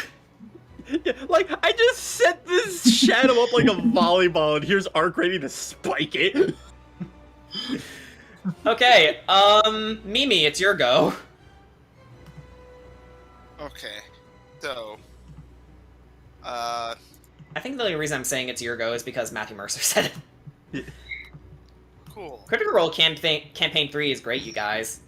Mm-hmm. So, currently, Shadow Green and Shadow Yellow are left. Cool. Let me look at something real quickly. That's I fine. already have my decision. I just wanted to look at something real quickly. Okay, cool. Yellow, how do you feel getting hit by a sacred flame? Sacred Flame? Yes, it's a cantrip. Sacred...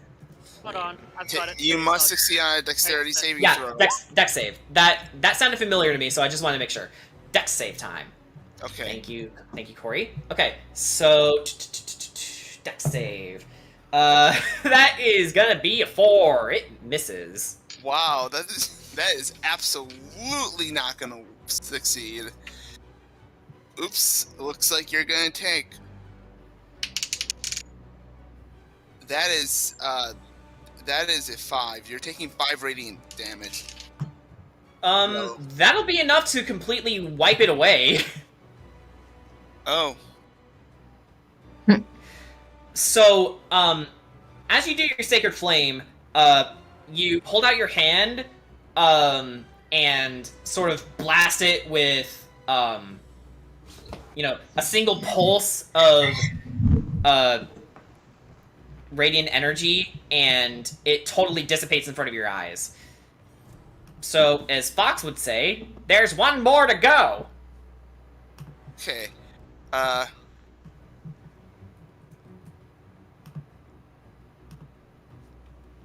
That'll be all, because, yeah, no, that's the end of the sentence. That'll be all. Okay, yeah. Alright, Kedrot, back on the top of the round, you're next. Oh man, the targets I have, the choices! choices. A wide selection. I know, right? It's a total of 1 shadow So, and... I'm going to... So yeah, I'm going to use a sword attack. It's a 15 to hit. 15 to hit? Yeah, that hits. Alright. Give me my dice. That's going to be 9 damage. 9 damage, okay. So, with that in mind, how do you want to do this? Hey, Ark. Want to go round 3? Hey, you know what? Let's have Ark do a free action and just So basically, I go for a sword thrust into the shadow, and very similarly to how I yeeted the crocodile in earlier. Hey, Ark, ready for round 3? And just toss it towards Ark. Yeah, it's like Ark's just like he's just like punching his fist like, yeah, come on, bring it on. This is amazing. Alright, and then we go for the hat trick. Hat trick! We just go again. Stab, throw over to Ark, like, how about round 3, Ark? And then just watch Ark just do it all over again. Oh god, yes, it'd be beautiful.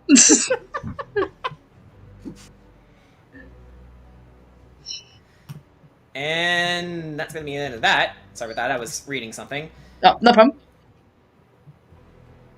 Yeah, so these shadows are totally and utterly defeated. You are all out of combat.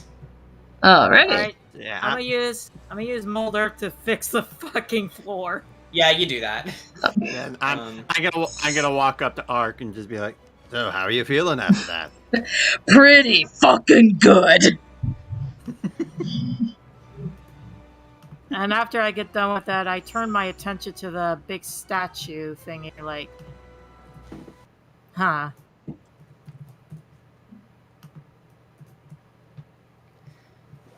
Get the music going again. Okay. So,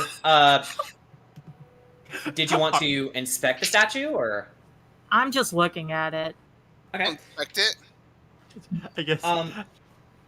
I do want to say, Mr. Maniac in the chat, Ark, y'all ready for this Space Jam theme? Yeah. Space Jam theme, only with the Scottish accent. Question: do I have to roll Okay. anything for that? Did you want to roll investigation, Mimi? Yes. Okay. Go ahead and roll investigation. I forgot what my investigation stat is. So let me just look at investigation. Mm-hmm. Okay, where's rolls? Dirty 20. Dirty 20. Okay. You can tell that whoever the statue is, you can hazard a guess to think this is in the visage of Strahd himself. So this must... And Gosh, you don't need to roll to do this. You know immediately who the statue is representing. So you see Mimi inspecting it, and you walk over, take one look at it, and suddenly you're filled with hatred. You know what is Clenched fists. Okay, maybe we can tell that Zagash is upset. What's wrong? You recognize this? I know exactly who this is. I'm just gonna do a quick wisdom saving throw to resist the urge to punch the statue to pieces. You know what? Go ahead. Yeah. Don't even bother. Destroy it. Yeah, Rickett, you're motioning your way over to Zagash as he's winding up for a punch. Yeah, I rolled a 9 on that wisdom save. Nah, I'm punching this statue. I'm punching it. Yeah, so with one wind-up punch, you destroy the statue, and it crumbles to splinters and debris by Rickett's feet. Wonderful. Honestly, Well, I was going to have someone remove it anyway. But that was a blessing in disguise, because you actually find a...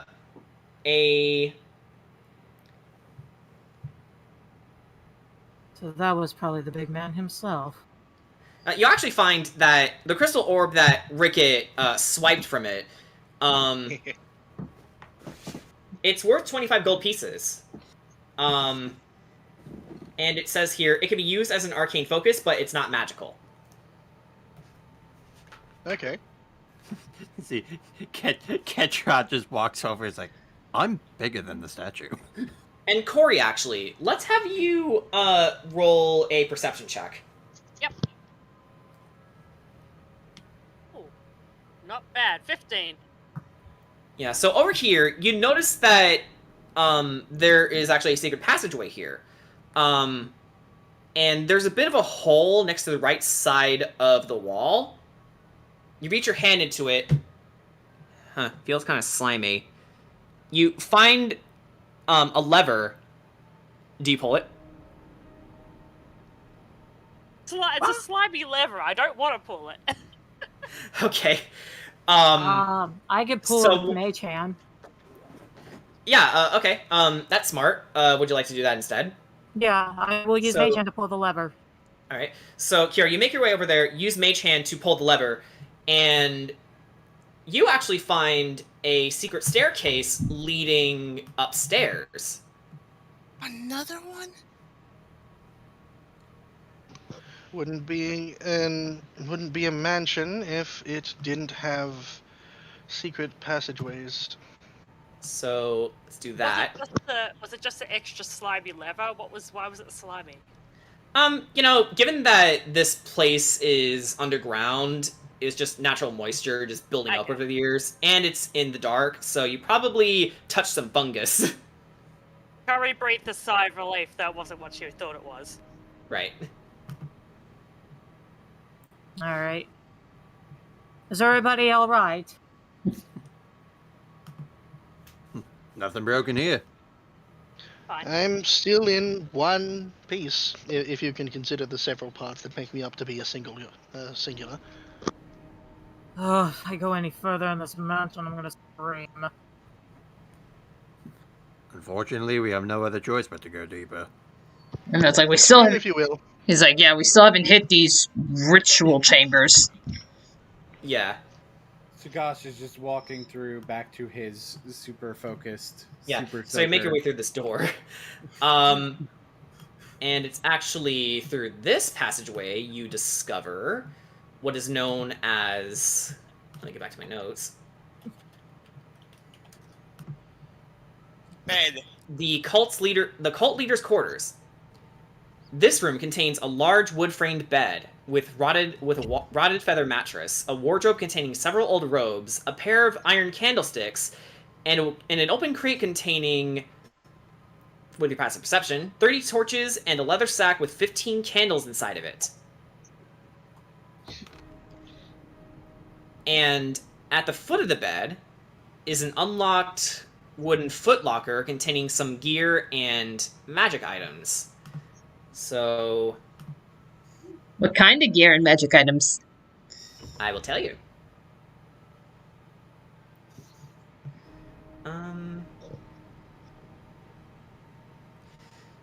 Ark.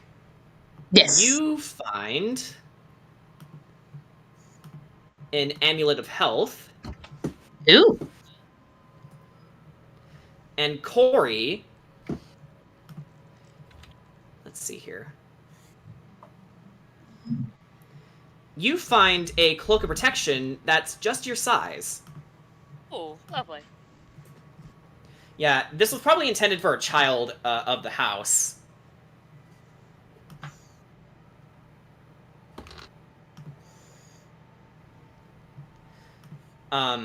So you take those. And in terms of gear,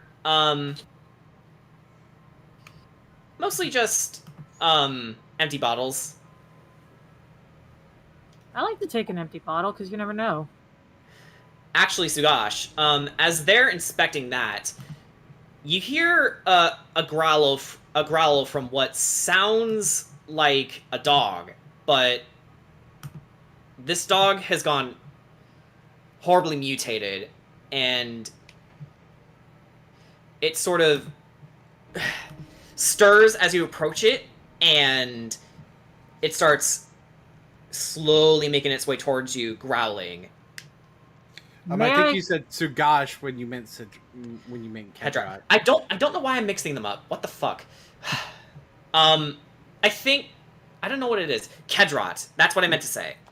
Sorry about that. I don't know why I'm doing that. It's really weird. Kedrat, you find this death dog, and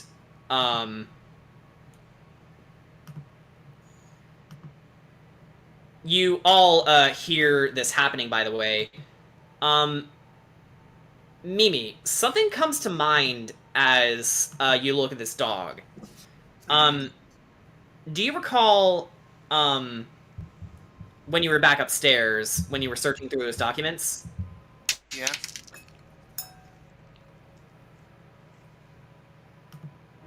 Yes. Right.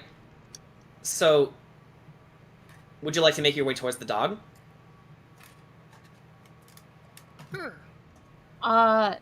Never mind. Alright, so you make your way toward the dog, and you ask Kedrat to move out of the way. Mm-hmm. And you carefully approach it, and... Mm-hmm. I want you to go ahead and make an animal handling check. I'll say with advantage. Come on, no whammies. Okay, animal handling is a... Oh, that's a higher score than I thought I would have. Oh, that's even better! What's that? 21. Okay, my okay, with my +4 that I apparently have. My first roll was within an 18, then I got a 21. Perfect. So you looked at the dog and say its name.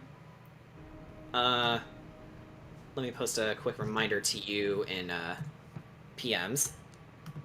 Sephaxis. Yeah. So Sephaxis drops its guard and sort of starts panting happily with its two heads.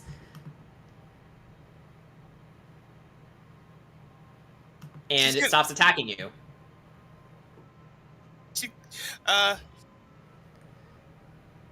She wants to go and scratch like under both of its chins. Like, okay, you do that, and it starts sort of wiggling and wagging its tail, and it starts lolling its tongues out. Can you pet the dog in Curse of Strahd? The answer is yes. Yes, you can. Thank God. Yes, you can. I would like to do something, if that's okay. What's that? I'm going to use my Ring of Animals, because I got 3 charges on it, to speak with the dog. Hello, friend. Okay. Hello, friend. Hello. What are you doing down here? I'm waiting for Master. Aww. This is illegal.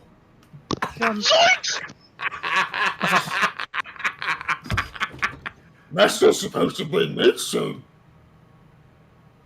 I take out some of my rations and I offer it to the dog. Here you go, friend. Sephaxis snips both of it with his 2 heads, and they start going as they start eating it. Would you like to come with us? I'm sure you would love to go outside and stretch your legs. Oh, human friends, yes. Woof, woof. Alright. We have a dog! I can't believe we're the Scooby Gang now. The Scooby Gang plus... Shut up, Fred! Plus 2.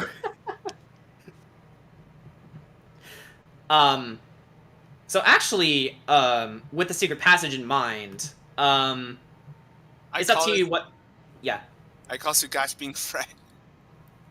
Alright, I take off my ring, so that... I still have 2 animal charges left. Cool.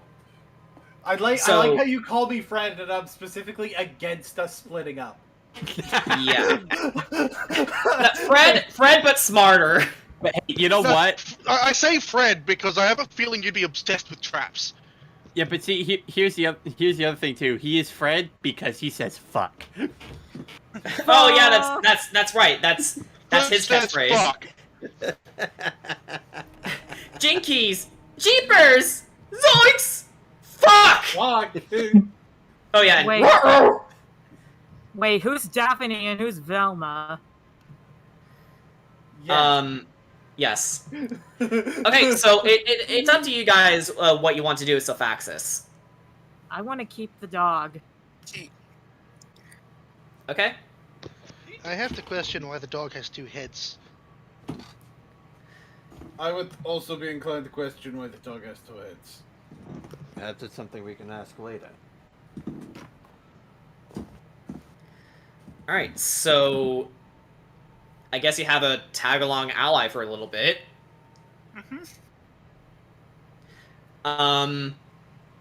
Would you like to continue on? Yep. Alright, so which way are you guys going? Up, we're following Sugash, and we're following the voices. Once again, the chanting is stronger here. Alright, I guess we're going up that way. And it's there you find a descending staircase. Wait, hang on, what? That's doing the thing again. There we go. One must die, one must I... Ah, shut up! Actually, that's probably not a good idea, talking back to the spirits. Yeah, I know. One must die, one must die. How many ones must die? I have killed 7 things today. Okay, so, you know what? Since Mimi was the one who, called Sephaxis. Let's give control to her. Also, I love my ring.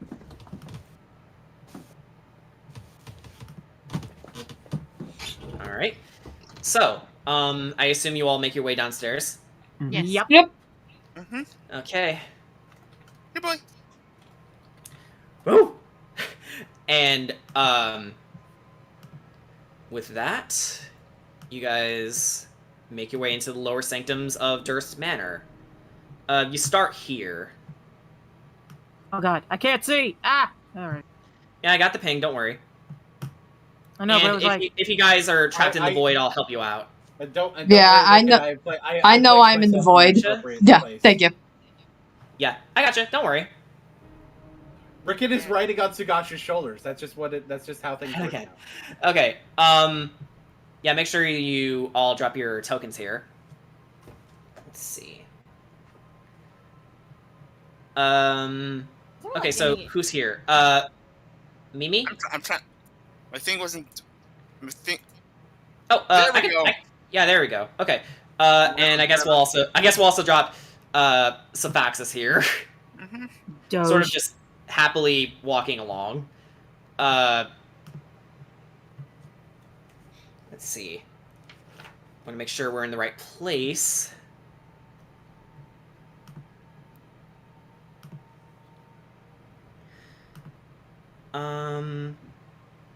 All right, so you guys are in the reliquary.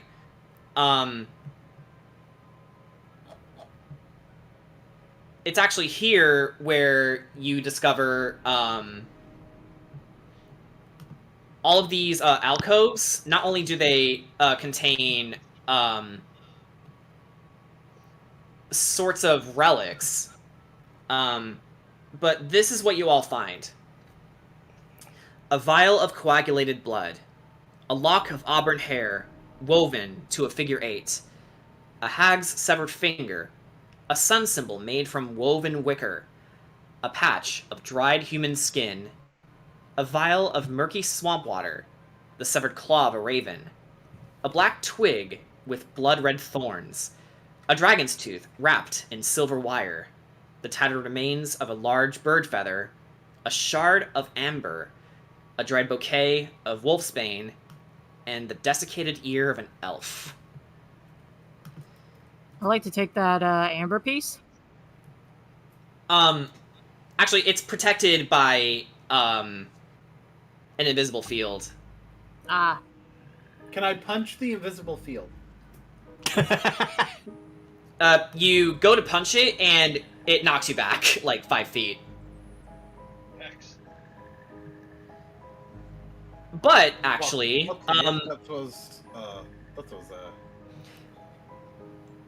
but actually, you do sort of unearth on your back. There is a treasure chest inside of it. So let's see here. I don't like this. So, you find a treasure chest containing all this shit.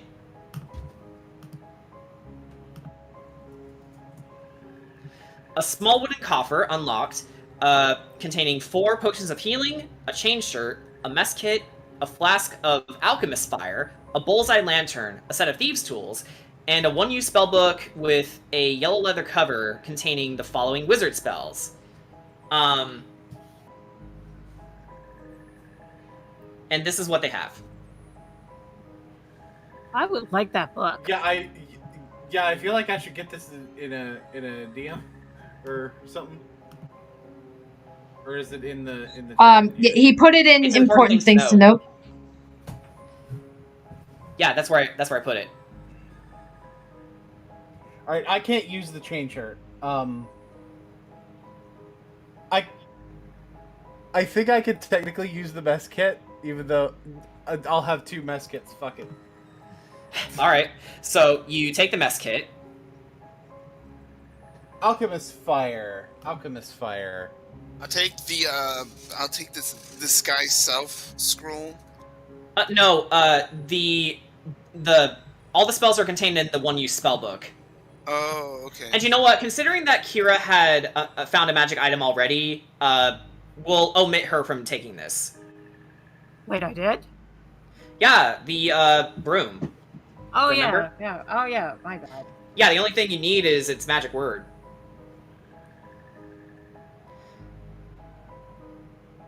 Okay.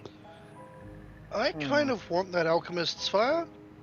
Okay. Well, There's some stupid things you can do with alchemist's fire. Oh jeez. We will give the height disadvantaged person the on my shoulders the alchemist's fire. What could possibly go wrong? I'll take the potions of healing. Okay. So, once more, just to make sure we're all on the same page here. These are common potions, so they restore 2d4 plus 2 HP. 2d4 plus 2. Alright. And I think Ricket would be best with the thieves' tools anyway, unless you already have. I've already got a set. Yeah, he's already got a set. Well, I'm not proficient in them. Fuck it, I'll take them anyway. Yeah. Okay, so... I'll get something. Up next is the Bullseye Lantern and the Spellbook. One-use one. I think we've figured out that Kira is probably going to do the spellbook. She already has the broom though. It's gonna be so Mimi. yeah, Mimi's gonna do the spellbook. Sorry, yeah, That's okay. yeah, My or brain. potentially. Yeah, what Mimi. about, well, I was gonna say, what about Corey? Stick it on arc. Yeah. What do you say, Corey? Take it. I've got the cloak of protection though, if that counts as the magic item. But Yeah. So we can give it to Mimi. Okay. And would you like the bullseye lantern? Yeah. Is that a regular item or is that a magic item? I think that's just a regular item. Okay. Yeah, that one's free game then. Yeah. So yeah, I can take that. Okay. So let me give you the notes on what that does. Yeah, so this is the point where the more you guys are exploring this place, the more it's rewarding you for exploring. Right. Which, you know, a good dungeon should do. Alright, so as you pass the items around and pass it amongst yourselves, the ghostly chant emanating from deep below this cavern fills the room. It's louder than ever before, so your ears are just filled with a cacophony of "one must die," and it's the strongest beyond this path. All right, everybody, be prepared for a fight. Well, they say one must die. Let's make sure it's them. All right, so let's open this pathway. I even inhaled someone.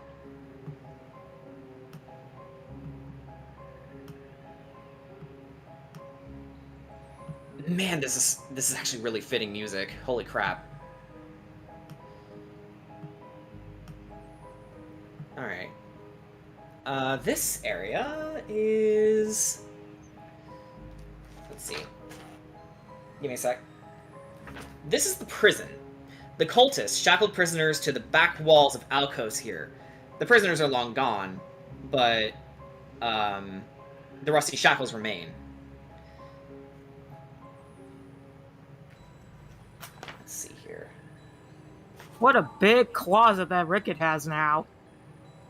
You know, you could do worse for a closet, right? Yeah.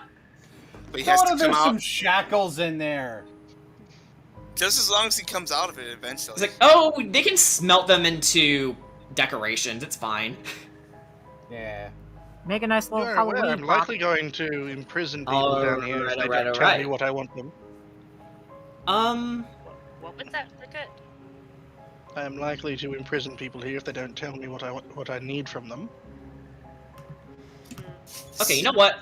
Hey, Sugash, let's have you roll an investigation check. Is this cult related? Yes. Then I'll add that D4. Okay.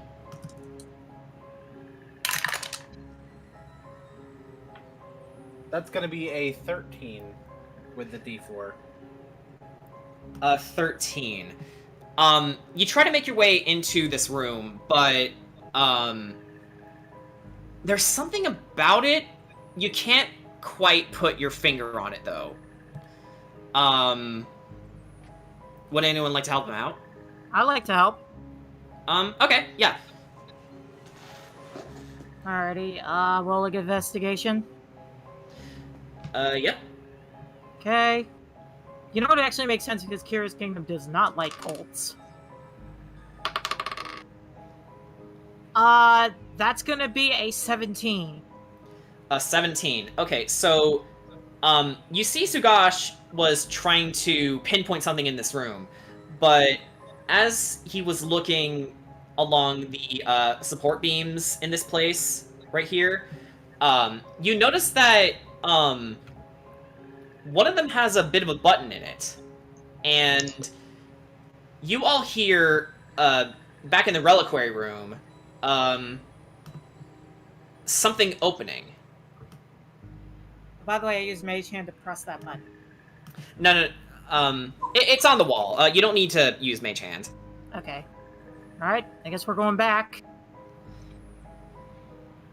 So, as you follow Sugash and Kira back to the reliquary, you notice that there is a slide working its way down. I don't... Oh boy. Alright, shall we go down, Sugash? Well, I suppose that way's a bit of a dead end, so this is what we've got. Right. Alright. Does everyone follow? Yep. So, yeah. If they land on anything first. Yeah, so as Sugash and Kira slide their way down, you enter a pool of water located in a central chamber. Hang on. It is doing it again. Come on. No, I don't want you to hide. I want you to show. I'm going to do the opposite of hide. Yes. Why is it not working? There we go. Sheesh. Sorry about that. Alright. It is here that you've entered the ritual chamber.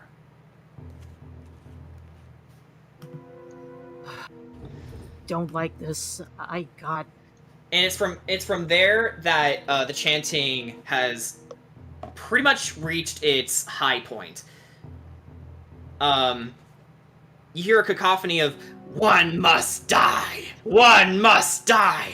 in both Common and Barovian, and it almost causes your eardrums to rupture from how loud it is. But as everyone enters the chamber, Sephaxis just sort of sniffs the slide for a little bit before joining you, and sort of lands on Mimi. And it's when the chanting stops. The smooth masonry walls provide excellent acoustics, as you can tell. Featureless stone pillars support the ceiling, and a breach in the west wall leads to a dark cave heaped with refuse. Murky water covers most of the floor. Stains lead up to dry stone ledges that hug the walls. In the middle of the room, more stairs rise to form an octagonal dais that also raises above the water. Rusty chains with shackles dangle from the ceiling directly above a stone altar mounted on the dais. The altar is covered with hideous depictions of grasping ghouls and is stained with dried blood and the skeleton of a baby.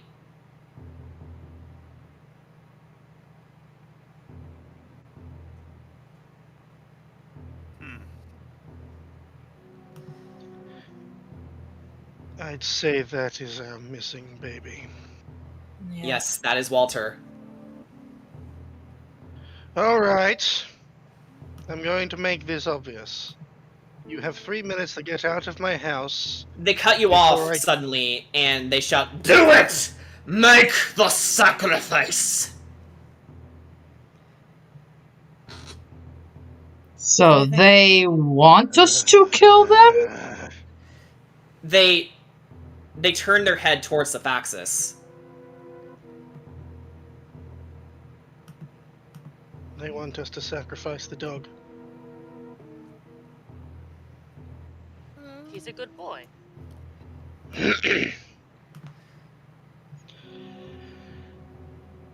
We're not sacrificing the dog. It is then that,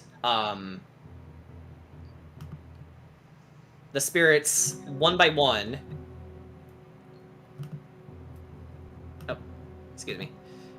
One by one, the spirits begin to fade away.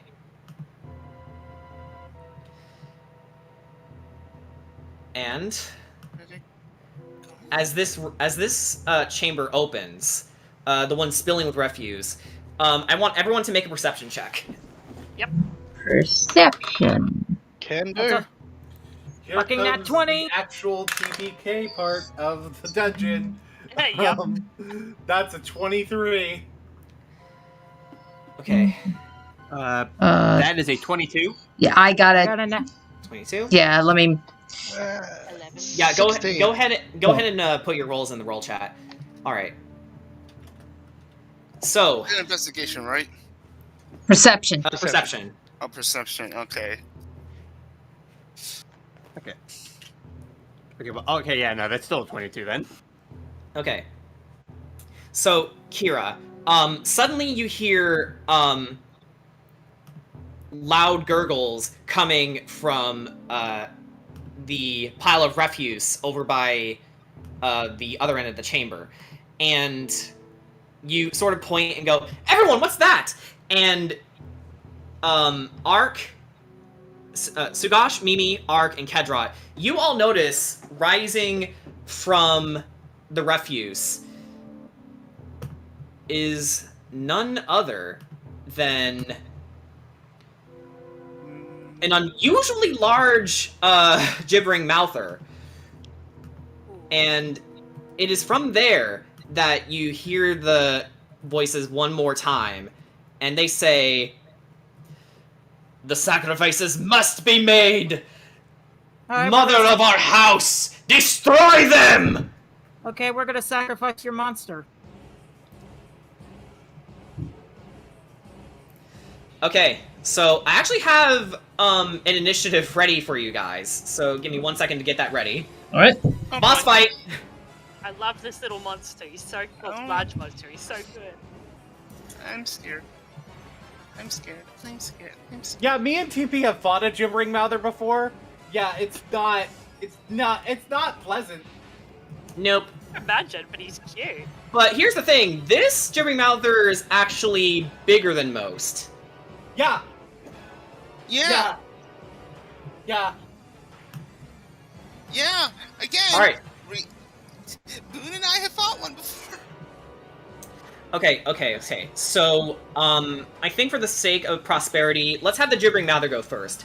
So, you hear it, unleash, a feminine yet ghastly roar, and,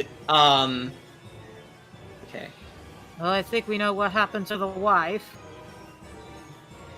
Yeah, it saunters, its way towards you, expending... Can't get very far, actually. Okay, so it can get there, and then...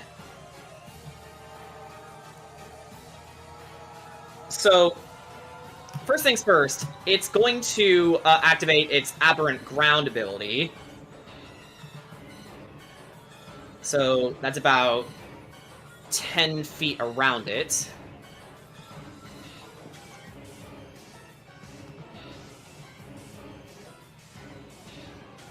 and it is going to hold its action for now. All right. So what's the initiative order? It's in initiatives. Oh, okay. So, Kedrot, you're up next. Question. I'm gonna guiding bolt this bitch. Okay. I have a question. Yeah, let's hear what you have to say, Mimi. What's up? What does Sophaxis have an initiative order? No. It's just sort of a bystander. It's barking at the gibbering mouther, though. Nat 20. Okay, so that's gonna be a crit. 8d6 off the bat. 8d6. Holy crap. Alright. And next person to attack it has advantage. Mm-hmm. Alright, let's I'm gonna pull up my calculator for this. Okay.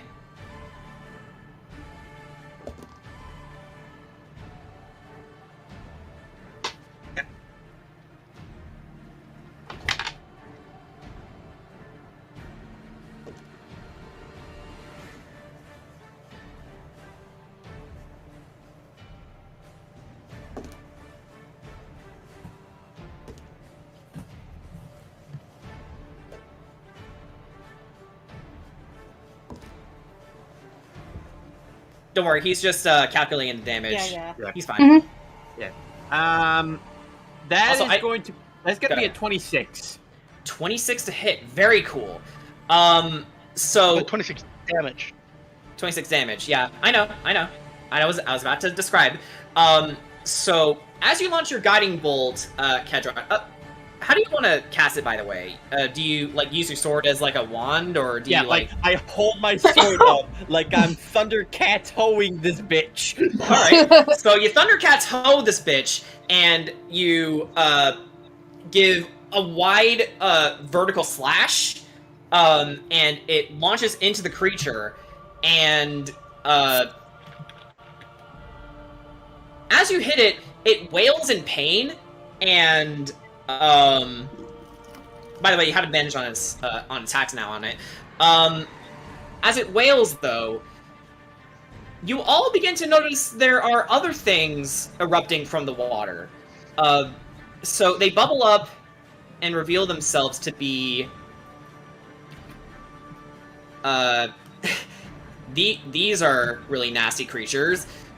These are known as the Boneless. Boneless pizza. Feast on the flesh of the infidels. So what essentially these things are, they are walking piles of filleted flesh removed from the bodies of whoever they used to inhabit. Fucking cool. Okay, so this is the true initiative order, everyone. So here we go. Oh boy. And I'm still last! Also, for the record, I love Teshan Mutna, Oh god. the song that's playing. 1, 2, 3, 5, 6. Oh boy. Alright, so, Kedra, is there anything else you'd like to do, or are we good to move on to Kira? Yeah, I think you can move on to Kira, because I don't got no more things. Alright, Okay. Kira, what do it? Jordan, Jordan, do you want me to move my token so I'm not on top of top of the guy? Please. Yes. Okay. There you go. Okay. Thanks. Okay, so there's 6 in them. Okay. That's not Yeah, alright, Kira, what are you doing? Okay, so I got an attack. So I got advantage on big girl here. I'm gonna cast Chromatic Orb on it. Alright.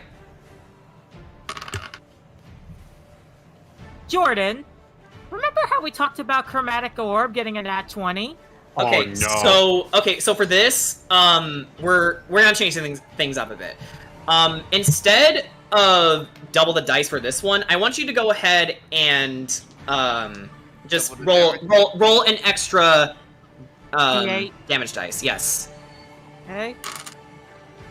Oh God! Let me write these down real quick. How many 8s are there? 94. I kid you not. This is my freaking numbers. 7, 8, 7, 8. Oh my god! Bruh. Yeah, that's why I asked specifically to nerf this particular spell, at least for critical hits. Yeah. By the way, the element because otherwise that would have instantly killed this thing. All right, so the numbers. By the way, that's a. This is 30. Yeah, that adds to 30. 30 damage. Okay. By the way, the element I chose is I'm choosing a new particular element, sidekick. Wait, hang on. Is that choosable? Yeah, for chromatic orb, you get to choose the element. But I don't know if psychic is one. Yeah, I'm going to read that right now. Yeah, I have to look that up. Acid, yeah, I got it. Acid, cold, fire, lightning, poison, or thunder. Psychic is not listed in them. Okay, in that case, I choose acid. My bad. Okay. Yeah, this is why you should always read your spells, folks. Yeah, my apologies. I'm the OCD coloration here. It's fine. Okay, so it's not dead, but it is definitely hurt. Anything else you'd like to do other than that? I'm going to move a bit because I don't like that thing standing right there. Okay, well it's going to get an attack of opportunity if you do that. Okay, then never mind then. Okay. So you're gonna stay put? Yeah, I'm gonna stay put. Also, does it take acid damage now or nah? Because it's like covered in acid. No, it's just like a one-turn thing. Okay. It just does There's that a spell- damage. There's spell for doing repeated acid damage. Okay, Yeah. then Yeah. that's all I can do this turn. Okay. So next up, Boneless Blue is gonna move, and it is going to let's see. 5, 10, 15, 20, 25. Motion over to Kedrot and Ark, and it's going to attack Kedrot. Of course, I think it gets attack of I think Ark gets attack of opportunity. Oh no. No, still in melee range. Yeah. Okay. So instead, it is going to go ahead and make a multi-attack against you, Kedrot. All right. So.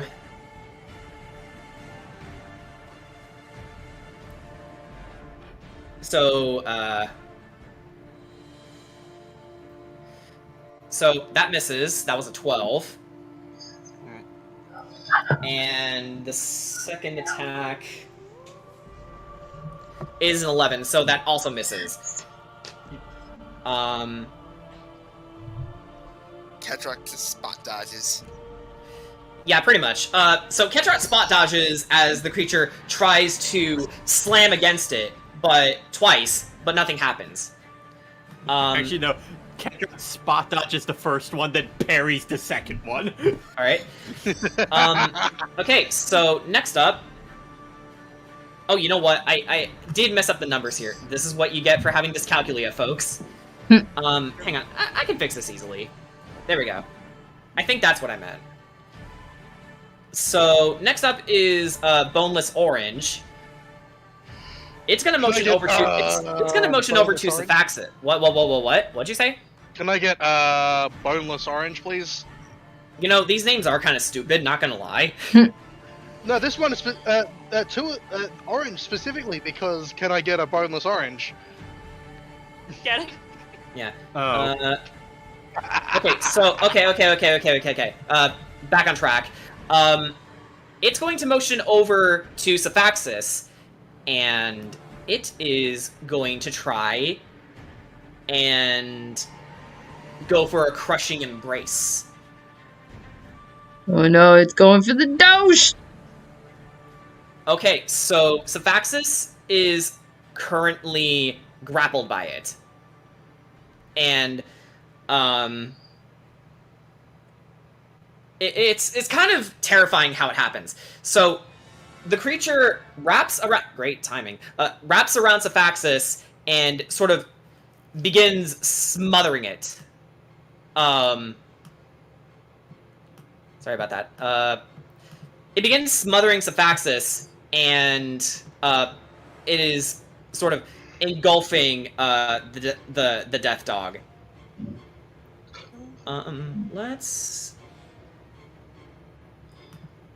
have this be the suffocation thing. And that's going to be the end of its turn. So Corey and Boneless Purple are up next. Let's have Corey go first. I'll start off with casting Hex on Mr. Blue. Mr. Blue? Okay. Yep. Which ability should I pick for him? I'll just choose Dex because that's what I use. Okay. Let's see. And that won't come into play just yet. And right. And I'll also let me just. Okay, I'll also cast Green Flame Blade. Ooh. So I'll stab Mr. Blue. Okay. So I think you need to make a melee attack roll. Yeah, I'm doing that. I'll give him a stab. I rolled a 18. An 18 hits. Okay, my damage is... Okay, 7 damage to him, and he's hexed, so he gets an extra... 6 damage. Nice. Okay, And... let's have Hex... Let's have Hex be this symbol. Why not? Okay, sure. And seeing as Mr. Yellow's right within 5 feet of him, he can also take spellcasting ability mods, so he also takes 6 damage. Cool. Very nice. So yeah, you pelt this thing, and it reacts very It reacts as much as you'd expect. It's like you're trying to fight a towel, except that towel bleeds and there's veins like hanging and dangling from the bottom of it. It's really nasty. Damn. Although it's still in it, so yeah, it's man. looking at you, Corey, and it's not happy. It's like, damn. I don't blame them. Yeah, that's like Green Flame Blades, like just like seeing it in action stuff. It's very reminiscent of Cloud's Limit Break Blade Beam. Where it's like you... I can see that, yeah. Yeah, like it attacks somebody, but then it'll spread out to another target. Yeah. And that's my turn. Okay. So, Boneless Purple is gonna move, and it's gonna go straight towards Ark, and it is going to try and go for a multi-attack. Okay. Okay. So, first attack missed. Alright. So, that's gonna be a 17 to hit? I believe so. My AC is 17. Okay, so, you take 5 bludgeoning damage, but here's the thing, you're also grappled. Oof. So, similar to what's happening to Sephaxis right now, you start getting embraced by this creature as it slams into you on the second hit after missing the first one, and it morphs around your form and begins to crush you. Here's the thing, though. You are also blinded, and you're unable to breathe, so you're essentially suffocating. So, grappled, blind, and suffocate. Okay. So how would one free either Ark or Sephaxis from a... Ark can try and, break free? Yeah, he can try to escape.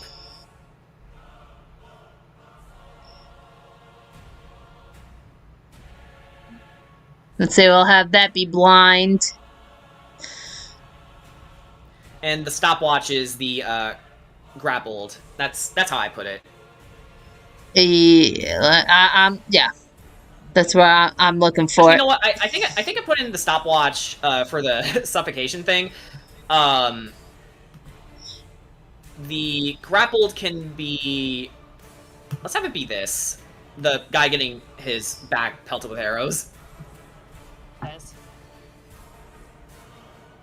Why not use the hand? Oh, you know what? That's a better call. Thanks. That's why it's like, hang on. See.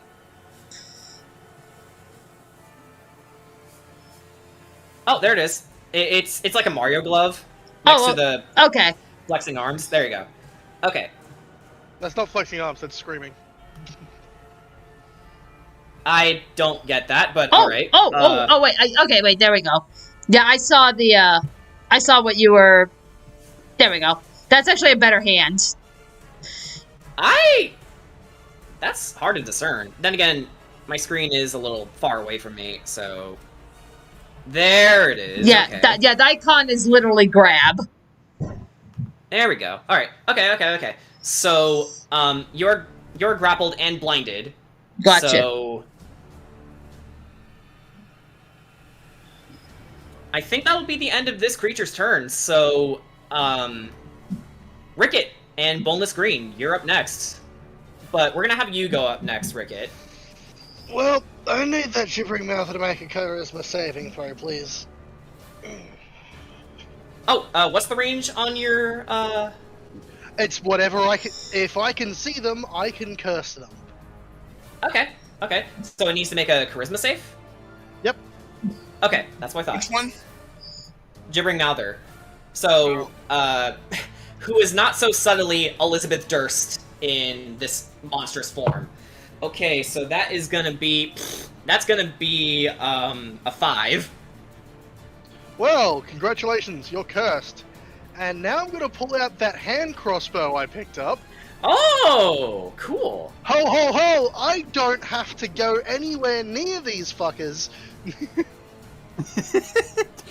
I even measured out the range. It's within the minimum range. I don't get disadvantage on this attack. In fact, no, I get advantage on it because no one else attacked the gibbering mouth, right? No. They all sort of everyone in the party sort of looked in the direction where they heard the noise of it coming out of the water. So yeah, everyone knows where it is. I mean, thanks to the guiding bolt. Oh yeah, doubly so, actually. Yeah. Okay, yeah. So you get advantage on your attack rolls. I have some unfortunate news. What's up? It's cursed, right? So I get sneak attack on my cursed targets. Mm-hmm. What happens when you roll a nat 20? That would be a crit. So 1, 2, yeah, so 3. Double the dice. 6 d6 damage. 66. Oh shit. 1d6 for the crossbow. 2d6 for sneak, doubled. Actually, fuck this mouther. Yeah, this thing is getting not only cursed, but also you shot it directly in one of its eyes with your crossbow, and it shrieks in pain. He hasn't rolled the damage yet. Here's some dice spawn. I think my prayers are like, please. That is 19 piercing damage. 19 piercing damage. Very cool. And you know what? For an added bonus, this thing be bleeding. So it can't regenerate health.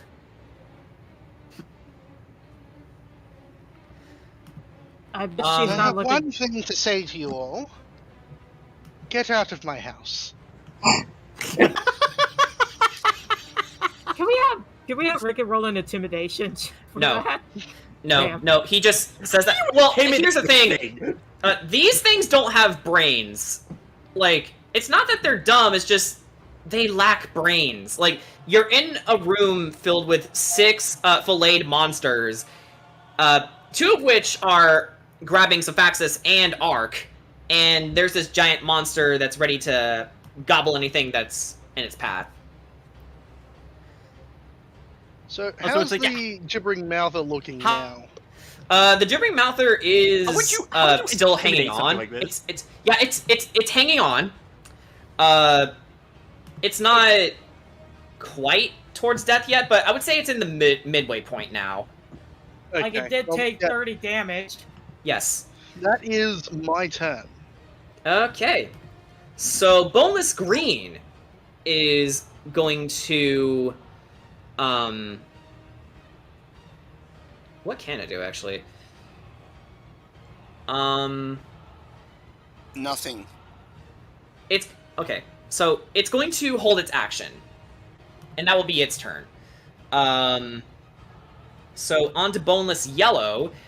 It's going to attack you again, Kira. Yeah, and me. I thought it was going to attack... Okay. What? It didn't attack me last turn.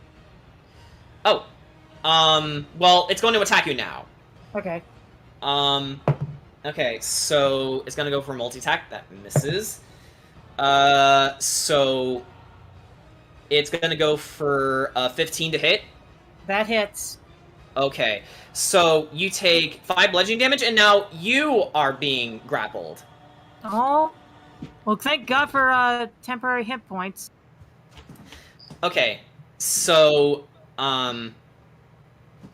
let's go ahead and give you these symbols. So you are being grappled and blinded. And that is going to be the end of its turn. So up next is Sugash and Boneless Red, but Sugash will go first. Okay. So...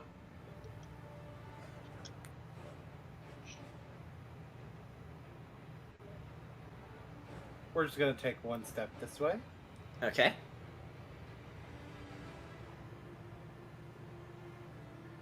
And we're going to jam our fist into this goo. It's not so much goo as it is, well, flayed flesh. It's goo. Yeah, just fleshy goo. Yeah, it's nasty. Okay. Does a 25 hit? It hits. Go ahead and roll damage.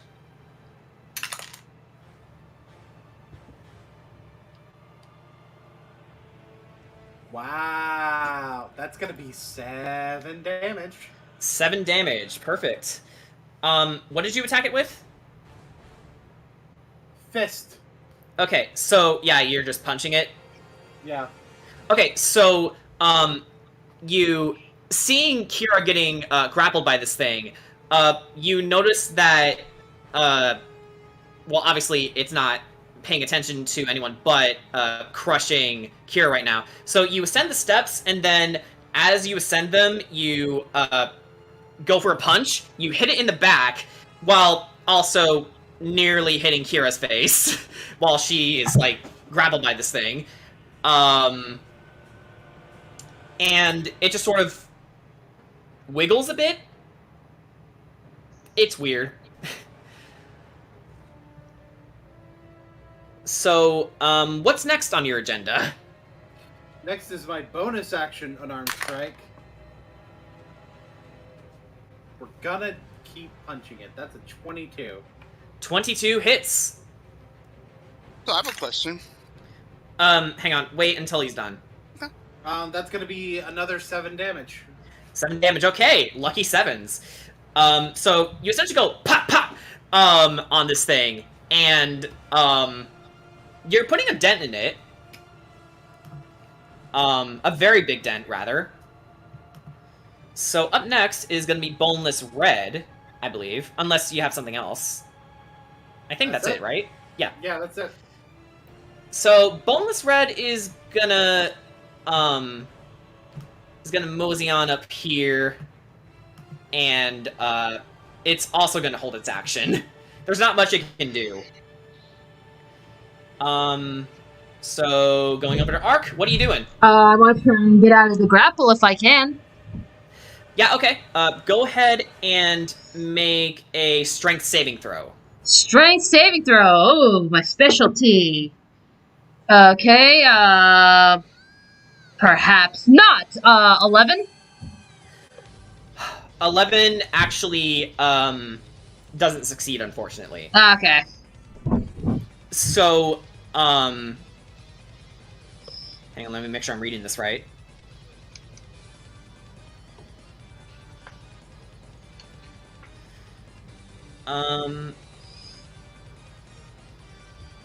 Oh, I'm sorry. I misread that.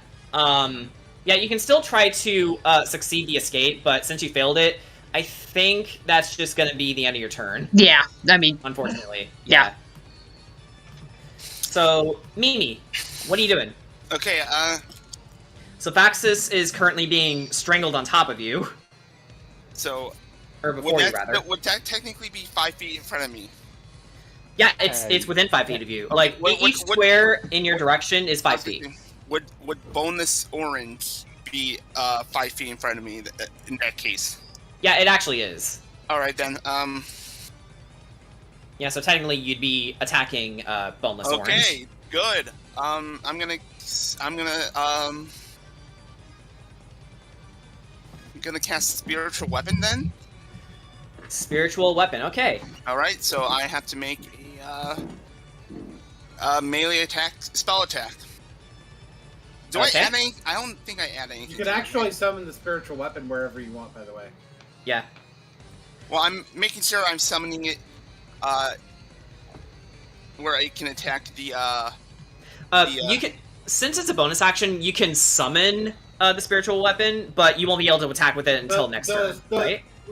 No, when you summon it, you get to attack with it immediately. Oh. Spiritual weapon is incredibly I keep hearing two different things about spiritual weapon. It's like, okay, so... No, here's what happens. When I cast a spell, I can make a melee spell attack against a creature within 5 feet of the weapon, on it, and, on the hit, blah, blah, blah.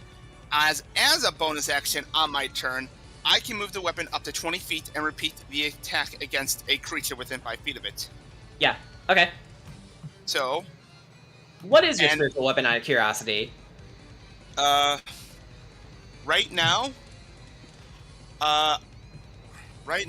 it's just a spear. Okay. So, you summon a spectral spear.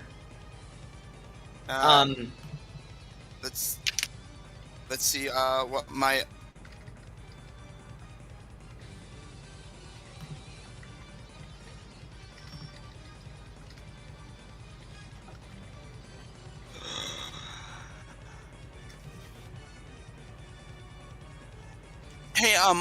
Hey, question.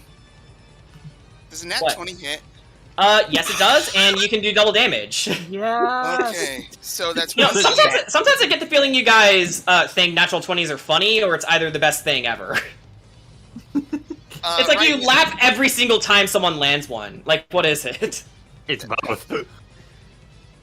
Yeah, and does it still get the bleeding effect from the spiritual weapon? It depends. Okay, let's roll. It's random. Considering that Mimi's using a spear. Okay, so Mimi's actually using a quarterstaff, but the spiritual weapon is a spear. The force damage it takes is equal to 1d8 plus my spellcasting modifier, which is, I believe, my wisdom. So that's 4 plus 8. So that's 12. Okay. So add another. Add another dice to that. Add another 8d8. Yeah. Oh, okay. I thought I just doubled the damage. No, just double the dice. Okay. In that case, I got a 4. So that's 16.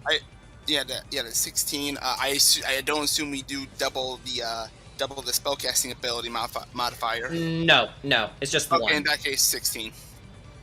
Okay, 16. I will say, since you landed that heavy of a hit on it, it lets Sephaxis go, and you hear Sephaxis gasping for breath. All right. And the creature releases him. And since that was a bonus action, that's the end of your turn, right? No, that's that Oh. was a bonus action. Okay. Summoning it is a bonus action. Yeah, that I know. Can I still cast one cantrip that is an action? Yes. All right, cool. In that case, I will go and fire a sacred flame over at yellow. Over yellow? Over yellow. Okay. Dex save. Yeah. Okay. Yeah. This is normal for me, but I'm rolling like dog shit. It rolled a 4. Yeah, no, it is taking 6 radiant damage. Okay, very nice. I don't know if it I wanted to get it doesn't let Kira go. I've been trying. Unhand me, you vile creature! So everyone, as she says this, goes like, Unhand me, you vile creature! Don't talk. That's gonna possibly make the suffocation go faster. Yeah, you kind of wasted breath by saying that, Kira. Oops. Okay, so is that the end of your turn now? That is the end of my turn. Okay. Kedrot, you're up next. What doing? Okay, so, I'm gonna beat up Blue over here. Okay. And, you know what? I feel like committing arson. Oh, how so? No. I'm going to breathe fire on Blue. Ooh, okay. And since it is directly in front of me. Oh, hang on. Let me ask. How is the fire being dispersed? Is it a straight line or is it a cone? It's a straight line. It's literally right in front of me. Straight line? Okay. Now, there's one thing. Because you're attacking Blue...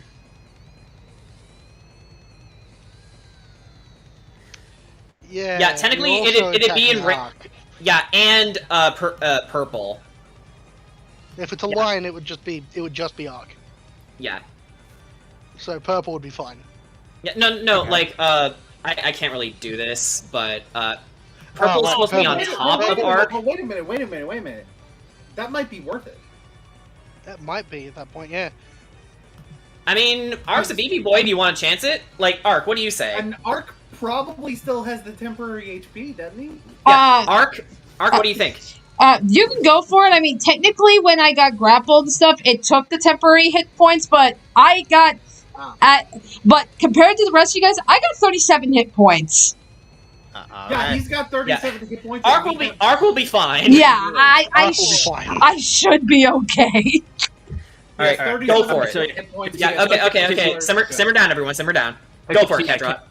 Yes, yeah, Kedrat's gonna look over at Arc, who's like currently being strangled by like one of the boneless, as well as Blue, who's all in a line with each other.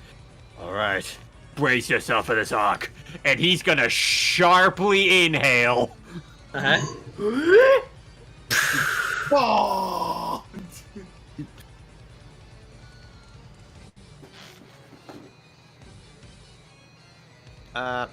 Actually, I think there's a saving throw for this. Yes. Yes. I think it's dexterity, right?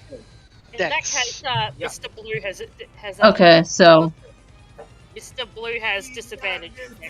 That's true. Okay. Yes, it does have disadvantage. So it's got to roll. This is where my shitty rolls will probably save it. So okay, so you so you said this is a dex saving throw? Okay, so Boneless Blue rolled a natural 1. It just takes the damn thing. Okay.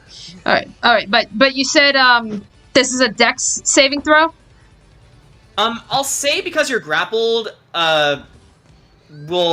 you'll automatically fail it. Oh, okay. Yeah, we'll just say that for now. I'm not sure that's how it works. So, how does a 10 sound? 10 damage? Or 10 to hit?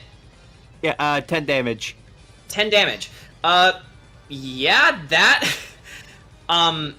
that will actually completely extinguish, Boneless Blue. And, for, for purple, it will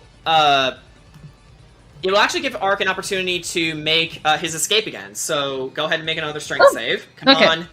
All right. Don't let me. Big money, no one. Okay. Damn it! That is 11. 11? I rolled a 4, and the strength saving throw is +7. Oh no, that's bad. It appears I need to bless Ark's dice next. But 10 damage. So yeah, thanks for that. That's like it's like so we're all taking 10 damage. Yes, you are.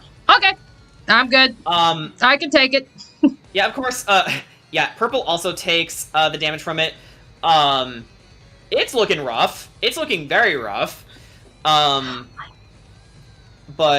I think, unless I'm mistaken, Kadrot, that's going to be the end of your turn, unless you have... Okay. So, the Gibbering Mouther is going to come up next. Finally. It's going to move... I forgot about that. Yeah, it's kind of the main boss. It's going to move 10 feet closer. Now that it's within your range, guys, its aberrant ground is going to take effect now. Oh boy.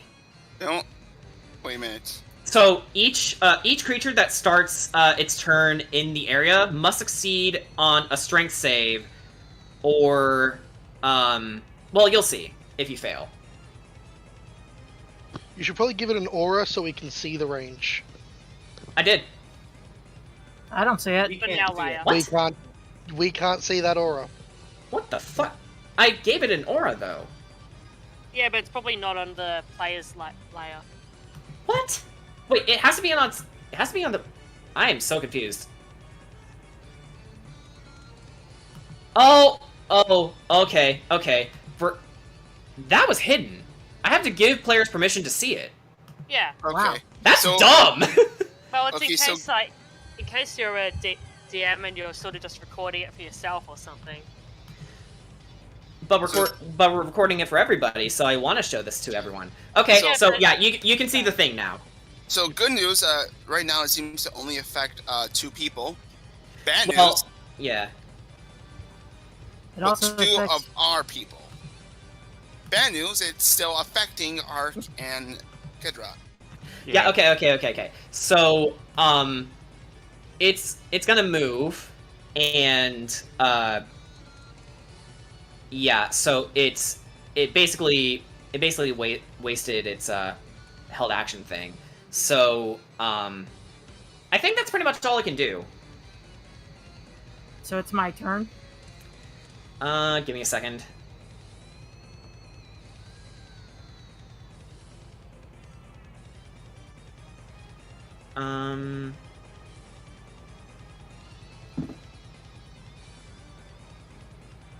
Okay, yeah. So it will be your turn, Kira.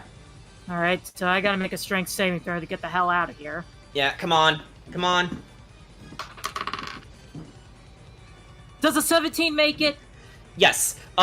Using all your might, you sort of take your scepter and extend the boneless that's embracing you to the point where it starts opening a bit, and you quickly duck out of the way and escape its grapple. I think for flavor, we should move Kira over to the space in between Ricket and Sagash. That's up to her. Yeah, I'm gonna do that. Yeah, so you move 5 feet up. Okay. And you can get rid of the effects now. How do I do that? You right-click your character, and you go to the circle thing at the bottom, and you look for the icons that are highlighted in blue squares. Get rid of them. Okay. The other one. So many.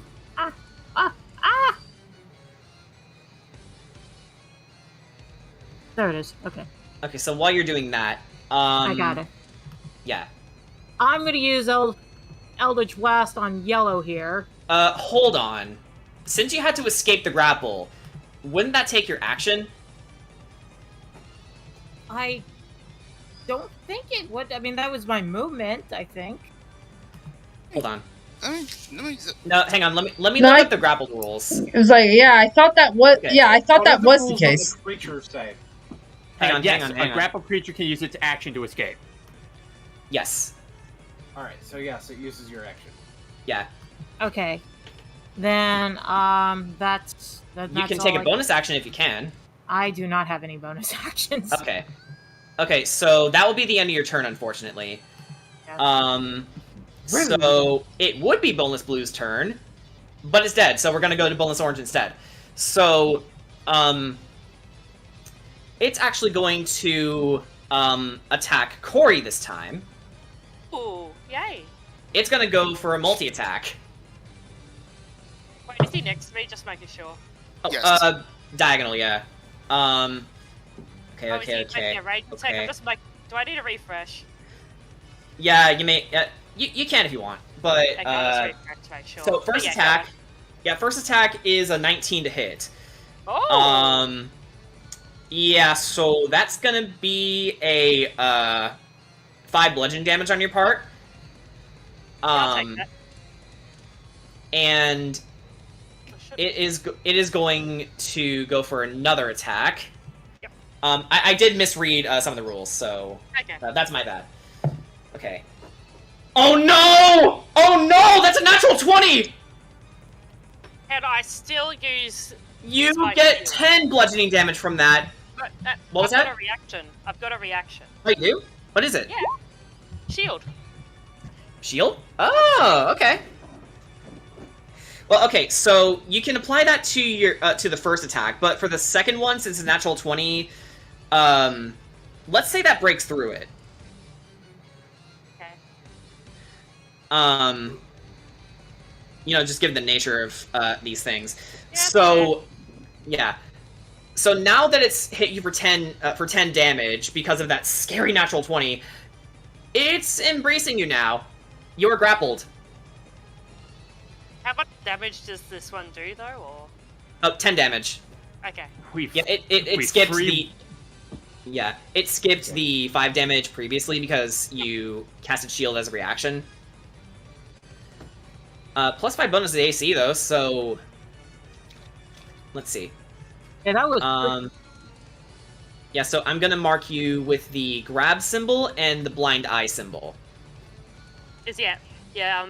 Basically with shield, my AC Yeah. is 23. Yep. Yeah, and you know what? Yeah. Just so it's easier to remember, let's give purple and orange grabby hands. Yep. Just there we go. Okay. I apologize for So- that. Discord crashed on me. That's okay.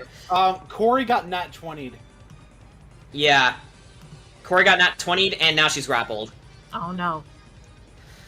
Okay, so And it's Corey's turn. I guess with that in mind, that's the end of Boneless Orange's turn. So going on to Corey, you can try and escape its grapple. So that's gonna be a strength save. Do anything while grab. Hang on, let me double check. I mean, Grappled. you Okay. can, yes, but... Yeah, grappled creature, speed becomes 0, can't benefit from any bonus of speed. The condition ends if the grappler is incapacitated. It also ends if an effect removes the grappled creature from the reach of the grappler or grappling effect, such as when a creature is hurled away by the Thunder Wave spell.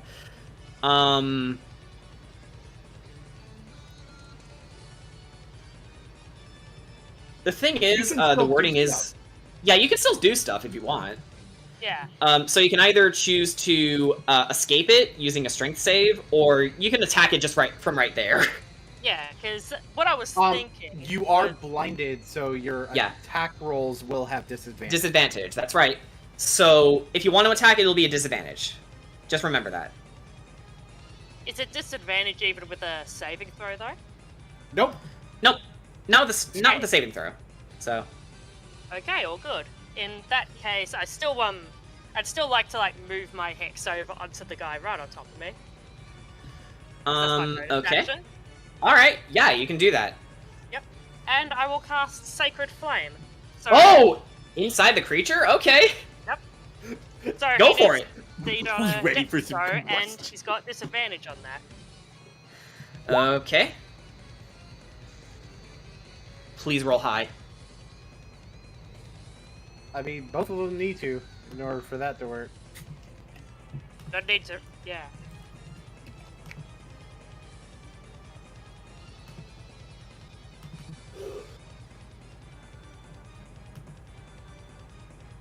Is he rolled?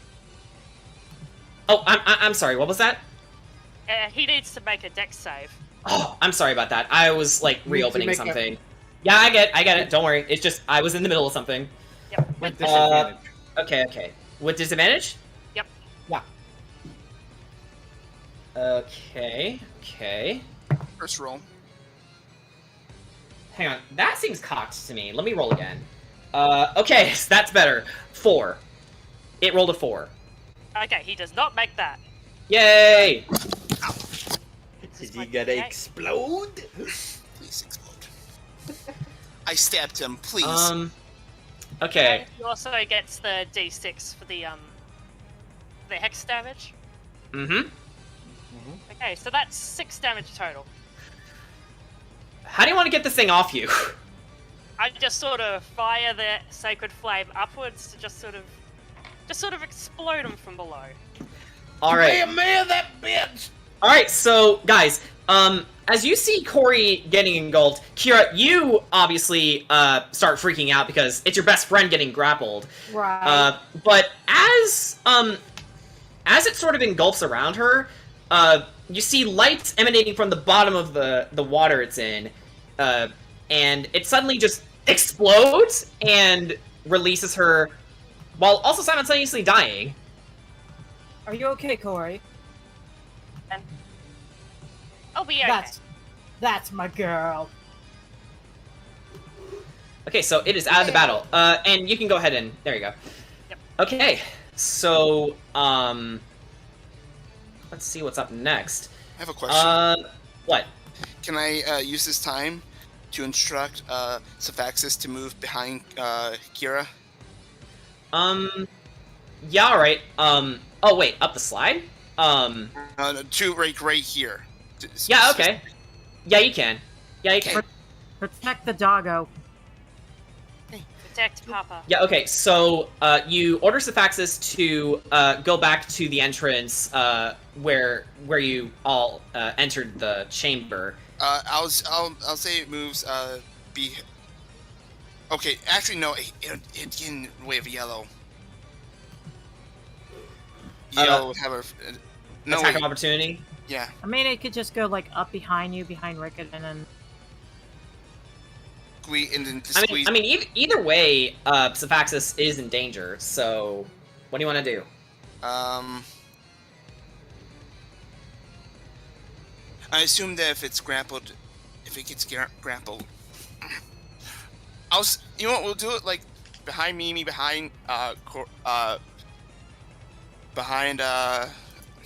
Rickett, and we'll try and squeeze him through Kira and the wall. Yeah, okay, you can do that. You can do that, yes. Alright. That'll be it. Okay. So, up next is Boneless Purple. So, okay, since it's its turn, let's see. Ark, go ahead and make another strength save. Guys, I am. Oh, you're fading out. I don't know why. Hang on. Yeah.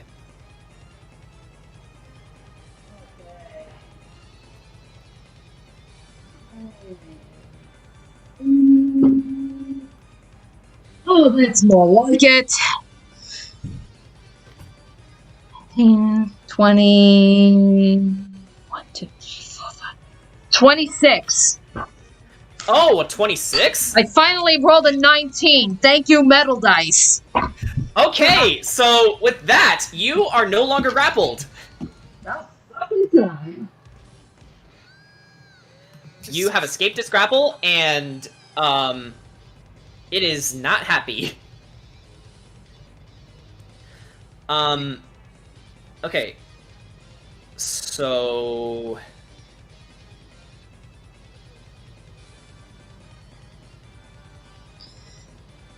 trying to make sure that there's okay, so I think maybe...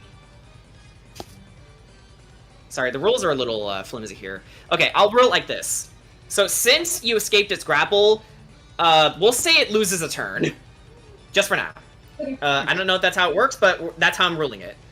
So you escaped its grapple, and it loses its turn because it tried to use Crushing Embrace on you, but since you succeeded, it loses a grip on you. Ark, are you doing alright? Yeah, I'm just pissed off. Angie. Alright. So if you could... Alright. Then channel that rage into power and let's mow these things down. Okay, so... I think Ricket's up next. And Boneless Green, so what are you doing?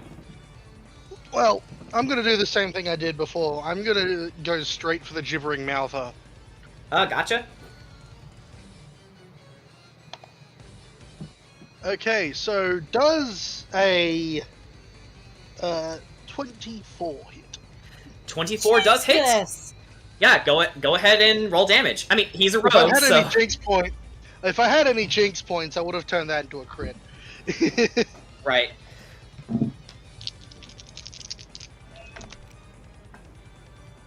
That is 11 piercing damage. 11 piercing damage. On All the right. gibbering mouth. Yeah, again, you shoot directly into it. This time, your shot went straight into its mouth and then through the back of its head, and it plinks off of the far wall where it emanated from. And yeah, now it's getting below half health. I've said it once, I'll say it again. Get out of my house! Hey! Can listen.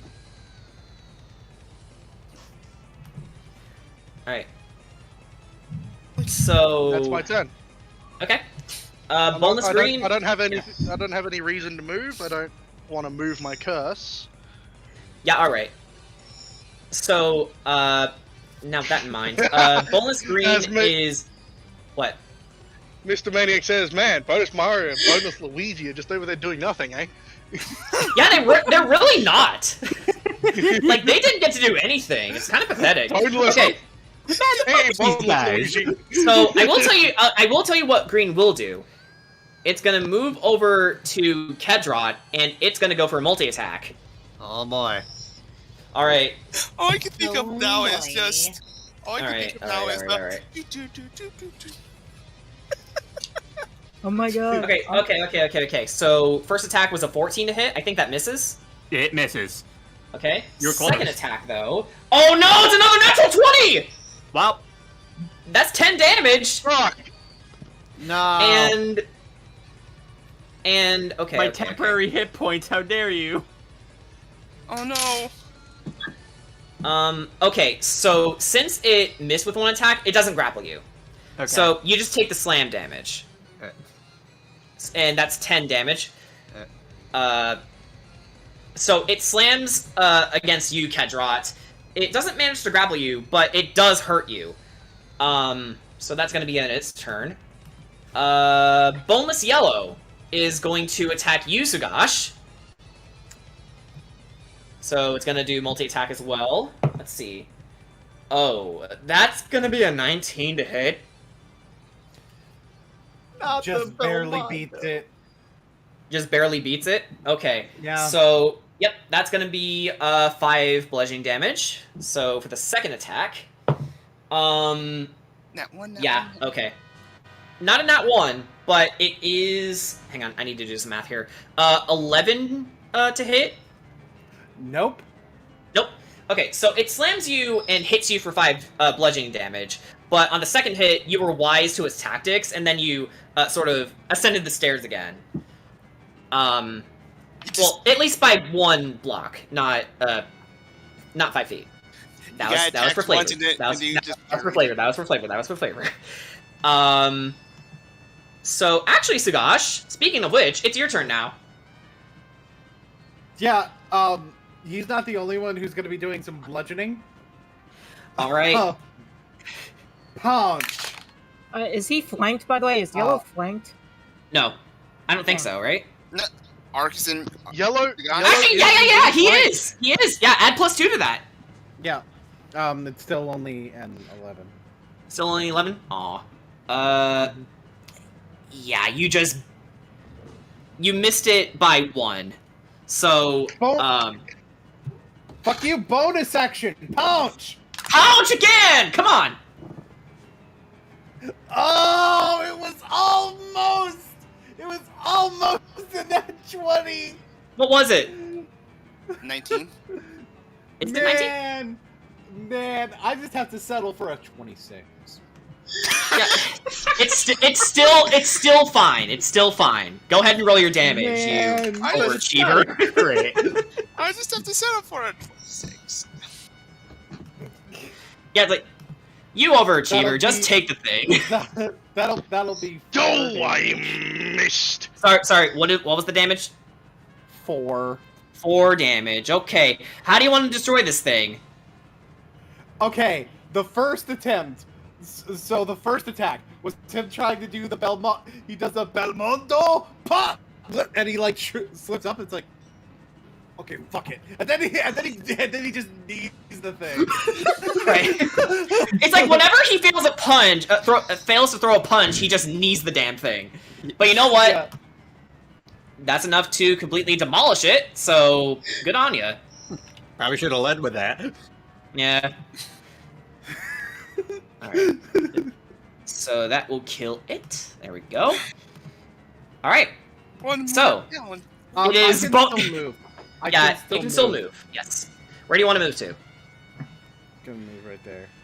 Oh, you want to move there? Oh, hold on. Does that cause it to get attack of opportunity on you? No. No. Okay, that's what I thought. Did not enter Purple's, Oh, it's only when they leave the thing. Leave your melee. Okay, gotcha. I thought so. But... Which is exactly why I was, really, trying to be safe with, yeah. Pupper. Okay. So, I think that's the end of your turn, Sugash. It's like, yeah, it's like, Sugash, you're using a move where the hitbox comes out frame 53 in neutral. What are you thinking? Alright, so Boneless Mario is gonna motion over 1, 2, 3, 15 feet over to you, Sugash, and it's going to do its own multi-attack. Let's see what they got here. Okay, so that's a 15 to hit. I think that misses. He can get raw fucked. Okay, so second attack. That's... Oh, no. Is that a nat 20? No. No. But it is... Hang on. 23 to hit. Yeah, that'll... So that's gonna be 5 bludgeoning damage on your part. Alright. I actually took damage now. Alright. Well, hey, at least you guys are being challenged. That's the main thing I want here. Okay. So that's the end of its go. Ark, it's your turn. How would you like to rage? Yeah. Oh, wait, hang on, actually. Considering you're within the Gibbering Mouther's aberrant ground, every time you start your turn in that area, you must succeed on a DC 10 strength saving throw. Alrighty. Or something bad happens. Let me see. Oh, I already rolled a 16. I'm not even gonna add the +7. Yeah, no, you make it. So I think that's your action to do that? Oh shit, I forgot how much strength Sugash has. I could totally have just gone into that. Okay. Okay.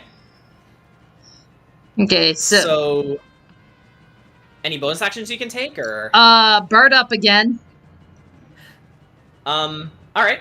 So you bird up.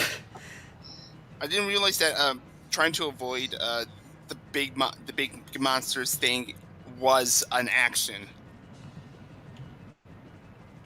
It shouldn't be. Because remember that 23 was to avoid. Yeah, if you're automatically in the aura, that should not be an action. Yeah. Because Arc can still do Arc things. Okay. I think you should check the Gibbering Mouther again, see if that's what it does. No, okay, sorry. It's always within the heat of the moment I miss something. So I'm not being a dick by rolling something wrong. It's just we're not saying that. We're just saying maybe check it again. We're not. Just to clarify. Okay. I'm checking it. Thank you. No, that's not an action. Sorry about that. Oh, okay. All we needed to know. All right. TP, it's like, check it again. Still dead. Check it again. Okay, knock it off. Let Ark say what they need to say. All right. So that being said, the Gibbering Mouther, like, is that that guiding bolt symbol, is that still active? Yes, it is. So you're going to attack it? I can go for it. Okay. So you're going to be attacking with advantage then. So. Right. I mean, it saves me. It saves a reckless attack. Cool. All right. How about 18? 18 to hit? Yeah, that'll hit. 18 to hit, so... Alright, with me talons... That will be... 9 damage. 9 damage, okay. So, you're rending it with your claws, right? Yeah. So, you come in, and past the, boneless purple, and you cleave into this thing's, what you could assume to be her chest, and black ichor oozes out of it, and you sort of play with your claws before slashing the blood away. Alright, yep, that'll be my turn. Okay. Okay, Mimi, you're up next. Alright. I'd like to point out, I'm just gonna walk up the stairs here. Walking up the stairs.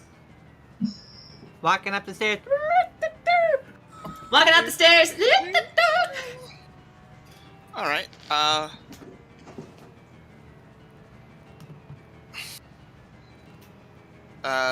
let me just check something real quick. Wait, I need to check something really quickly. First off, that's fine. With a shield.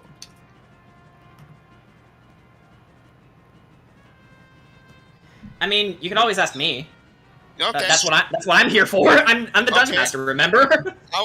I want to take out my shield and while I'm a little above ground, bonk boneless Mario on the head. are you asking to attack it with your shield? Yes. Hold on. I'm gonna say for that, you can add 1d6 plus your dexterity modifier. My dex? Okay. Yeah, so it'll be like a reflavored unarmed strike. Okay, but I have to attack first, right? Yeah, go ahead and make a melee attack. Okay. Oh no! 17. Okay, yeah, that'll hit. What's my dex? +1. Okay, 1d6. Okay, that's 5 damage. 5 damage. Okay. So I'd like to also mention, I still have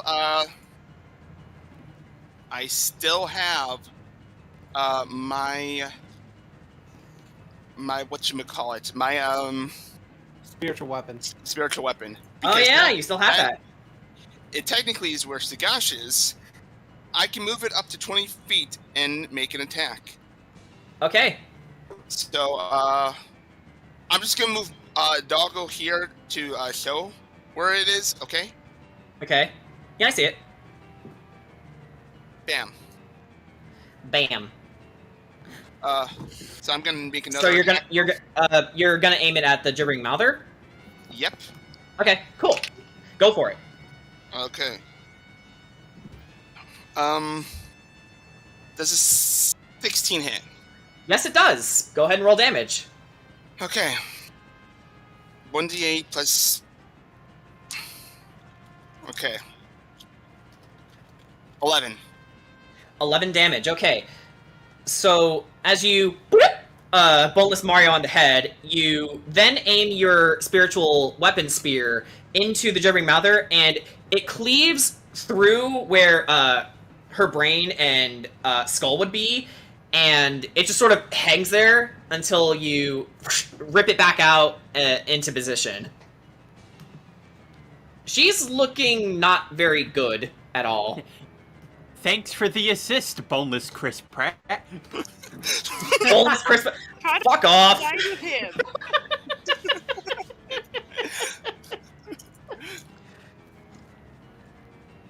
I mean, if it was green you attacked, it then would have been boneless Charlie Day. We don't want to hurt Charlie. Alright.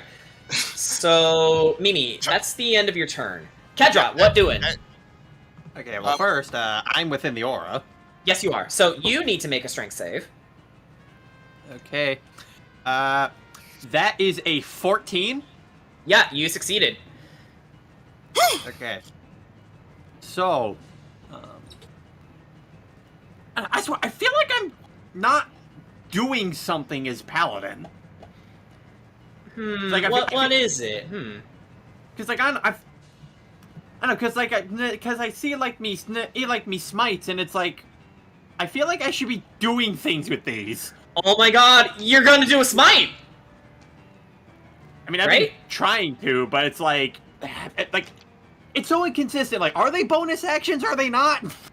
Okay, they let are me help not. you out. Okay. Dion and Sagash, I'm just gonna reprimand you for a quick second. It's like every time someone asks about a spell, you both say something. So it's either one or the other, okay? Boone, let's have you go.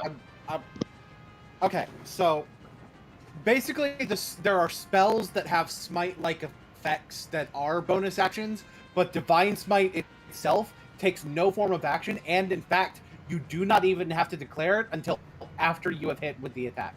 Okay, well, yes. Well, okay. Because I have Divine Smite, and I also have Wrathful Smite. Wrathful Smite is just a spell that uses a bonus action that puts a smite-like thing on your next attack. Yeah. Divine Smite is sort of, if you hit a creature with a melee weapon attack, you can expend one spell slot to deal radiant damage to the target in addition to the weapon's damage. So you, expend a spell slot like you're expending a cartridge while you're doing a melee attack. Okay, so you know what? I think I'm going to, Divine Smote. I'm gonna Divine Smote the Mouther. Okay, go ahead. Run away, D20!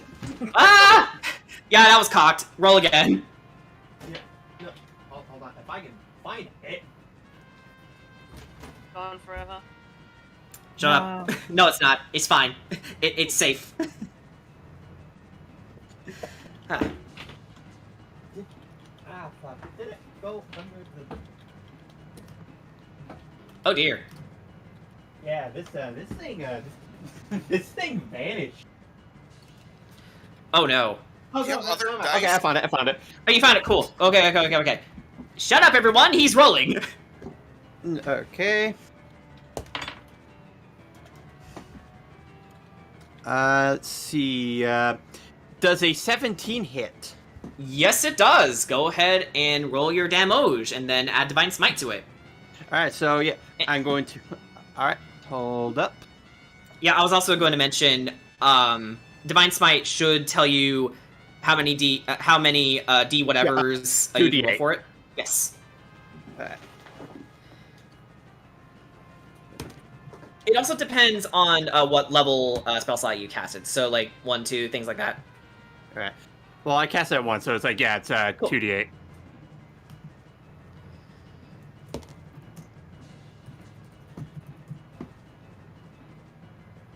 $19 damage.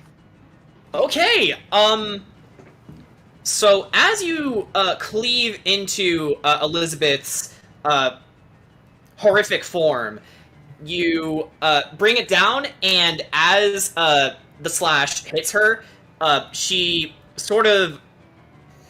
The slash actually bursts with light energy, so, I don't know, that's how I'm flavoring the Divine Smite. It's like an After Effect sort of thing, like, pew, pew!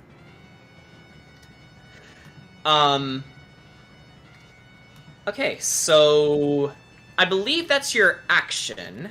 Yes.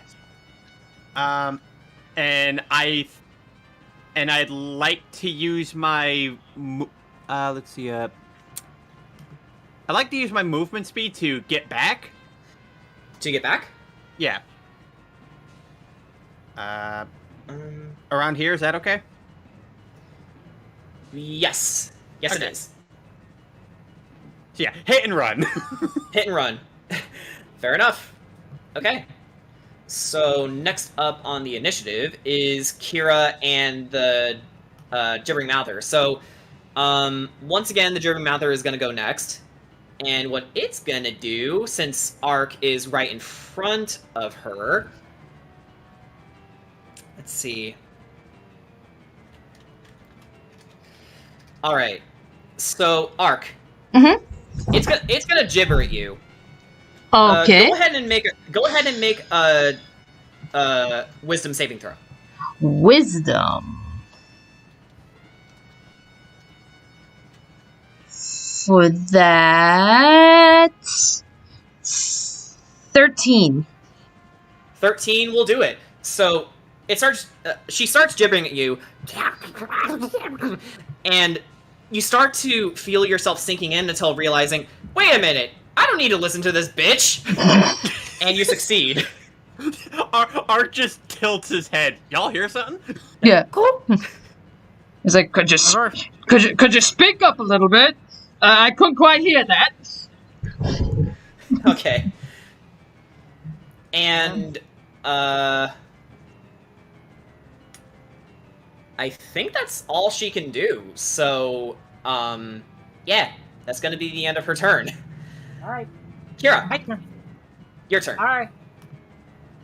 Shambling, the freaking gibbering thingy, going for that. Gibbering Mouther. Yeah. I'm going for one more chromatic orb on it. Okay. You know, it worked really well last time, so let's see how this goes. Another fucking nat 20! Are you kidding me? Bruh. You need to put that thing in dice jail. I'm starting to get suspicious, but you know what? I'll allow it. Okay. And while you do that, I need to get something ready. There goes the opportunity for the one-liner. Yeah. Boneless Waluigi stopped bugging Ark. Okay, okay, these numbers are not as good as our last one. Does that Okay. What did you roll, though? What did you roll? I'll type them down real quick. Okay. Okay, while you're typing, okay. Okay. Which totals to? 11. 11, yeah. 11 damage. Okay. And I'm choosing acid. You're choosing acid again? Yeah. Okay. So, you blast the creature with a flurry of acid, and at this point, you're starting to see her features melting away a bit. If you didn't know anything about gibbering Mather anatomy, you certainly know it now. It's a mess down there. Think of the thing during the climax of the movie, where it started mutating into this weird abomination of a creature. Yeah. Like it can't hold its form together. This is what's happening to Elizabeth. My god, die already! Alright.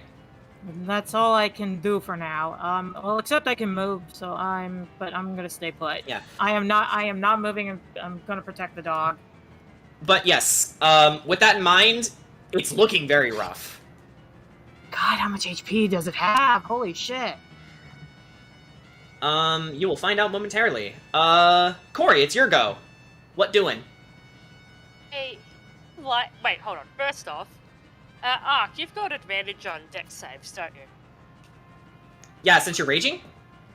Let me check the rage rules. I have advantage on strength checks and strength saving throws. What barbarian? It's something to do with dex, too. And by the way, I'm out of sorcery points. Let's see. Wait, you got sorcery points already? How? Remember, I'm a war sorcerer, half divine dragons. Danger sense. That's what you were thinking of. Danger sense. Advantage. Second level. Let's see. Advantage on dex saving throws against effects that you can see, such as traps and spells. Yep. Okay, sweet. So if I burning hands, you'll have advantage. Yeah. Oh. Yeah, he would actually. All right. So you want to go for burning hands against? Well, first off, I'm putting my hex on the mouth. Mm-hmm. And yes, now I will burning hands. Okay. Okay, dex. Let me just skim through hex real fast. So she's hitting. Okay. Okay, so time to make dex saves. Yep. And Mouthy Okay. has a disadvantage. Disadvantage. And Gotcha. Okay. so it could be targeting pretty much everyone in the aura right now. Okay, so that is gonna be a 3 for the gibbering mouther. Okay, and then I rolled a dirty 20. Okay, you make it. Yeah, Elizabeth don't know. Nice. Get What about fucked, the other Edna. guys? I know her name's Elizabeth. I don't care. It starts with an E. It counts.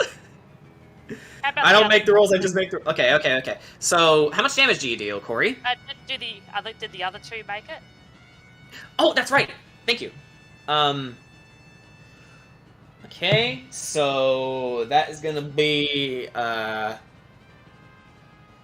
so that's gonna be an 18 for Charlie Day, boneless Charlie Day, and for boneless Waluigi, that's a 14. That is my save. So does that make or not make? I think it does. I think it makes it. Yeah, it does. Damn, Waluigi. Yeah, damn it. So, oddly enough, both bonelesses sort of weave out of the way while doing one of Wii Fit Trainer's moves, where she sort of teeters a bit while being as straight as possible, you know, holding her hands and feet as far up and down as she could. That's what the boneless do, but Elizabeth, not so. They will still take 4 damage, and 4 damage, okay. And the Mouther takes 8 damage plus 2 hex damage. Okay, so Cool. 4 damage. Okay. That's my spell. Alright, Corey. How do you want to do this? Yes, that's my girl! Roast them. Burn them to ash. So, as you unleash your burning hands, you look at Elizabeth, and you utter a prayer to Bahamut, and you strike true as you see flames erupt from your hands. And while it does pass through both Boneless and Ark, who's just sort of flutters out of the way. It hits Elizabeth directly, and it completely and utterly abolishes her. She starts burning into a pile of ash and gore. The smell is horrible, for the record. And sort of like when you're trying to burn something plasticky, there's thick black smoke erupting from it, and then eventually nothing but boiling, bubbling ashes remain. That's how my microwave was. Sure. You just reenacted what happened. Fuck you, Grandma. Except without the organic elements.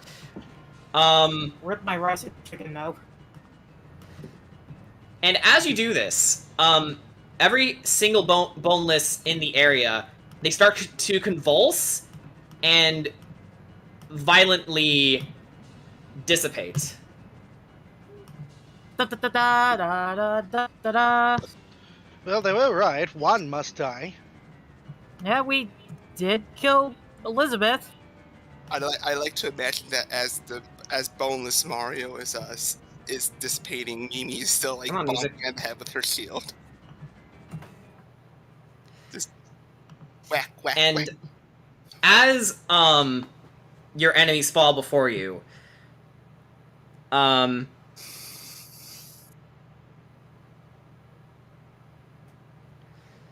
you begin to notice faint rumbling coming from the ceiling, and that's not good. All of a sudden, you hear every single voice crying out, wanting a sacrifice, but they didn't get anything. And the rest of the chamber starts erupting. You guys need to get out of here. Alright, Okay. time to head out. Now. Go, go, go, go, go, go, go, go, go. Okay, okay. We're leaving. So, rocks begin to fall from the ceiling of the ritual chamber. I want all of you to make an acrobatics check. Oh boy, I'm not good at those. I just gotta say, Jordan, great chase in music. So, took your advice to heart. Natural 20 for a total of 28. I am a rogue. Awesome. Okay. Yeah, you make it. Yeah, 18. You know what? Let's have Sephaxis roll too. I'll roll okay. for Sephaxis. Okay, I got it actually. Sephaxis got 17. He makes it. He's fine. Okay. So remember how you guys got in? Yeah, we all remember. Okay. So you make your way past the prison, and you make your way back up to the reliquary. Not up the slide, but yeah, there you go. Up the slide. Yeah, you run all the way up the stairs and going two at a time. What? Wait. What? What is it? I got a 4. You got a 4. Oh no. So you get pelted by rocks, unfortunately. But luckily, hang on. Who rolled the best? I think it was Ricket. Nat 20 for a total of 28. Yeah. Ricket sees this happening. As you get pelted by one rock, Ricket sort of hits another with the sheathed sword, and he goes over to you and says, come on, we gotta get out of here. And you make your way through the prison and up the stairs. And we move on to the upper floor. You guys started right here. Mm-hmm. Do you remember what you found? Yeah, the secret passage. Yeah, the secret passageway. Yeah, hurry. So, as this is happening, the chamber is starting to flood. The water is filled with body parts and garbage. I want you all to go ahead and make some athletics checks. Oh boy. Athletics. Oh no! What? I am -2 to this because I am a child. That's Oh 10. no! Oh no! Yeah, and again, okay. Based on my athletics checks, Oh no, Mimi, you rolled a 4 again? You rolled a 5? But Oh because, no. But because I have a -1 strength. Wait a minute, I know control water. That's one of my that's cantrips. true. Okay, so as you guys are wading through the water, Kira, you realize, wait, I can control this. And yeah. I basically do Moses and part the water. Oh my god, she's Moses! Okay, yeah, so you weave your way up to the secret passage, no problem. Oh my god, I forgot. I nearly forgot I had You also have control. You also have mold earth, so you could have stopped those rocks too. Yeah. Okay. Whoops. I know we're kind of in a tight spot here, but I need to check real fast where you guys are in relation to the map, since this does actually lead you to a pretty good spot. Smoky!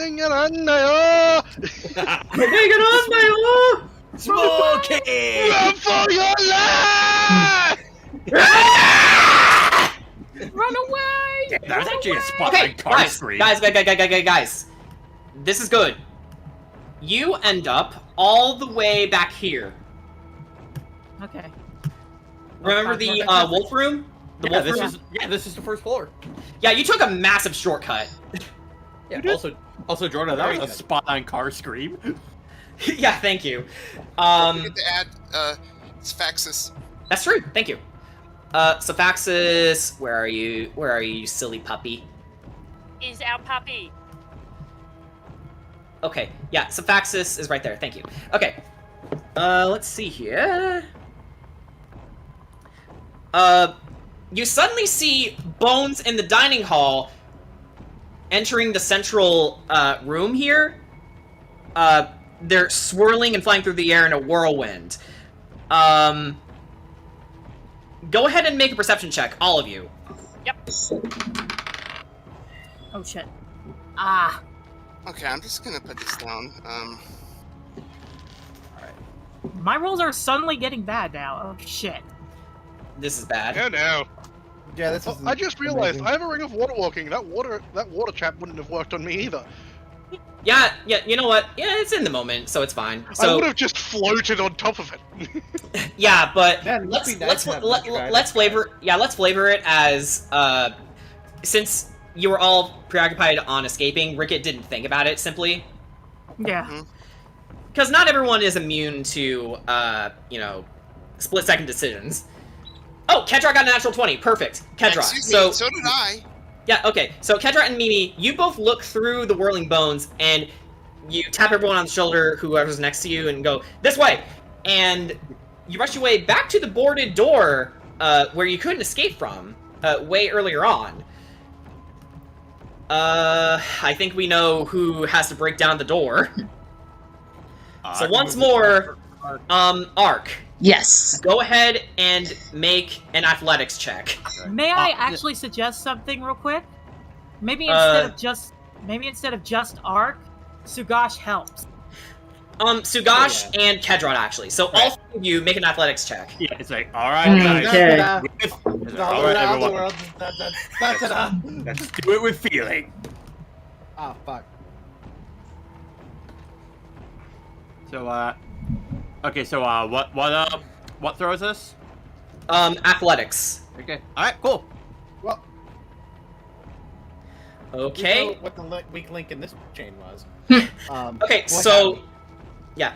Ark and Kedrot, working together, you jam your weapons into the brick wall, and with all your might, you begin bashing and bashing and bashing, and, with Kedrot, you had just the right touch to just sort of reach over, plink them all down, and then it crumbles to dust.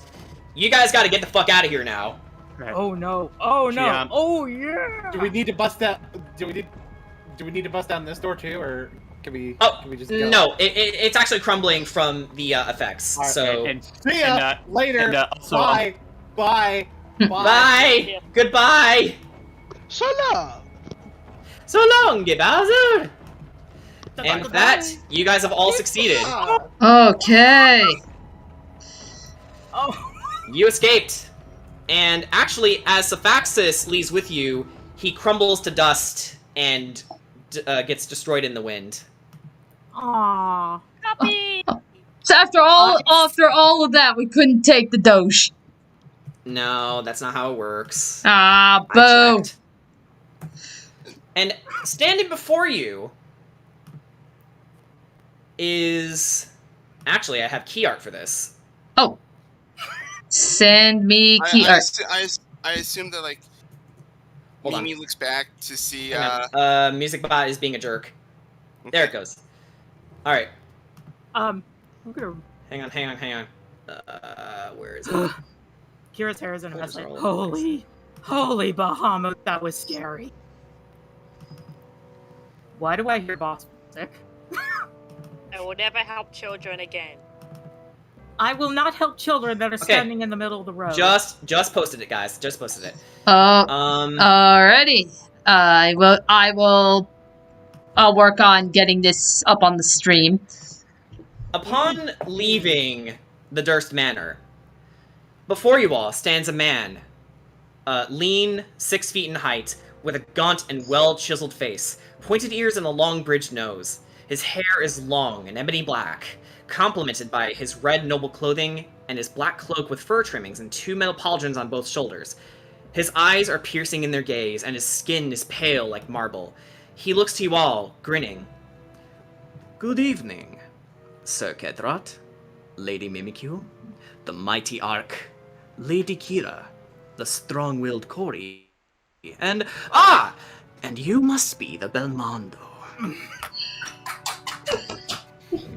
And Rictavio? I get the feeling I should be cutting your throat for this. Who the fuck are you? Ricket! Of course I knew that.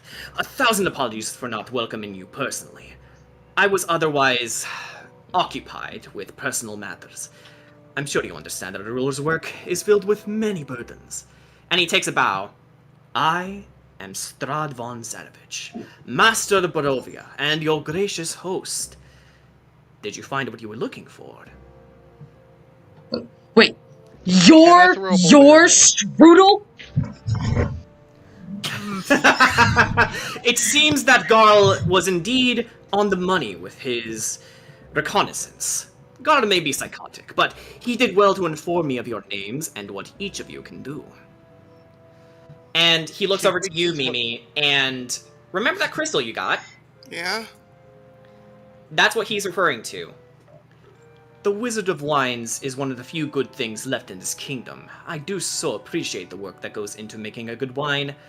Be sure to send the proprietors my regards, Kira's kind of nervous, like, she takes out her ring, her signet ring, and shows it to him. Well, it's a pleasure to meet you, Sir Strahd von Zarovich. We don't need to worry about those here. Oh, I know. Why don't you all come to Castle Ravenloft and have dinner with me? If it's answers you seek, I will gladly give you any information about my domain, or perhaps myself if you want. I do love to know more about you. Like, yeah, so it's like you rush towards him. Yeah, let me get myself over to him. It's like, yeah, I got a couple of questions to ask you. Yes.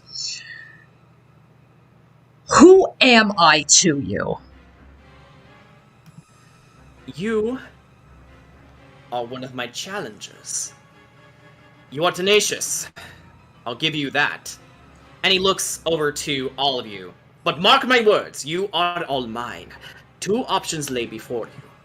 Surrender yourselves to the dungeons of Ravenloft and be spared. Or, Rahavin! And he calls over this elderly-looking elf, who pulls out the head of Madame Ava, rolling it towards me. Kira gets mad. You will suffer the wrath of my master, begging for a swift death. She did nothing wrong. You killed her? Oh, yes, I have. That's quite the story, actually. It took me 2 hours to kill her. Would you like to see what I can get done in a whole evening? I'm going to have a lot of fun killing you. I'm going to approach. A lot of it. When I have you sticks in my grasp, your blood should provide just enough refreshments for... He looks to you, Ricket, and... I don't have blood. For you, let's say... Fight me all you want. Your remains would serve as a good basis for my consort brushes. I could also just take my arm off and stab you through the heart with it. That works too. You're disgusting. I've been called worse, dear Kira. What do you want? What do you want with us? You know what I want. To die.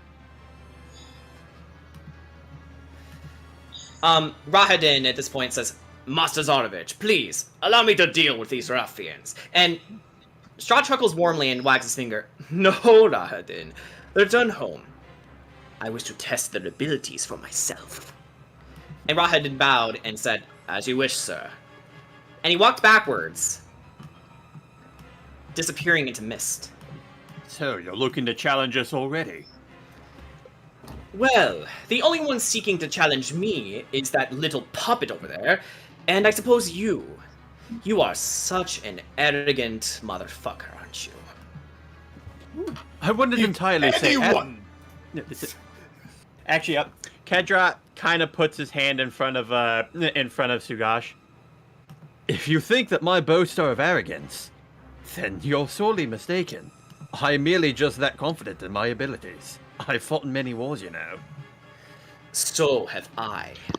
I was the general leading an army into the Shadowfell!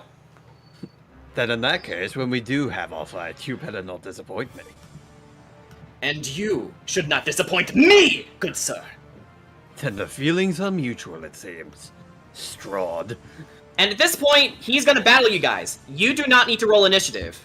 Oh shit! I have one thing to say. Unfortunately for you, it will be rather disappointing when your body is lying cold and dead on the floor. And at this point, Strahd actually zips over to you, Ricket. Hi there. He gets really close and says, do you believe you can hide from me? Land a sneak attack? Slit my throat as you reappear before my wandering eyes, little Ricket, little warrior, little parasite! You merely adopted your gift from that accident in Olmir's Gate. I honed my skills in many battles, many wars, and so I know what it truly means to walk along the edge of life and death. You seem to be taking... I was built to replace a poor small child by the name of Ricky. I didn't really have a choice about anything in my life. But right now, I'm making one. One of the few that I've ever had the choice to make. I'm going to laugh when you die. And then, I'm going to drag that decrepit body all the way down to hell. You are welcome to try, puppet. I don't make attempts. This is a declaration of what would you like to do? As an act of mockery, I'm gonna throw a ball bearing at him. Actually, as you throw the ball bearings at him, you go to reach for them, only to realize they're gone. And you see Strahd reappear on another side of you, saying, "Really? Do you really think your tricks will work on me? Me?" I'm playing a trick. And he notices you're about to talk again and says, "Do not take me for a fool, Ricket! But you are. I have been wise to your transgressions from the beginning. Not only did you not take the mission seriously, since you have no attachments to any world you are a part of, but you even had the audacity to refer to me as Strudel as a group. You make no... Technically speaking, there was technically no rule about giving you a nick. Let me be abundantly clear, Ricket.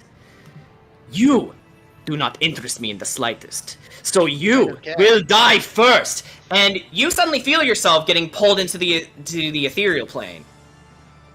not by your own actions. Okay.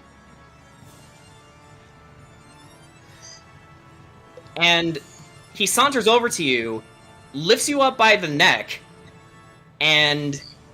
You can't choke me, you know. He's choking you. You can't. To your surprise. Okay.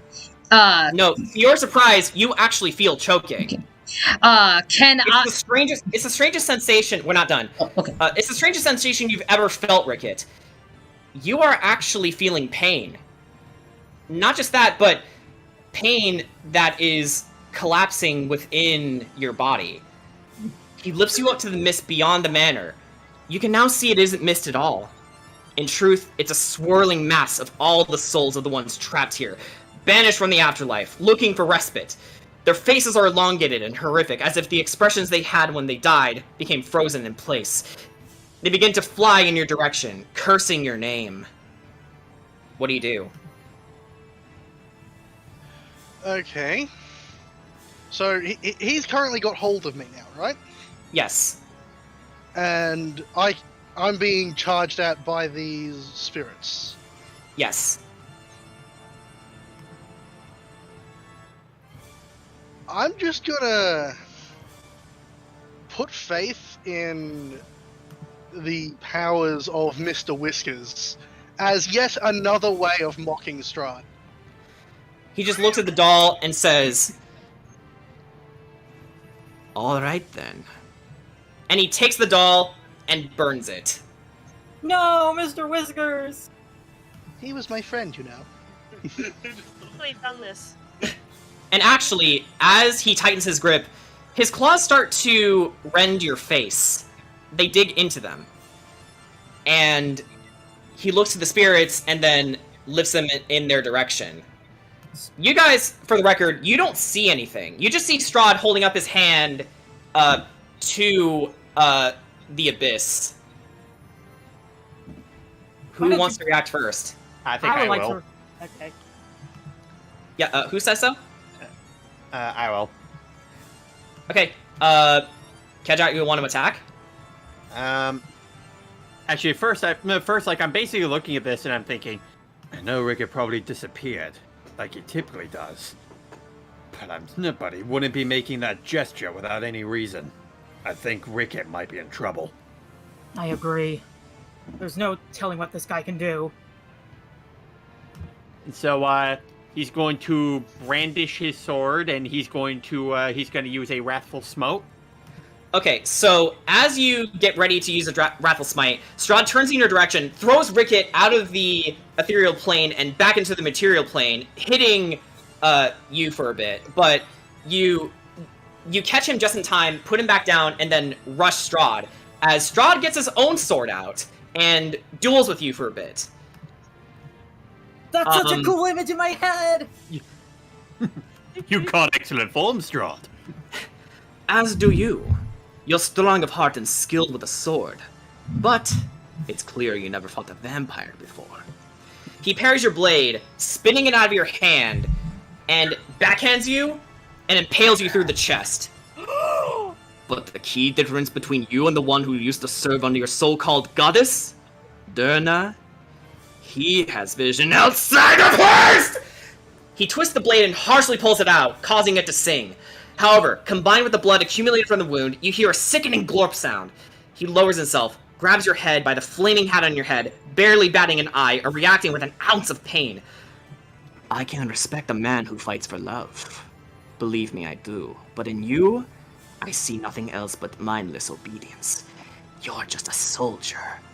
A peon. Father. So die like one. Ooh. And this is right in front of Kira too. Oh shit. What are your final words? I look at him and I say, "You feel so offended over a dying man." He watches your blood pouring out of your wound, gushing like a waterfall. He took a look at his bloody hands and licks the blood, tasting it for a second until shrugging. Not even worth the taste. Does anyone else dare to oppose me? Kira will step forward. She's scared, but how dare you? Very well. Come to me. I'm menacing walks approaches, and I'm going to attempt to cast Eldritch Blast. Strahd weaves out of the way, and in that instance, he grabs you by the neck, accidentally cuts you, and for some reason, What is that incredible scent? It's so effervescent, so succulent, and begins to bite into your neck to drink your blood. Can I go with attack now? Let go of me! Let go of me, you creep! Let go of me! Barely even ignoring you for a bit, Corey. He says, the taste! It reminds me so much of my late mother. My scout has yielded me a fantastic find indeed. 18 years, my darling Kira. 18 years and you have finally found your way to me. Just in time to become my bride. What? Oh, hell no! No! Let go of me! No! I belong to somebody else! That someone else is dead. I killed him myself. It was you? You bastard! How dare you!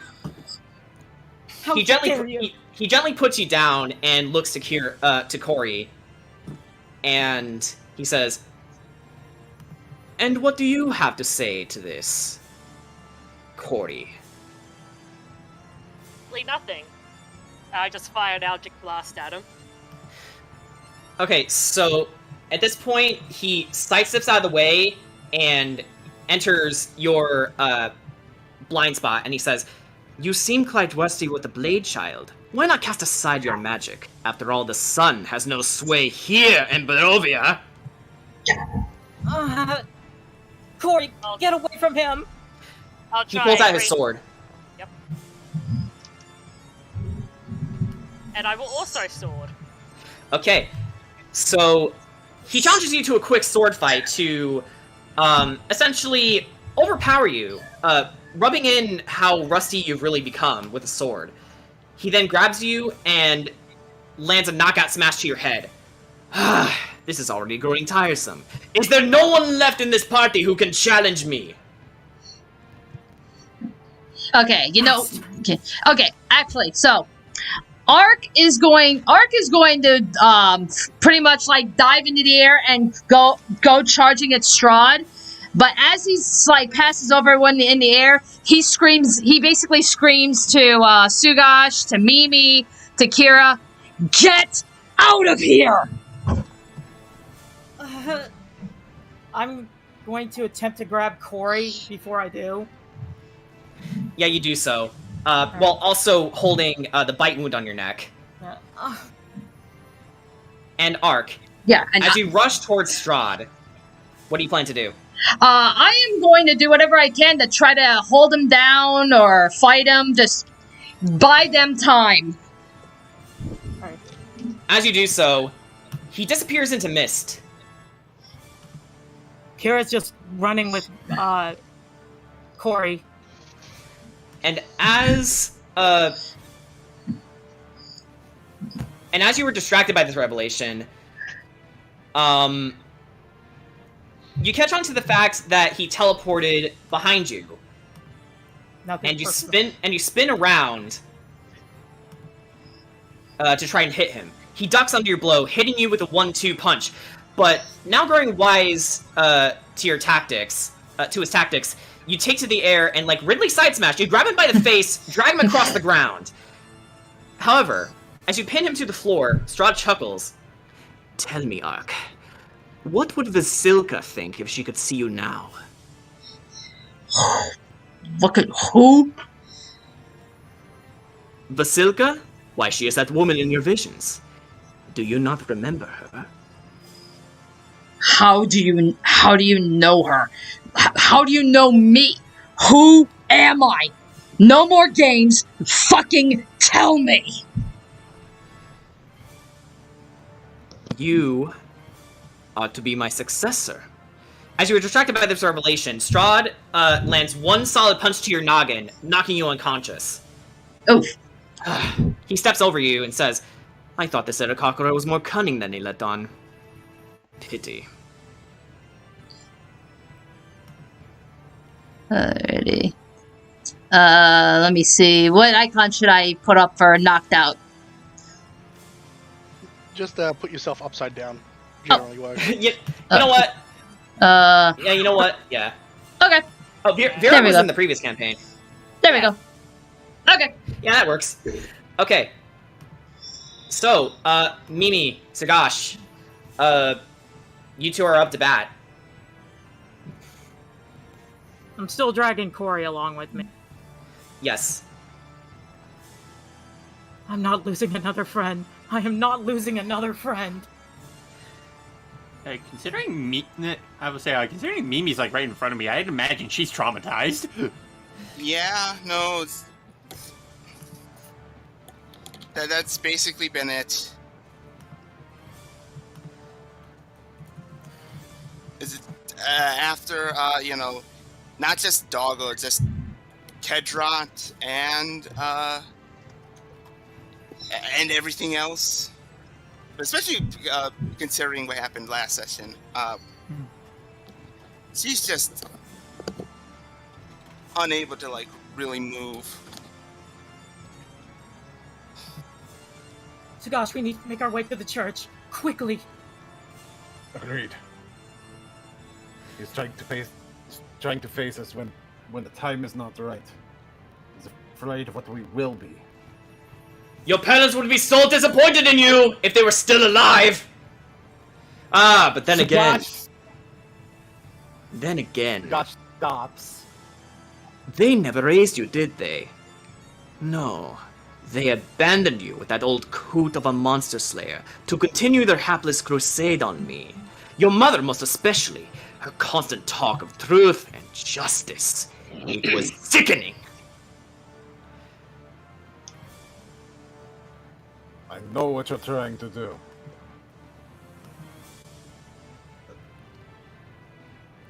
I see much of her in you, and so you deserve a more gruesome fate.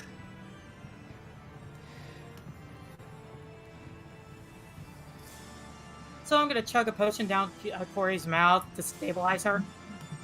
Yes, you do so.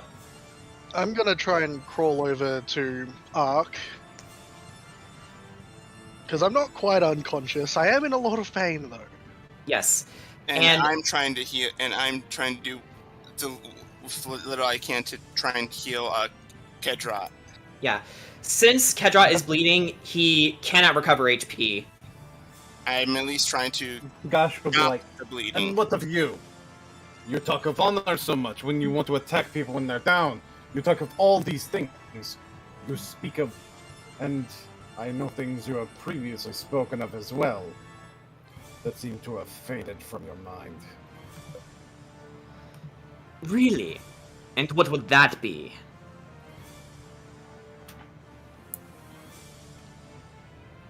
It is funny how you were looked at as how you were dismissed for being old, and yet look who you are now.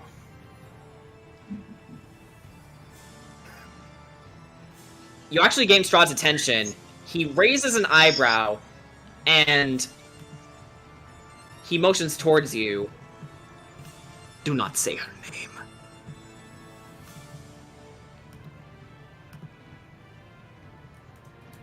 Oh, I'm sorry, what was that name you didn't want me to say? He brandishes a sword.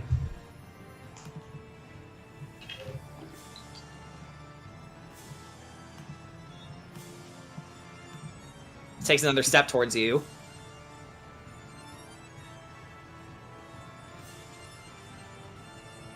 Doesn't feel good to be goaded, now does it?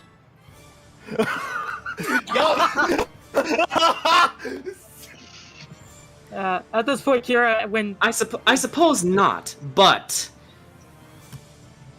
he zips over to you, and you suddenly feel, as you're reflexively getting your whip scarf ready, you suddenly feel it tighten around your neck. Perhaps I spoke too soon. You have your father's drive, but you lack his foresight. And he's about to land a hit on you. How are you gonna? What are you gonna do? Well, if he's about to land a hit on me, what I'm gonna do is dodge out of the way of it. Okay, but yes, as you do so, you feel your scarf tightening around your neck. It's starting to choke you now. Leave my friends alone!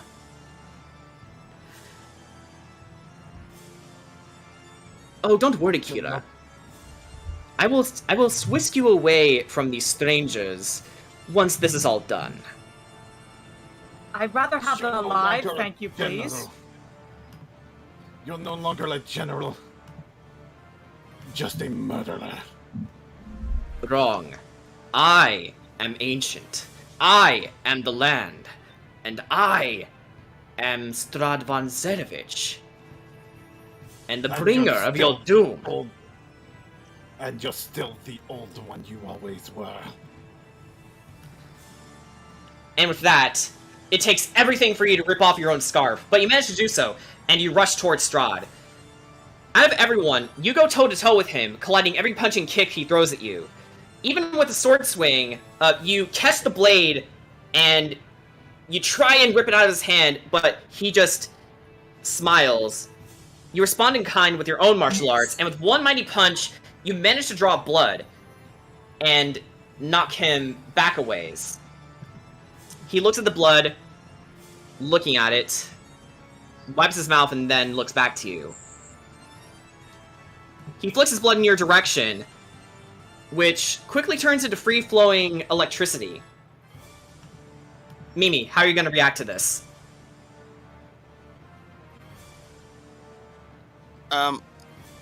What with that electricity?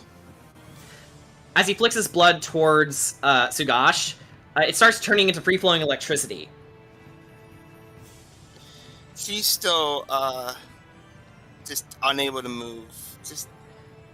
May I do a response? Yes, go ahead.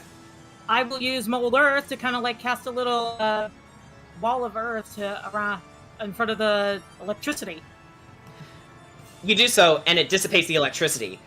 But, as this happens, he teleports directly behind you and whispers, "You are indeed such a good fighter, Kira. You would make an excellent consort." Get away from me! I don't want to be a consort. I'm only loyal to one person. As I said, Taka is dead now. I don't do poly. I'm sorry. Hey, He Strahd. actually chuckles from that and says, Garl did say you had the sense of humor. I approve. Get away from me! And Strahd turns in your direction, Rickett. It's a little shameful, isn't it? And he zips over to you and punts you out of the way. Shut up, puppet! The adults are talking.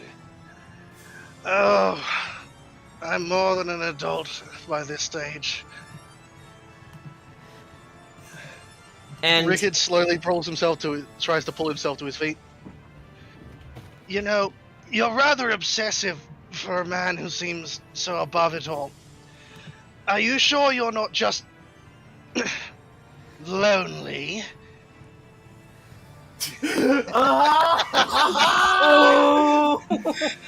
Strahd laughs with you. You just want some attention, dog? Strahd laughs with you and says, You surprise me. That was actually funny. If only you could land an attack. I don't need to. Not yet, at least. Then you might as well curse me with that magic of yours, Give it a try. Not necessary, either. Not until we actually fight you and you're not just toying with us because you want us to be scared of you. I can see what you're doing, trying to send a message like some As you explain this to him, Strahd takes Kedrot's burning head, not even bothered by the fact that it's licking his flesh, drags him towards you, and says, Go ahead, Kill more of your allies. You didn't save this one. I doubt you will save anyone else. And he gets his sword ready and starts to aim towards the reawakening arc. Leave him alone! Leave my friends alone, you creep! Kira, as you say this... next time. Kira, as you say this, suddenly the area flashes white, and around Kedrot, suddenly he's being molded by a giant pod. It covers him, and as Kira wails towards Strahd, he gets blasted with a light-based energy. He turns around and says, "What the devil?" before he gets blasted by it. And that was when you all came 2 hours later. I assume it's... Okay. On the road. Oh, my neck. Oh, that hurts. Oh. So, pain isn't comfortable. Let me put Ark back up. Let's see. She's still just... She might be awake, but she's not opening her eyes. She's just crying. She's just crying. Kira is also crying. Yeah, meanwhile, like, Ark's just coming out of consciousness. He sees Strahd's gone, and he just sees... He's just looking around, and he just sees, like, everybody's state, and he's just like, what just happened? I don't... We were... Kedrot! We were bullied by a child. Kedrot! Oh my god, I'm so sorry, Kedrot! You all see that he's surrounded by this giant bud of some sort. I get the feeling he's alright. I'm going to heal Ricket real quick. Yeah, you do that. I'm going to heal everybody. It feels like Fey magic. Actually, you know what? While you do that, you guys are actually fully healed from that impromptu long rest. It's around... long rest, close... you say? Yeah, it's around close to Twilight now. Oh, so that means that we also recover our spell slots. Yeah. Awesome. Oh, Kira's rubbing her neck like that. Not. Can I investigate the pod? Yeah, go ahead. Kedrot, can you look at this, like, pointing where... She's paranoid at this point, because, like, getting bit by a vampire. That is a 17 for the investigation. 17. 17. Wait, real quick. Yeah. You try to discern it, but as far as you can tell, this is probably... No, but that's not possible. This can't be her magic. It seems our dear Dragonborn has a guardian angel, or a fairy in this case. I can't tell whose it is, but I can tell it's Fey magic. Summer Court, it looks like. It must... Same bastards who made me. I think he's safe, but we need to stay around the bud for now. In that case, Kira's gonna make a molder kind of dome. Can we start a fire? I need to sit down. Do that. How does my neck look, Sagash?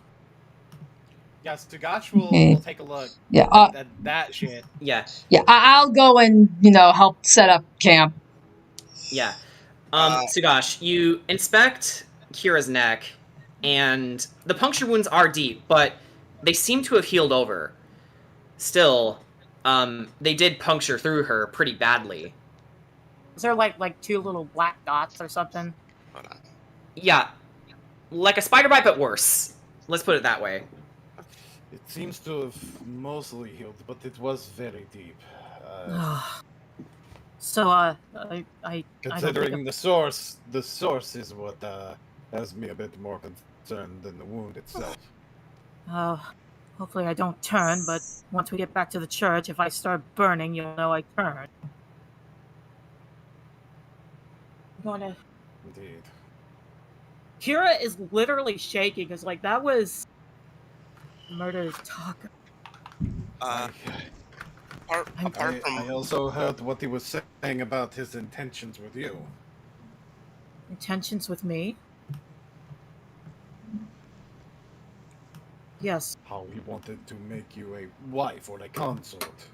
Yeah, that's not happening. I do not like Polly. And I'm loyal to already one. And I'm not ready to date yet. So he wants something out of you, too. Yes. Apparently he wants making me his bride. That's not going to happen. Yeah, well, I yeah, think well. I'm the only one he has nothing he wants from. Ow. He's like, yeah, well, the bastard said he wants me to take over. He expects me to be his successor. Sugash, you correct Ark. And basically tell him he wants you all to succeed him. No, not just you. It's not specific to you. It is all of us. Great. He wants me as a bride, though. That's not... No. I need to get home.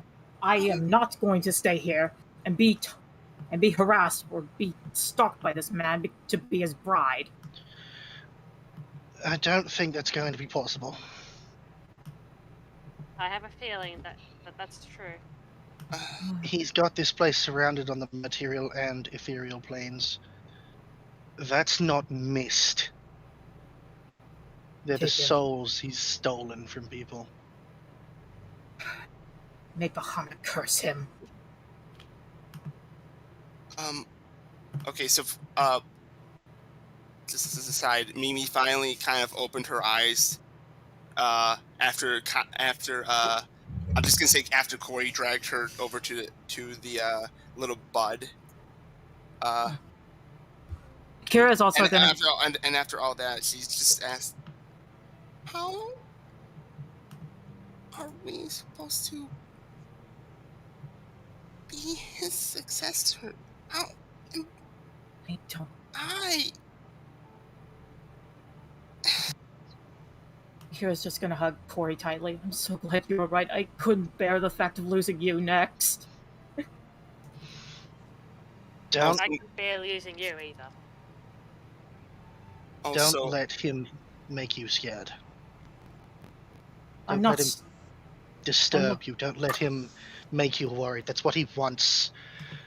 As I was saying, he's like a child on a playground trying to make people fear and respect him with nothing but brute force and arrogance.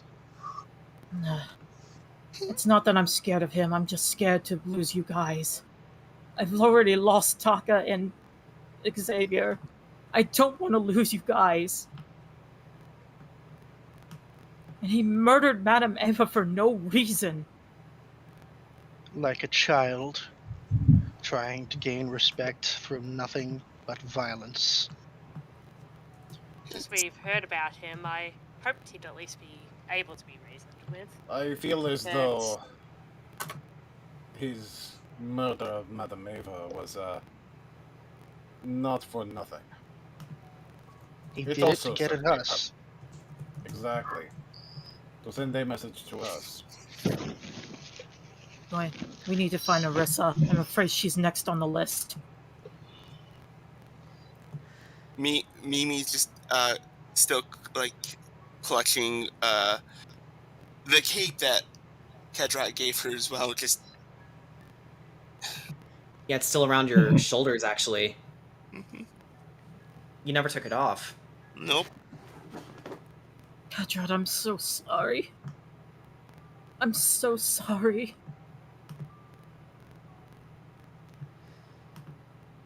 If I only was stronger. We will all be stronger. He wanted to scare us while we were not on his level. That's all it was. Everyone, as you say this, Worked. Kedrot,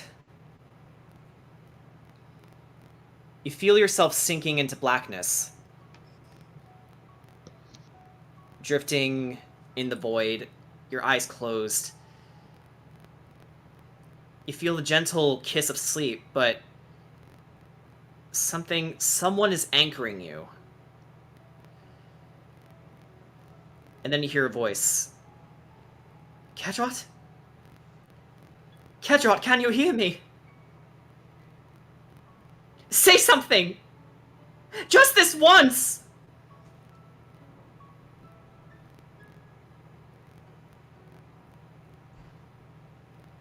How do you respond? I start slowly opening my eyes, but everything is just a blur, but I am able to recognize the voice at the very least. Lady, listen. Oh, thank the stars. I'm sorry. I knew I would be interfering, but of all the people in this world that I could lose, I did not want to lose you.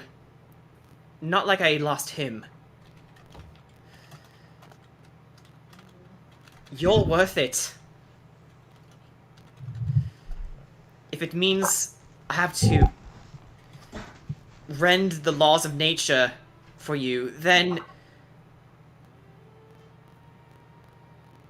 I would gladly lose my place in the Pantheon if it's for you. Lady Ellison, even upon my deathbed, you continue to spoil me. Her eyes water and she says, but you will not be dying. Not today. They need you. I need you. And you suddenly feel your chest pulse. And your back begins to hurt. Seething pain runs through your body, and inside the bud, everyone in the waking world, you notice that there's activity going on in the pod.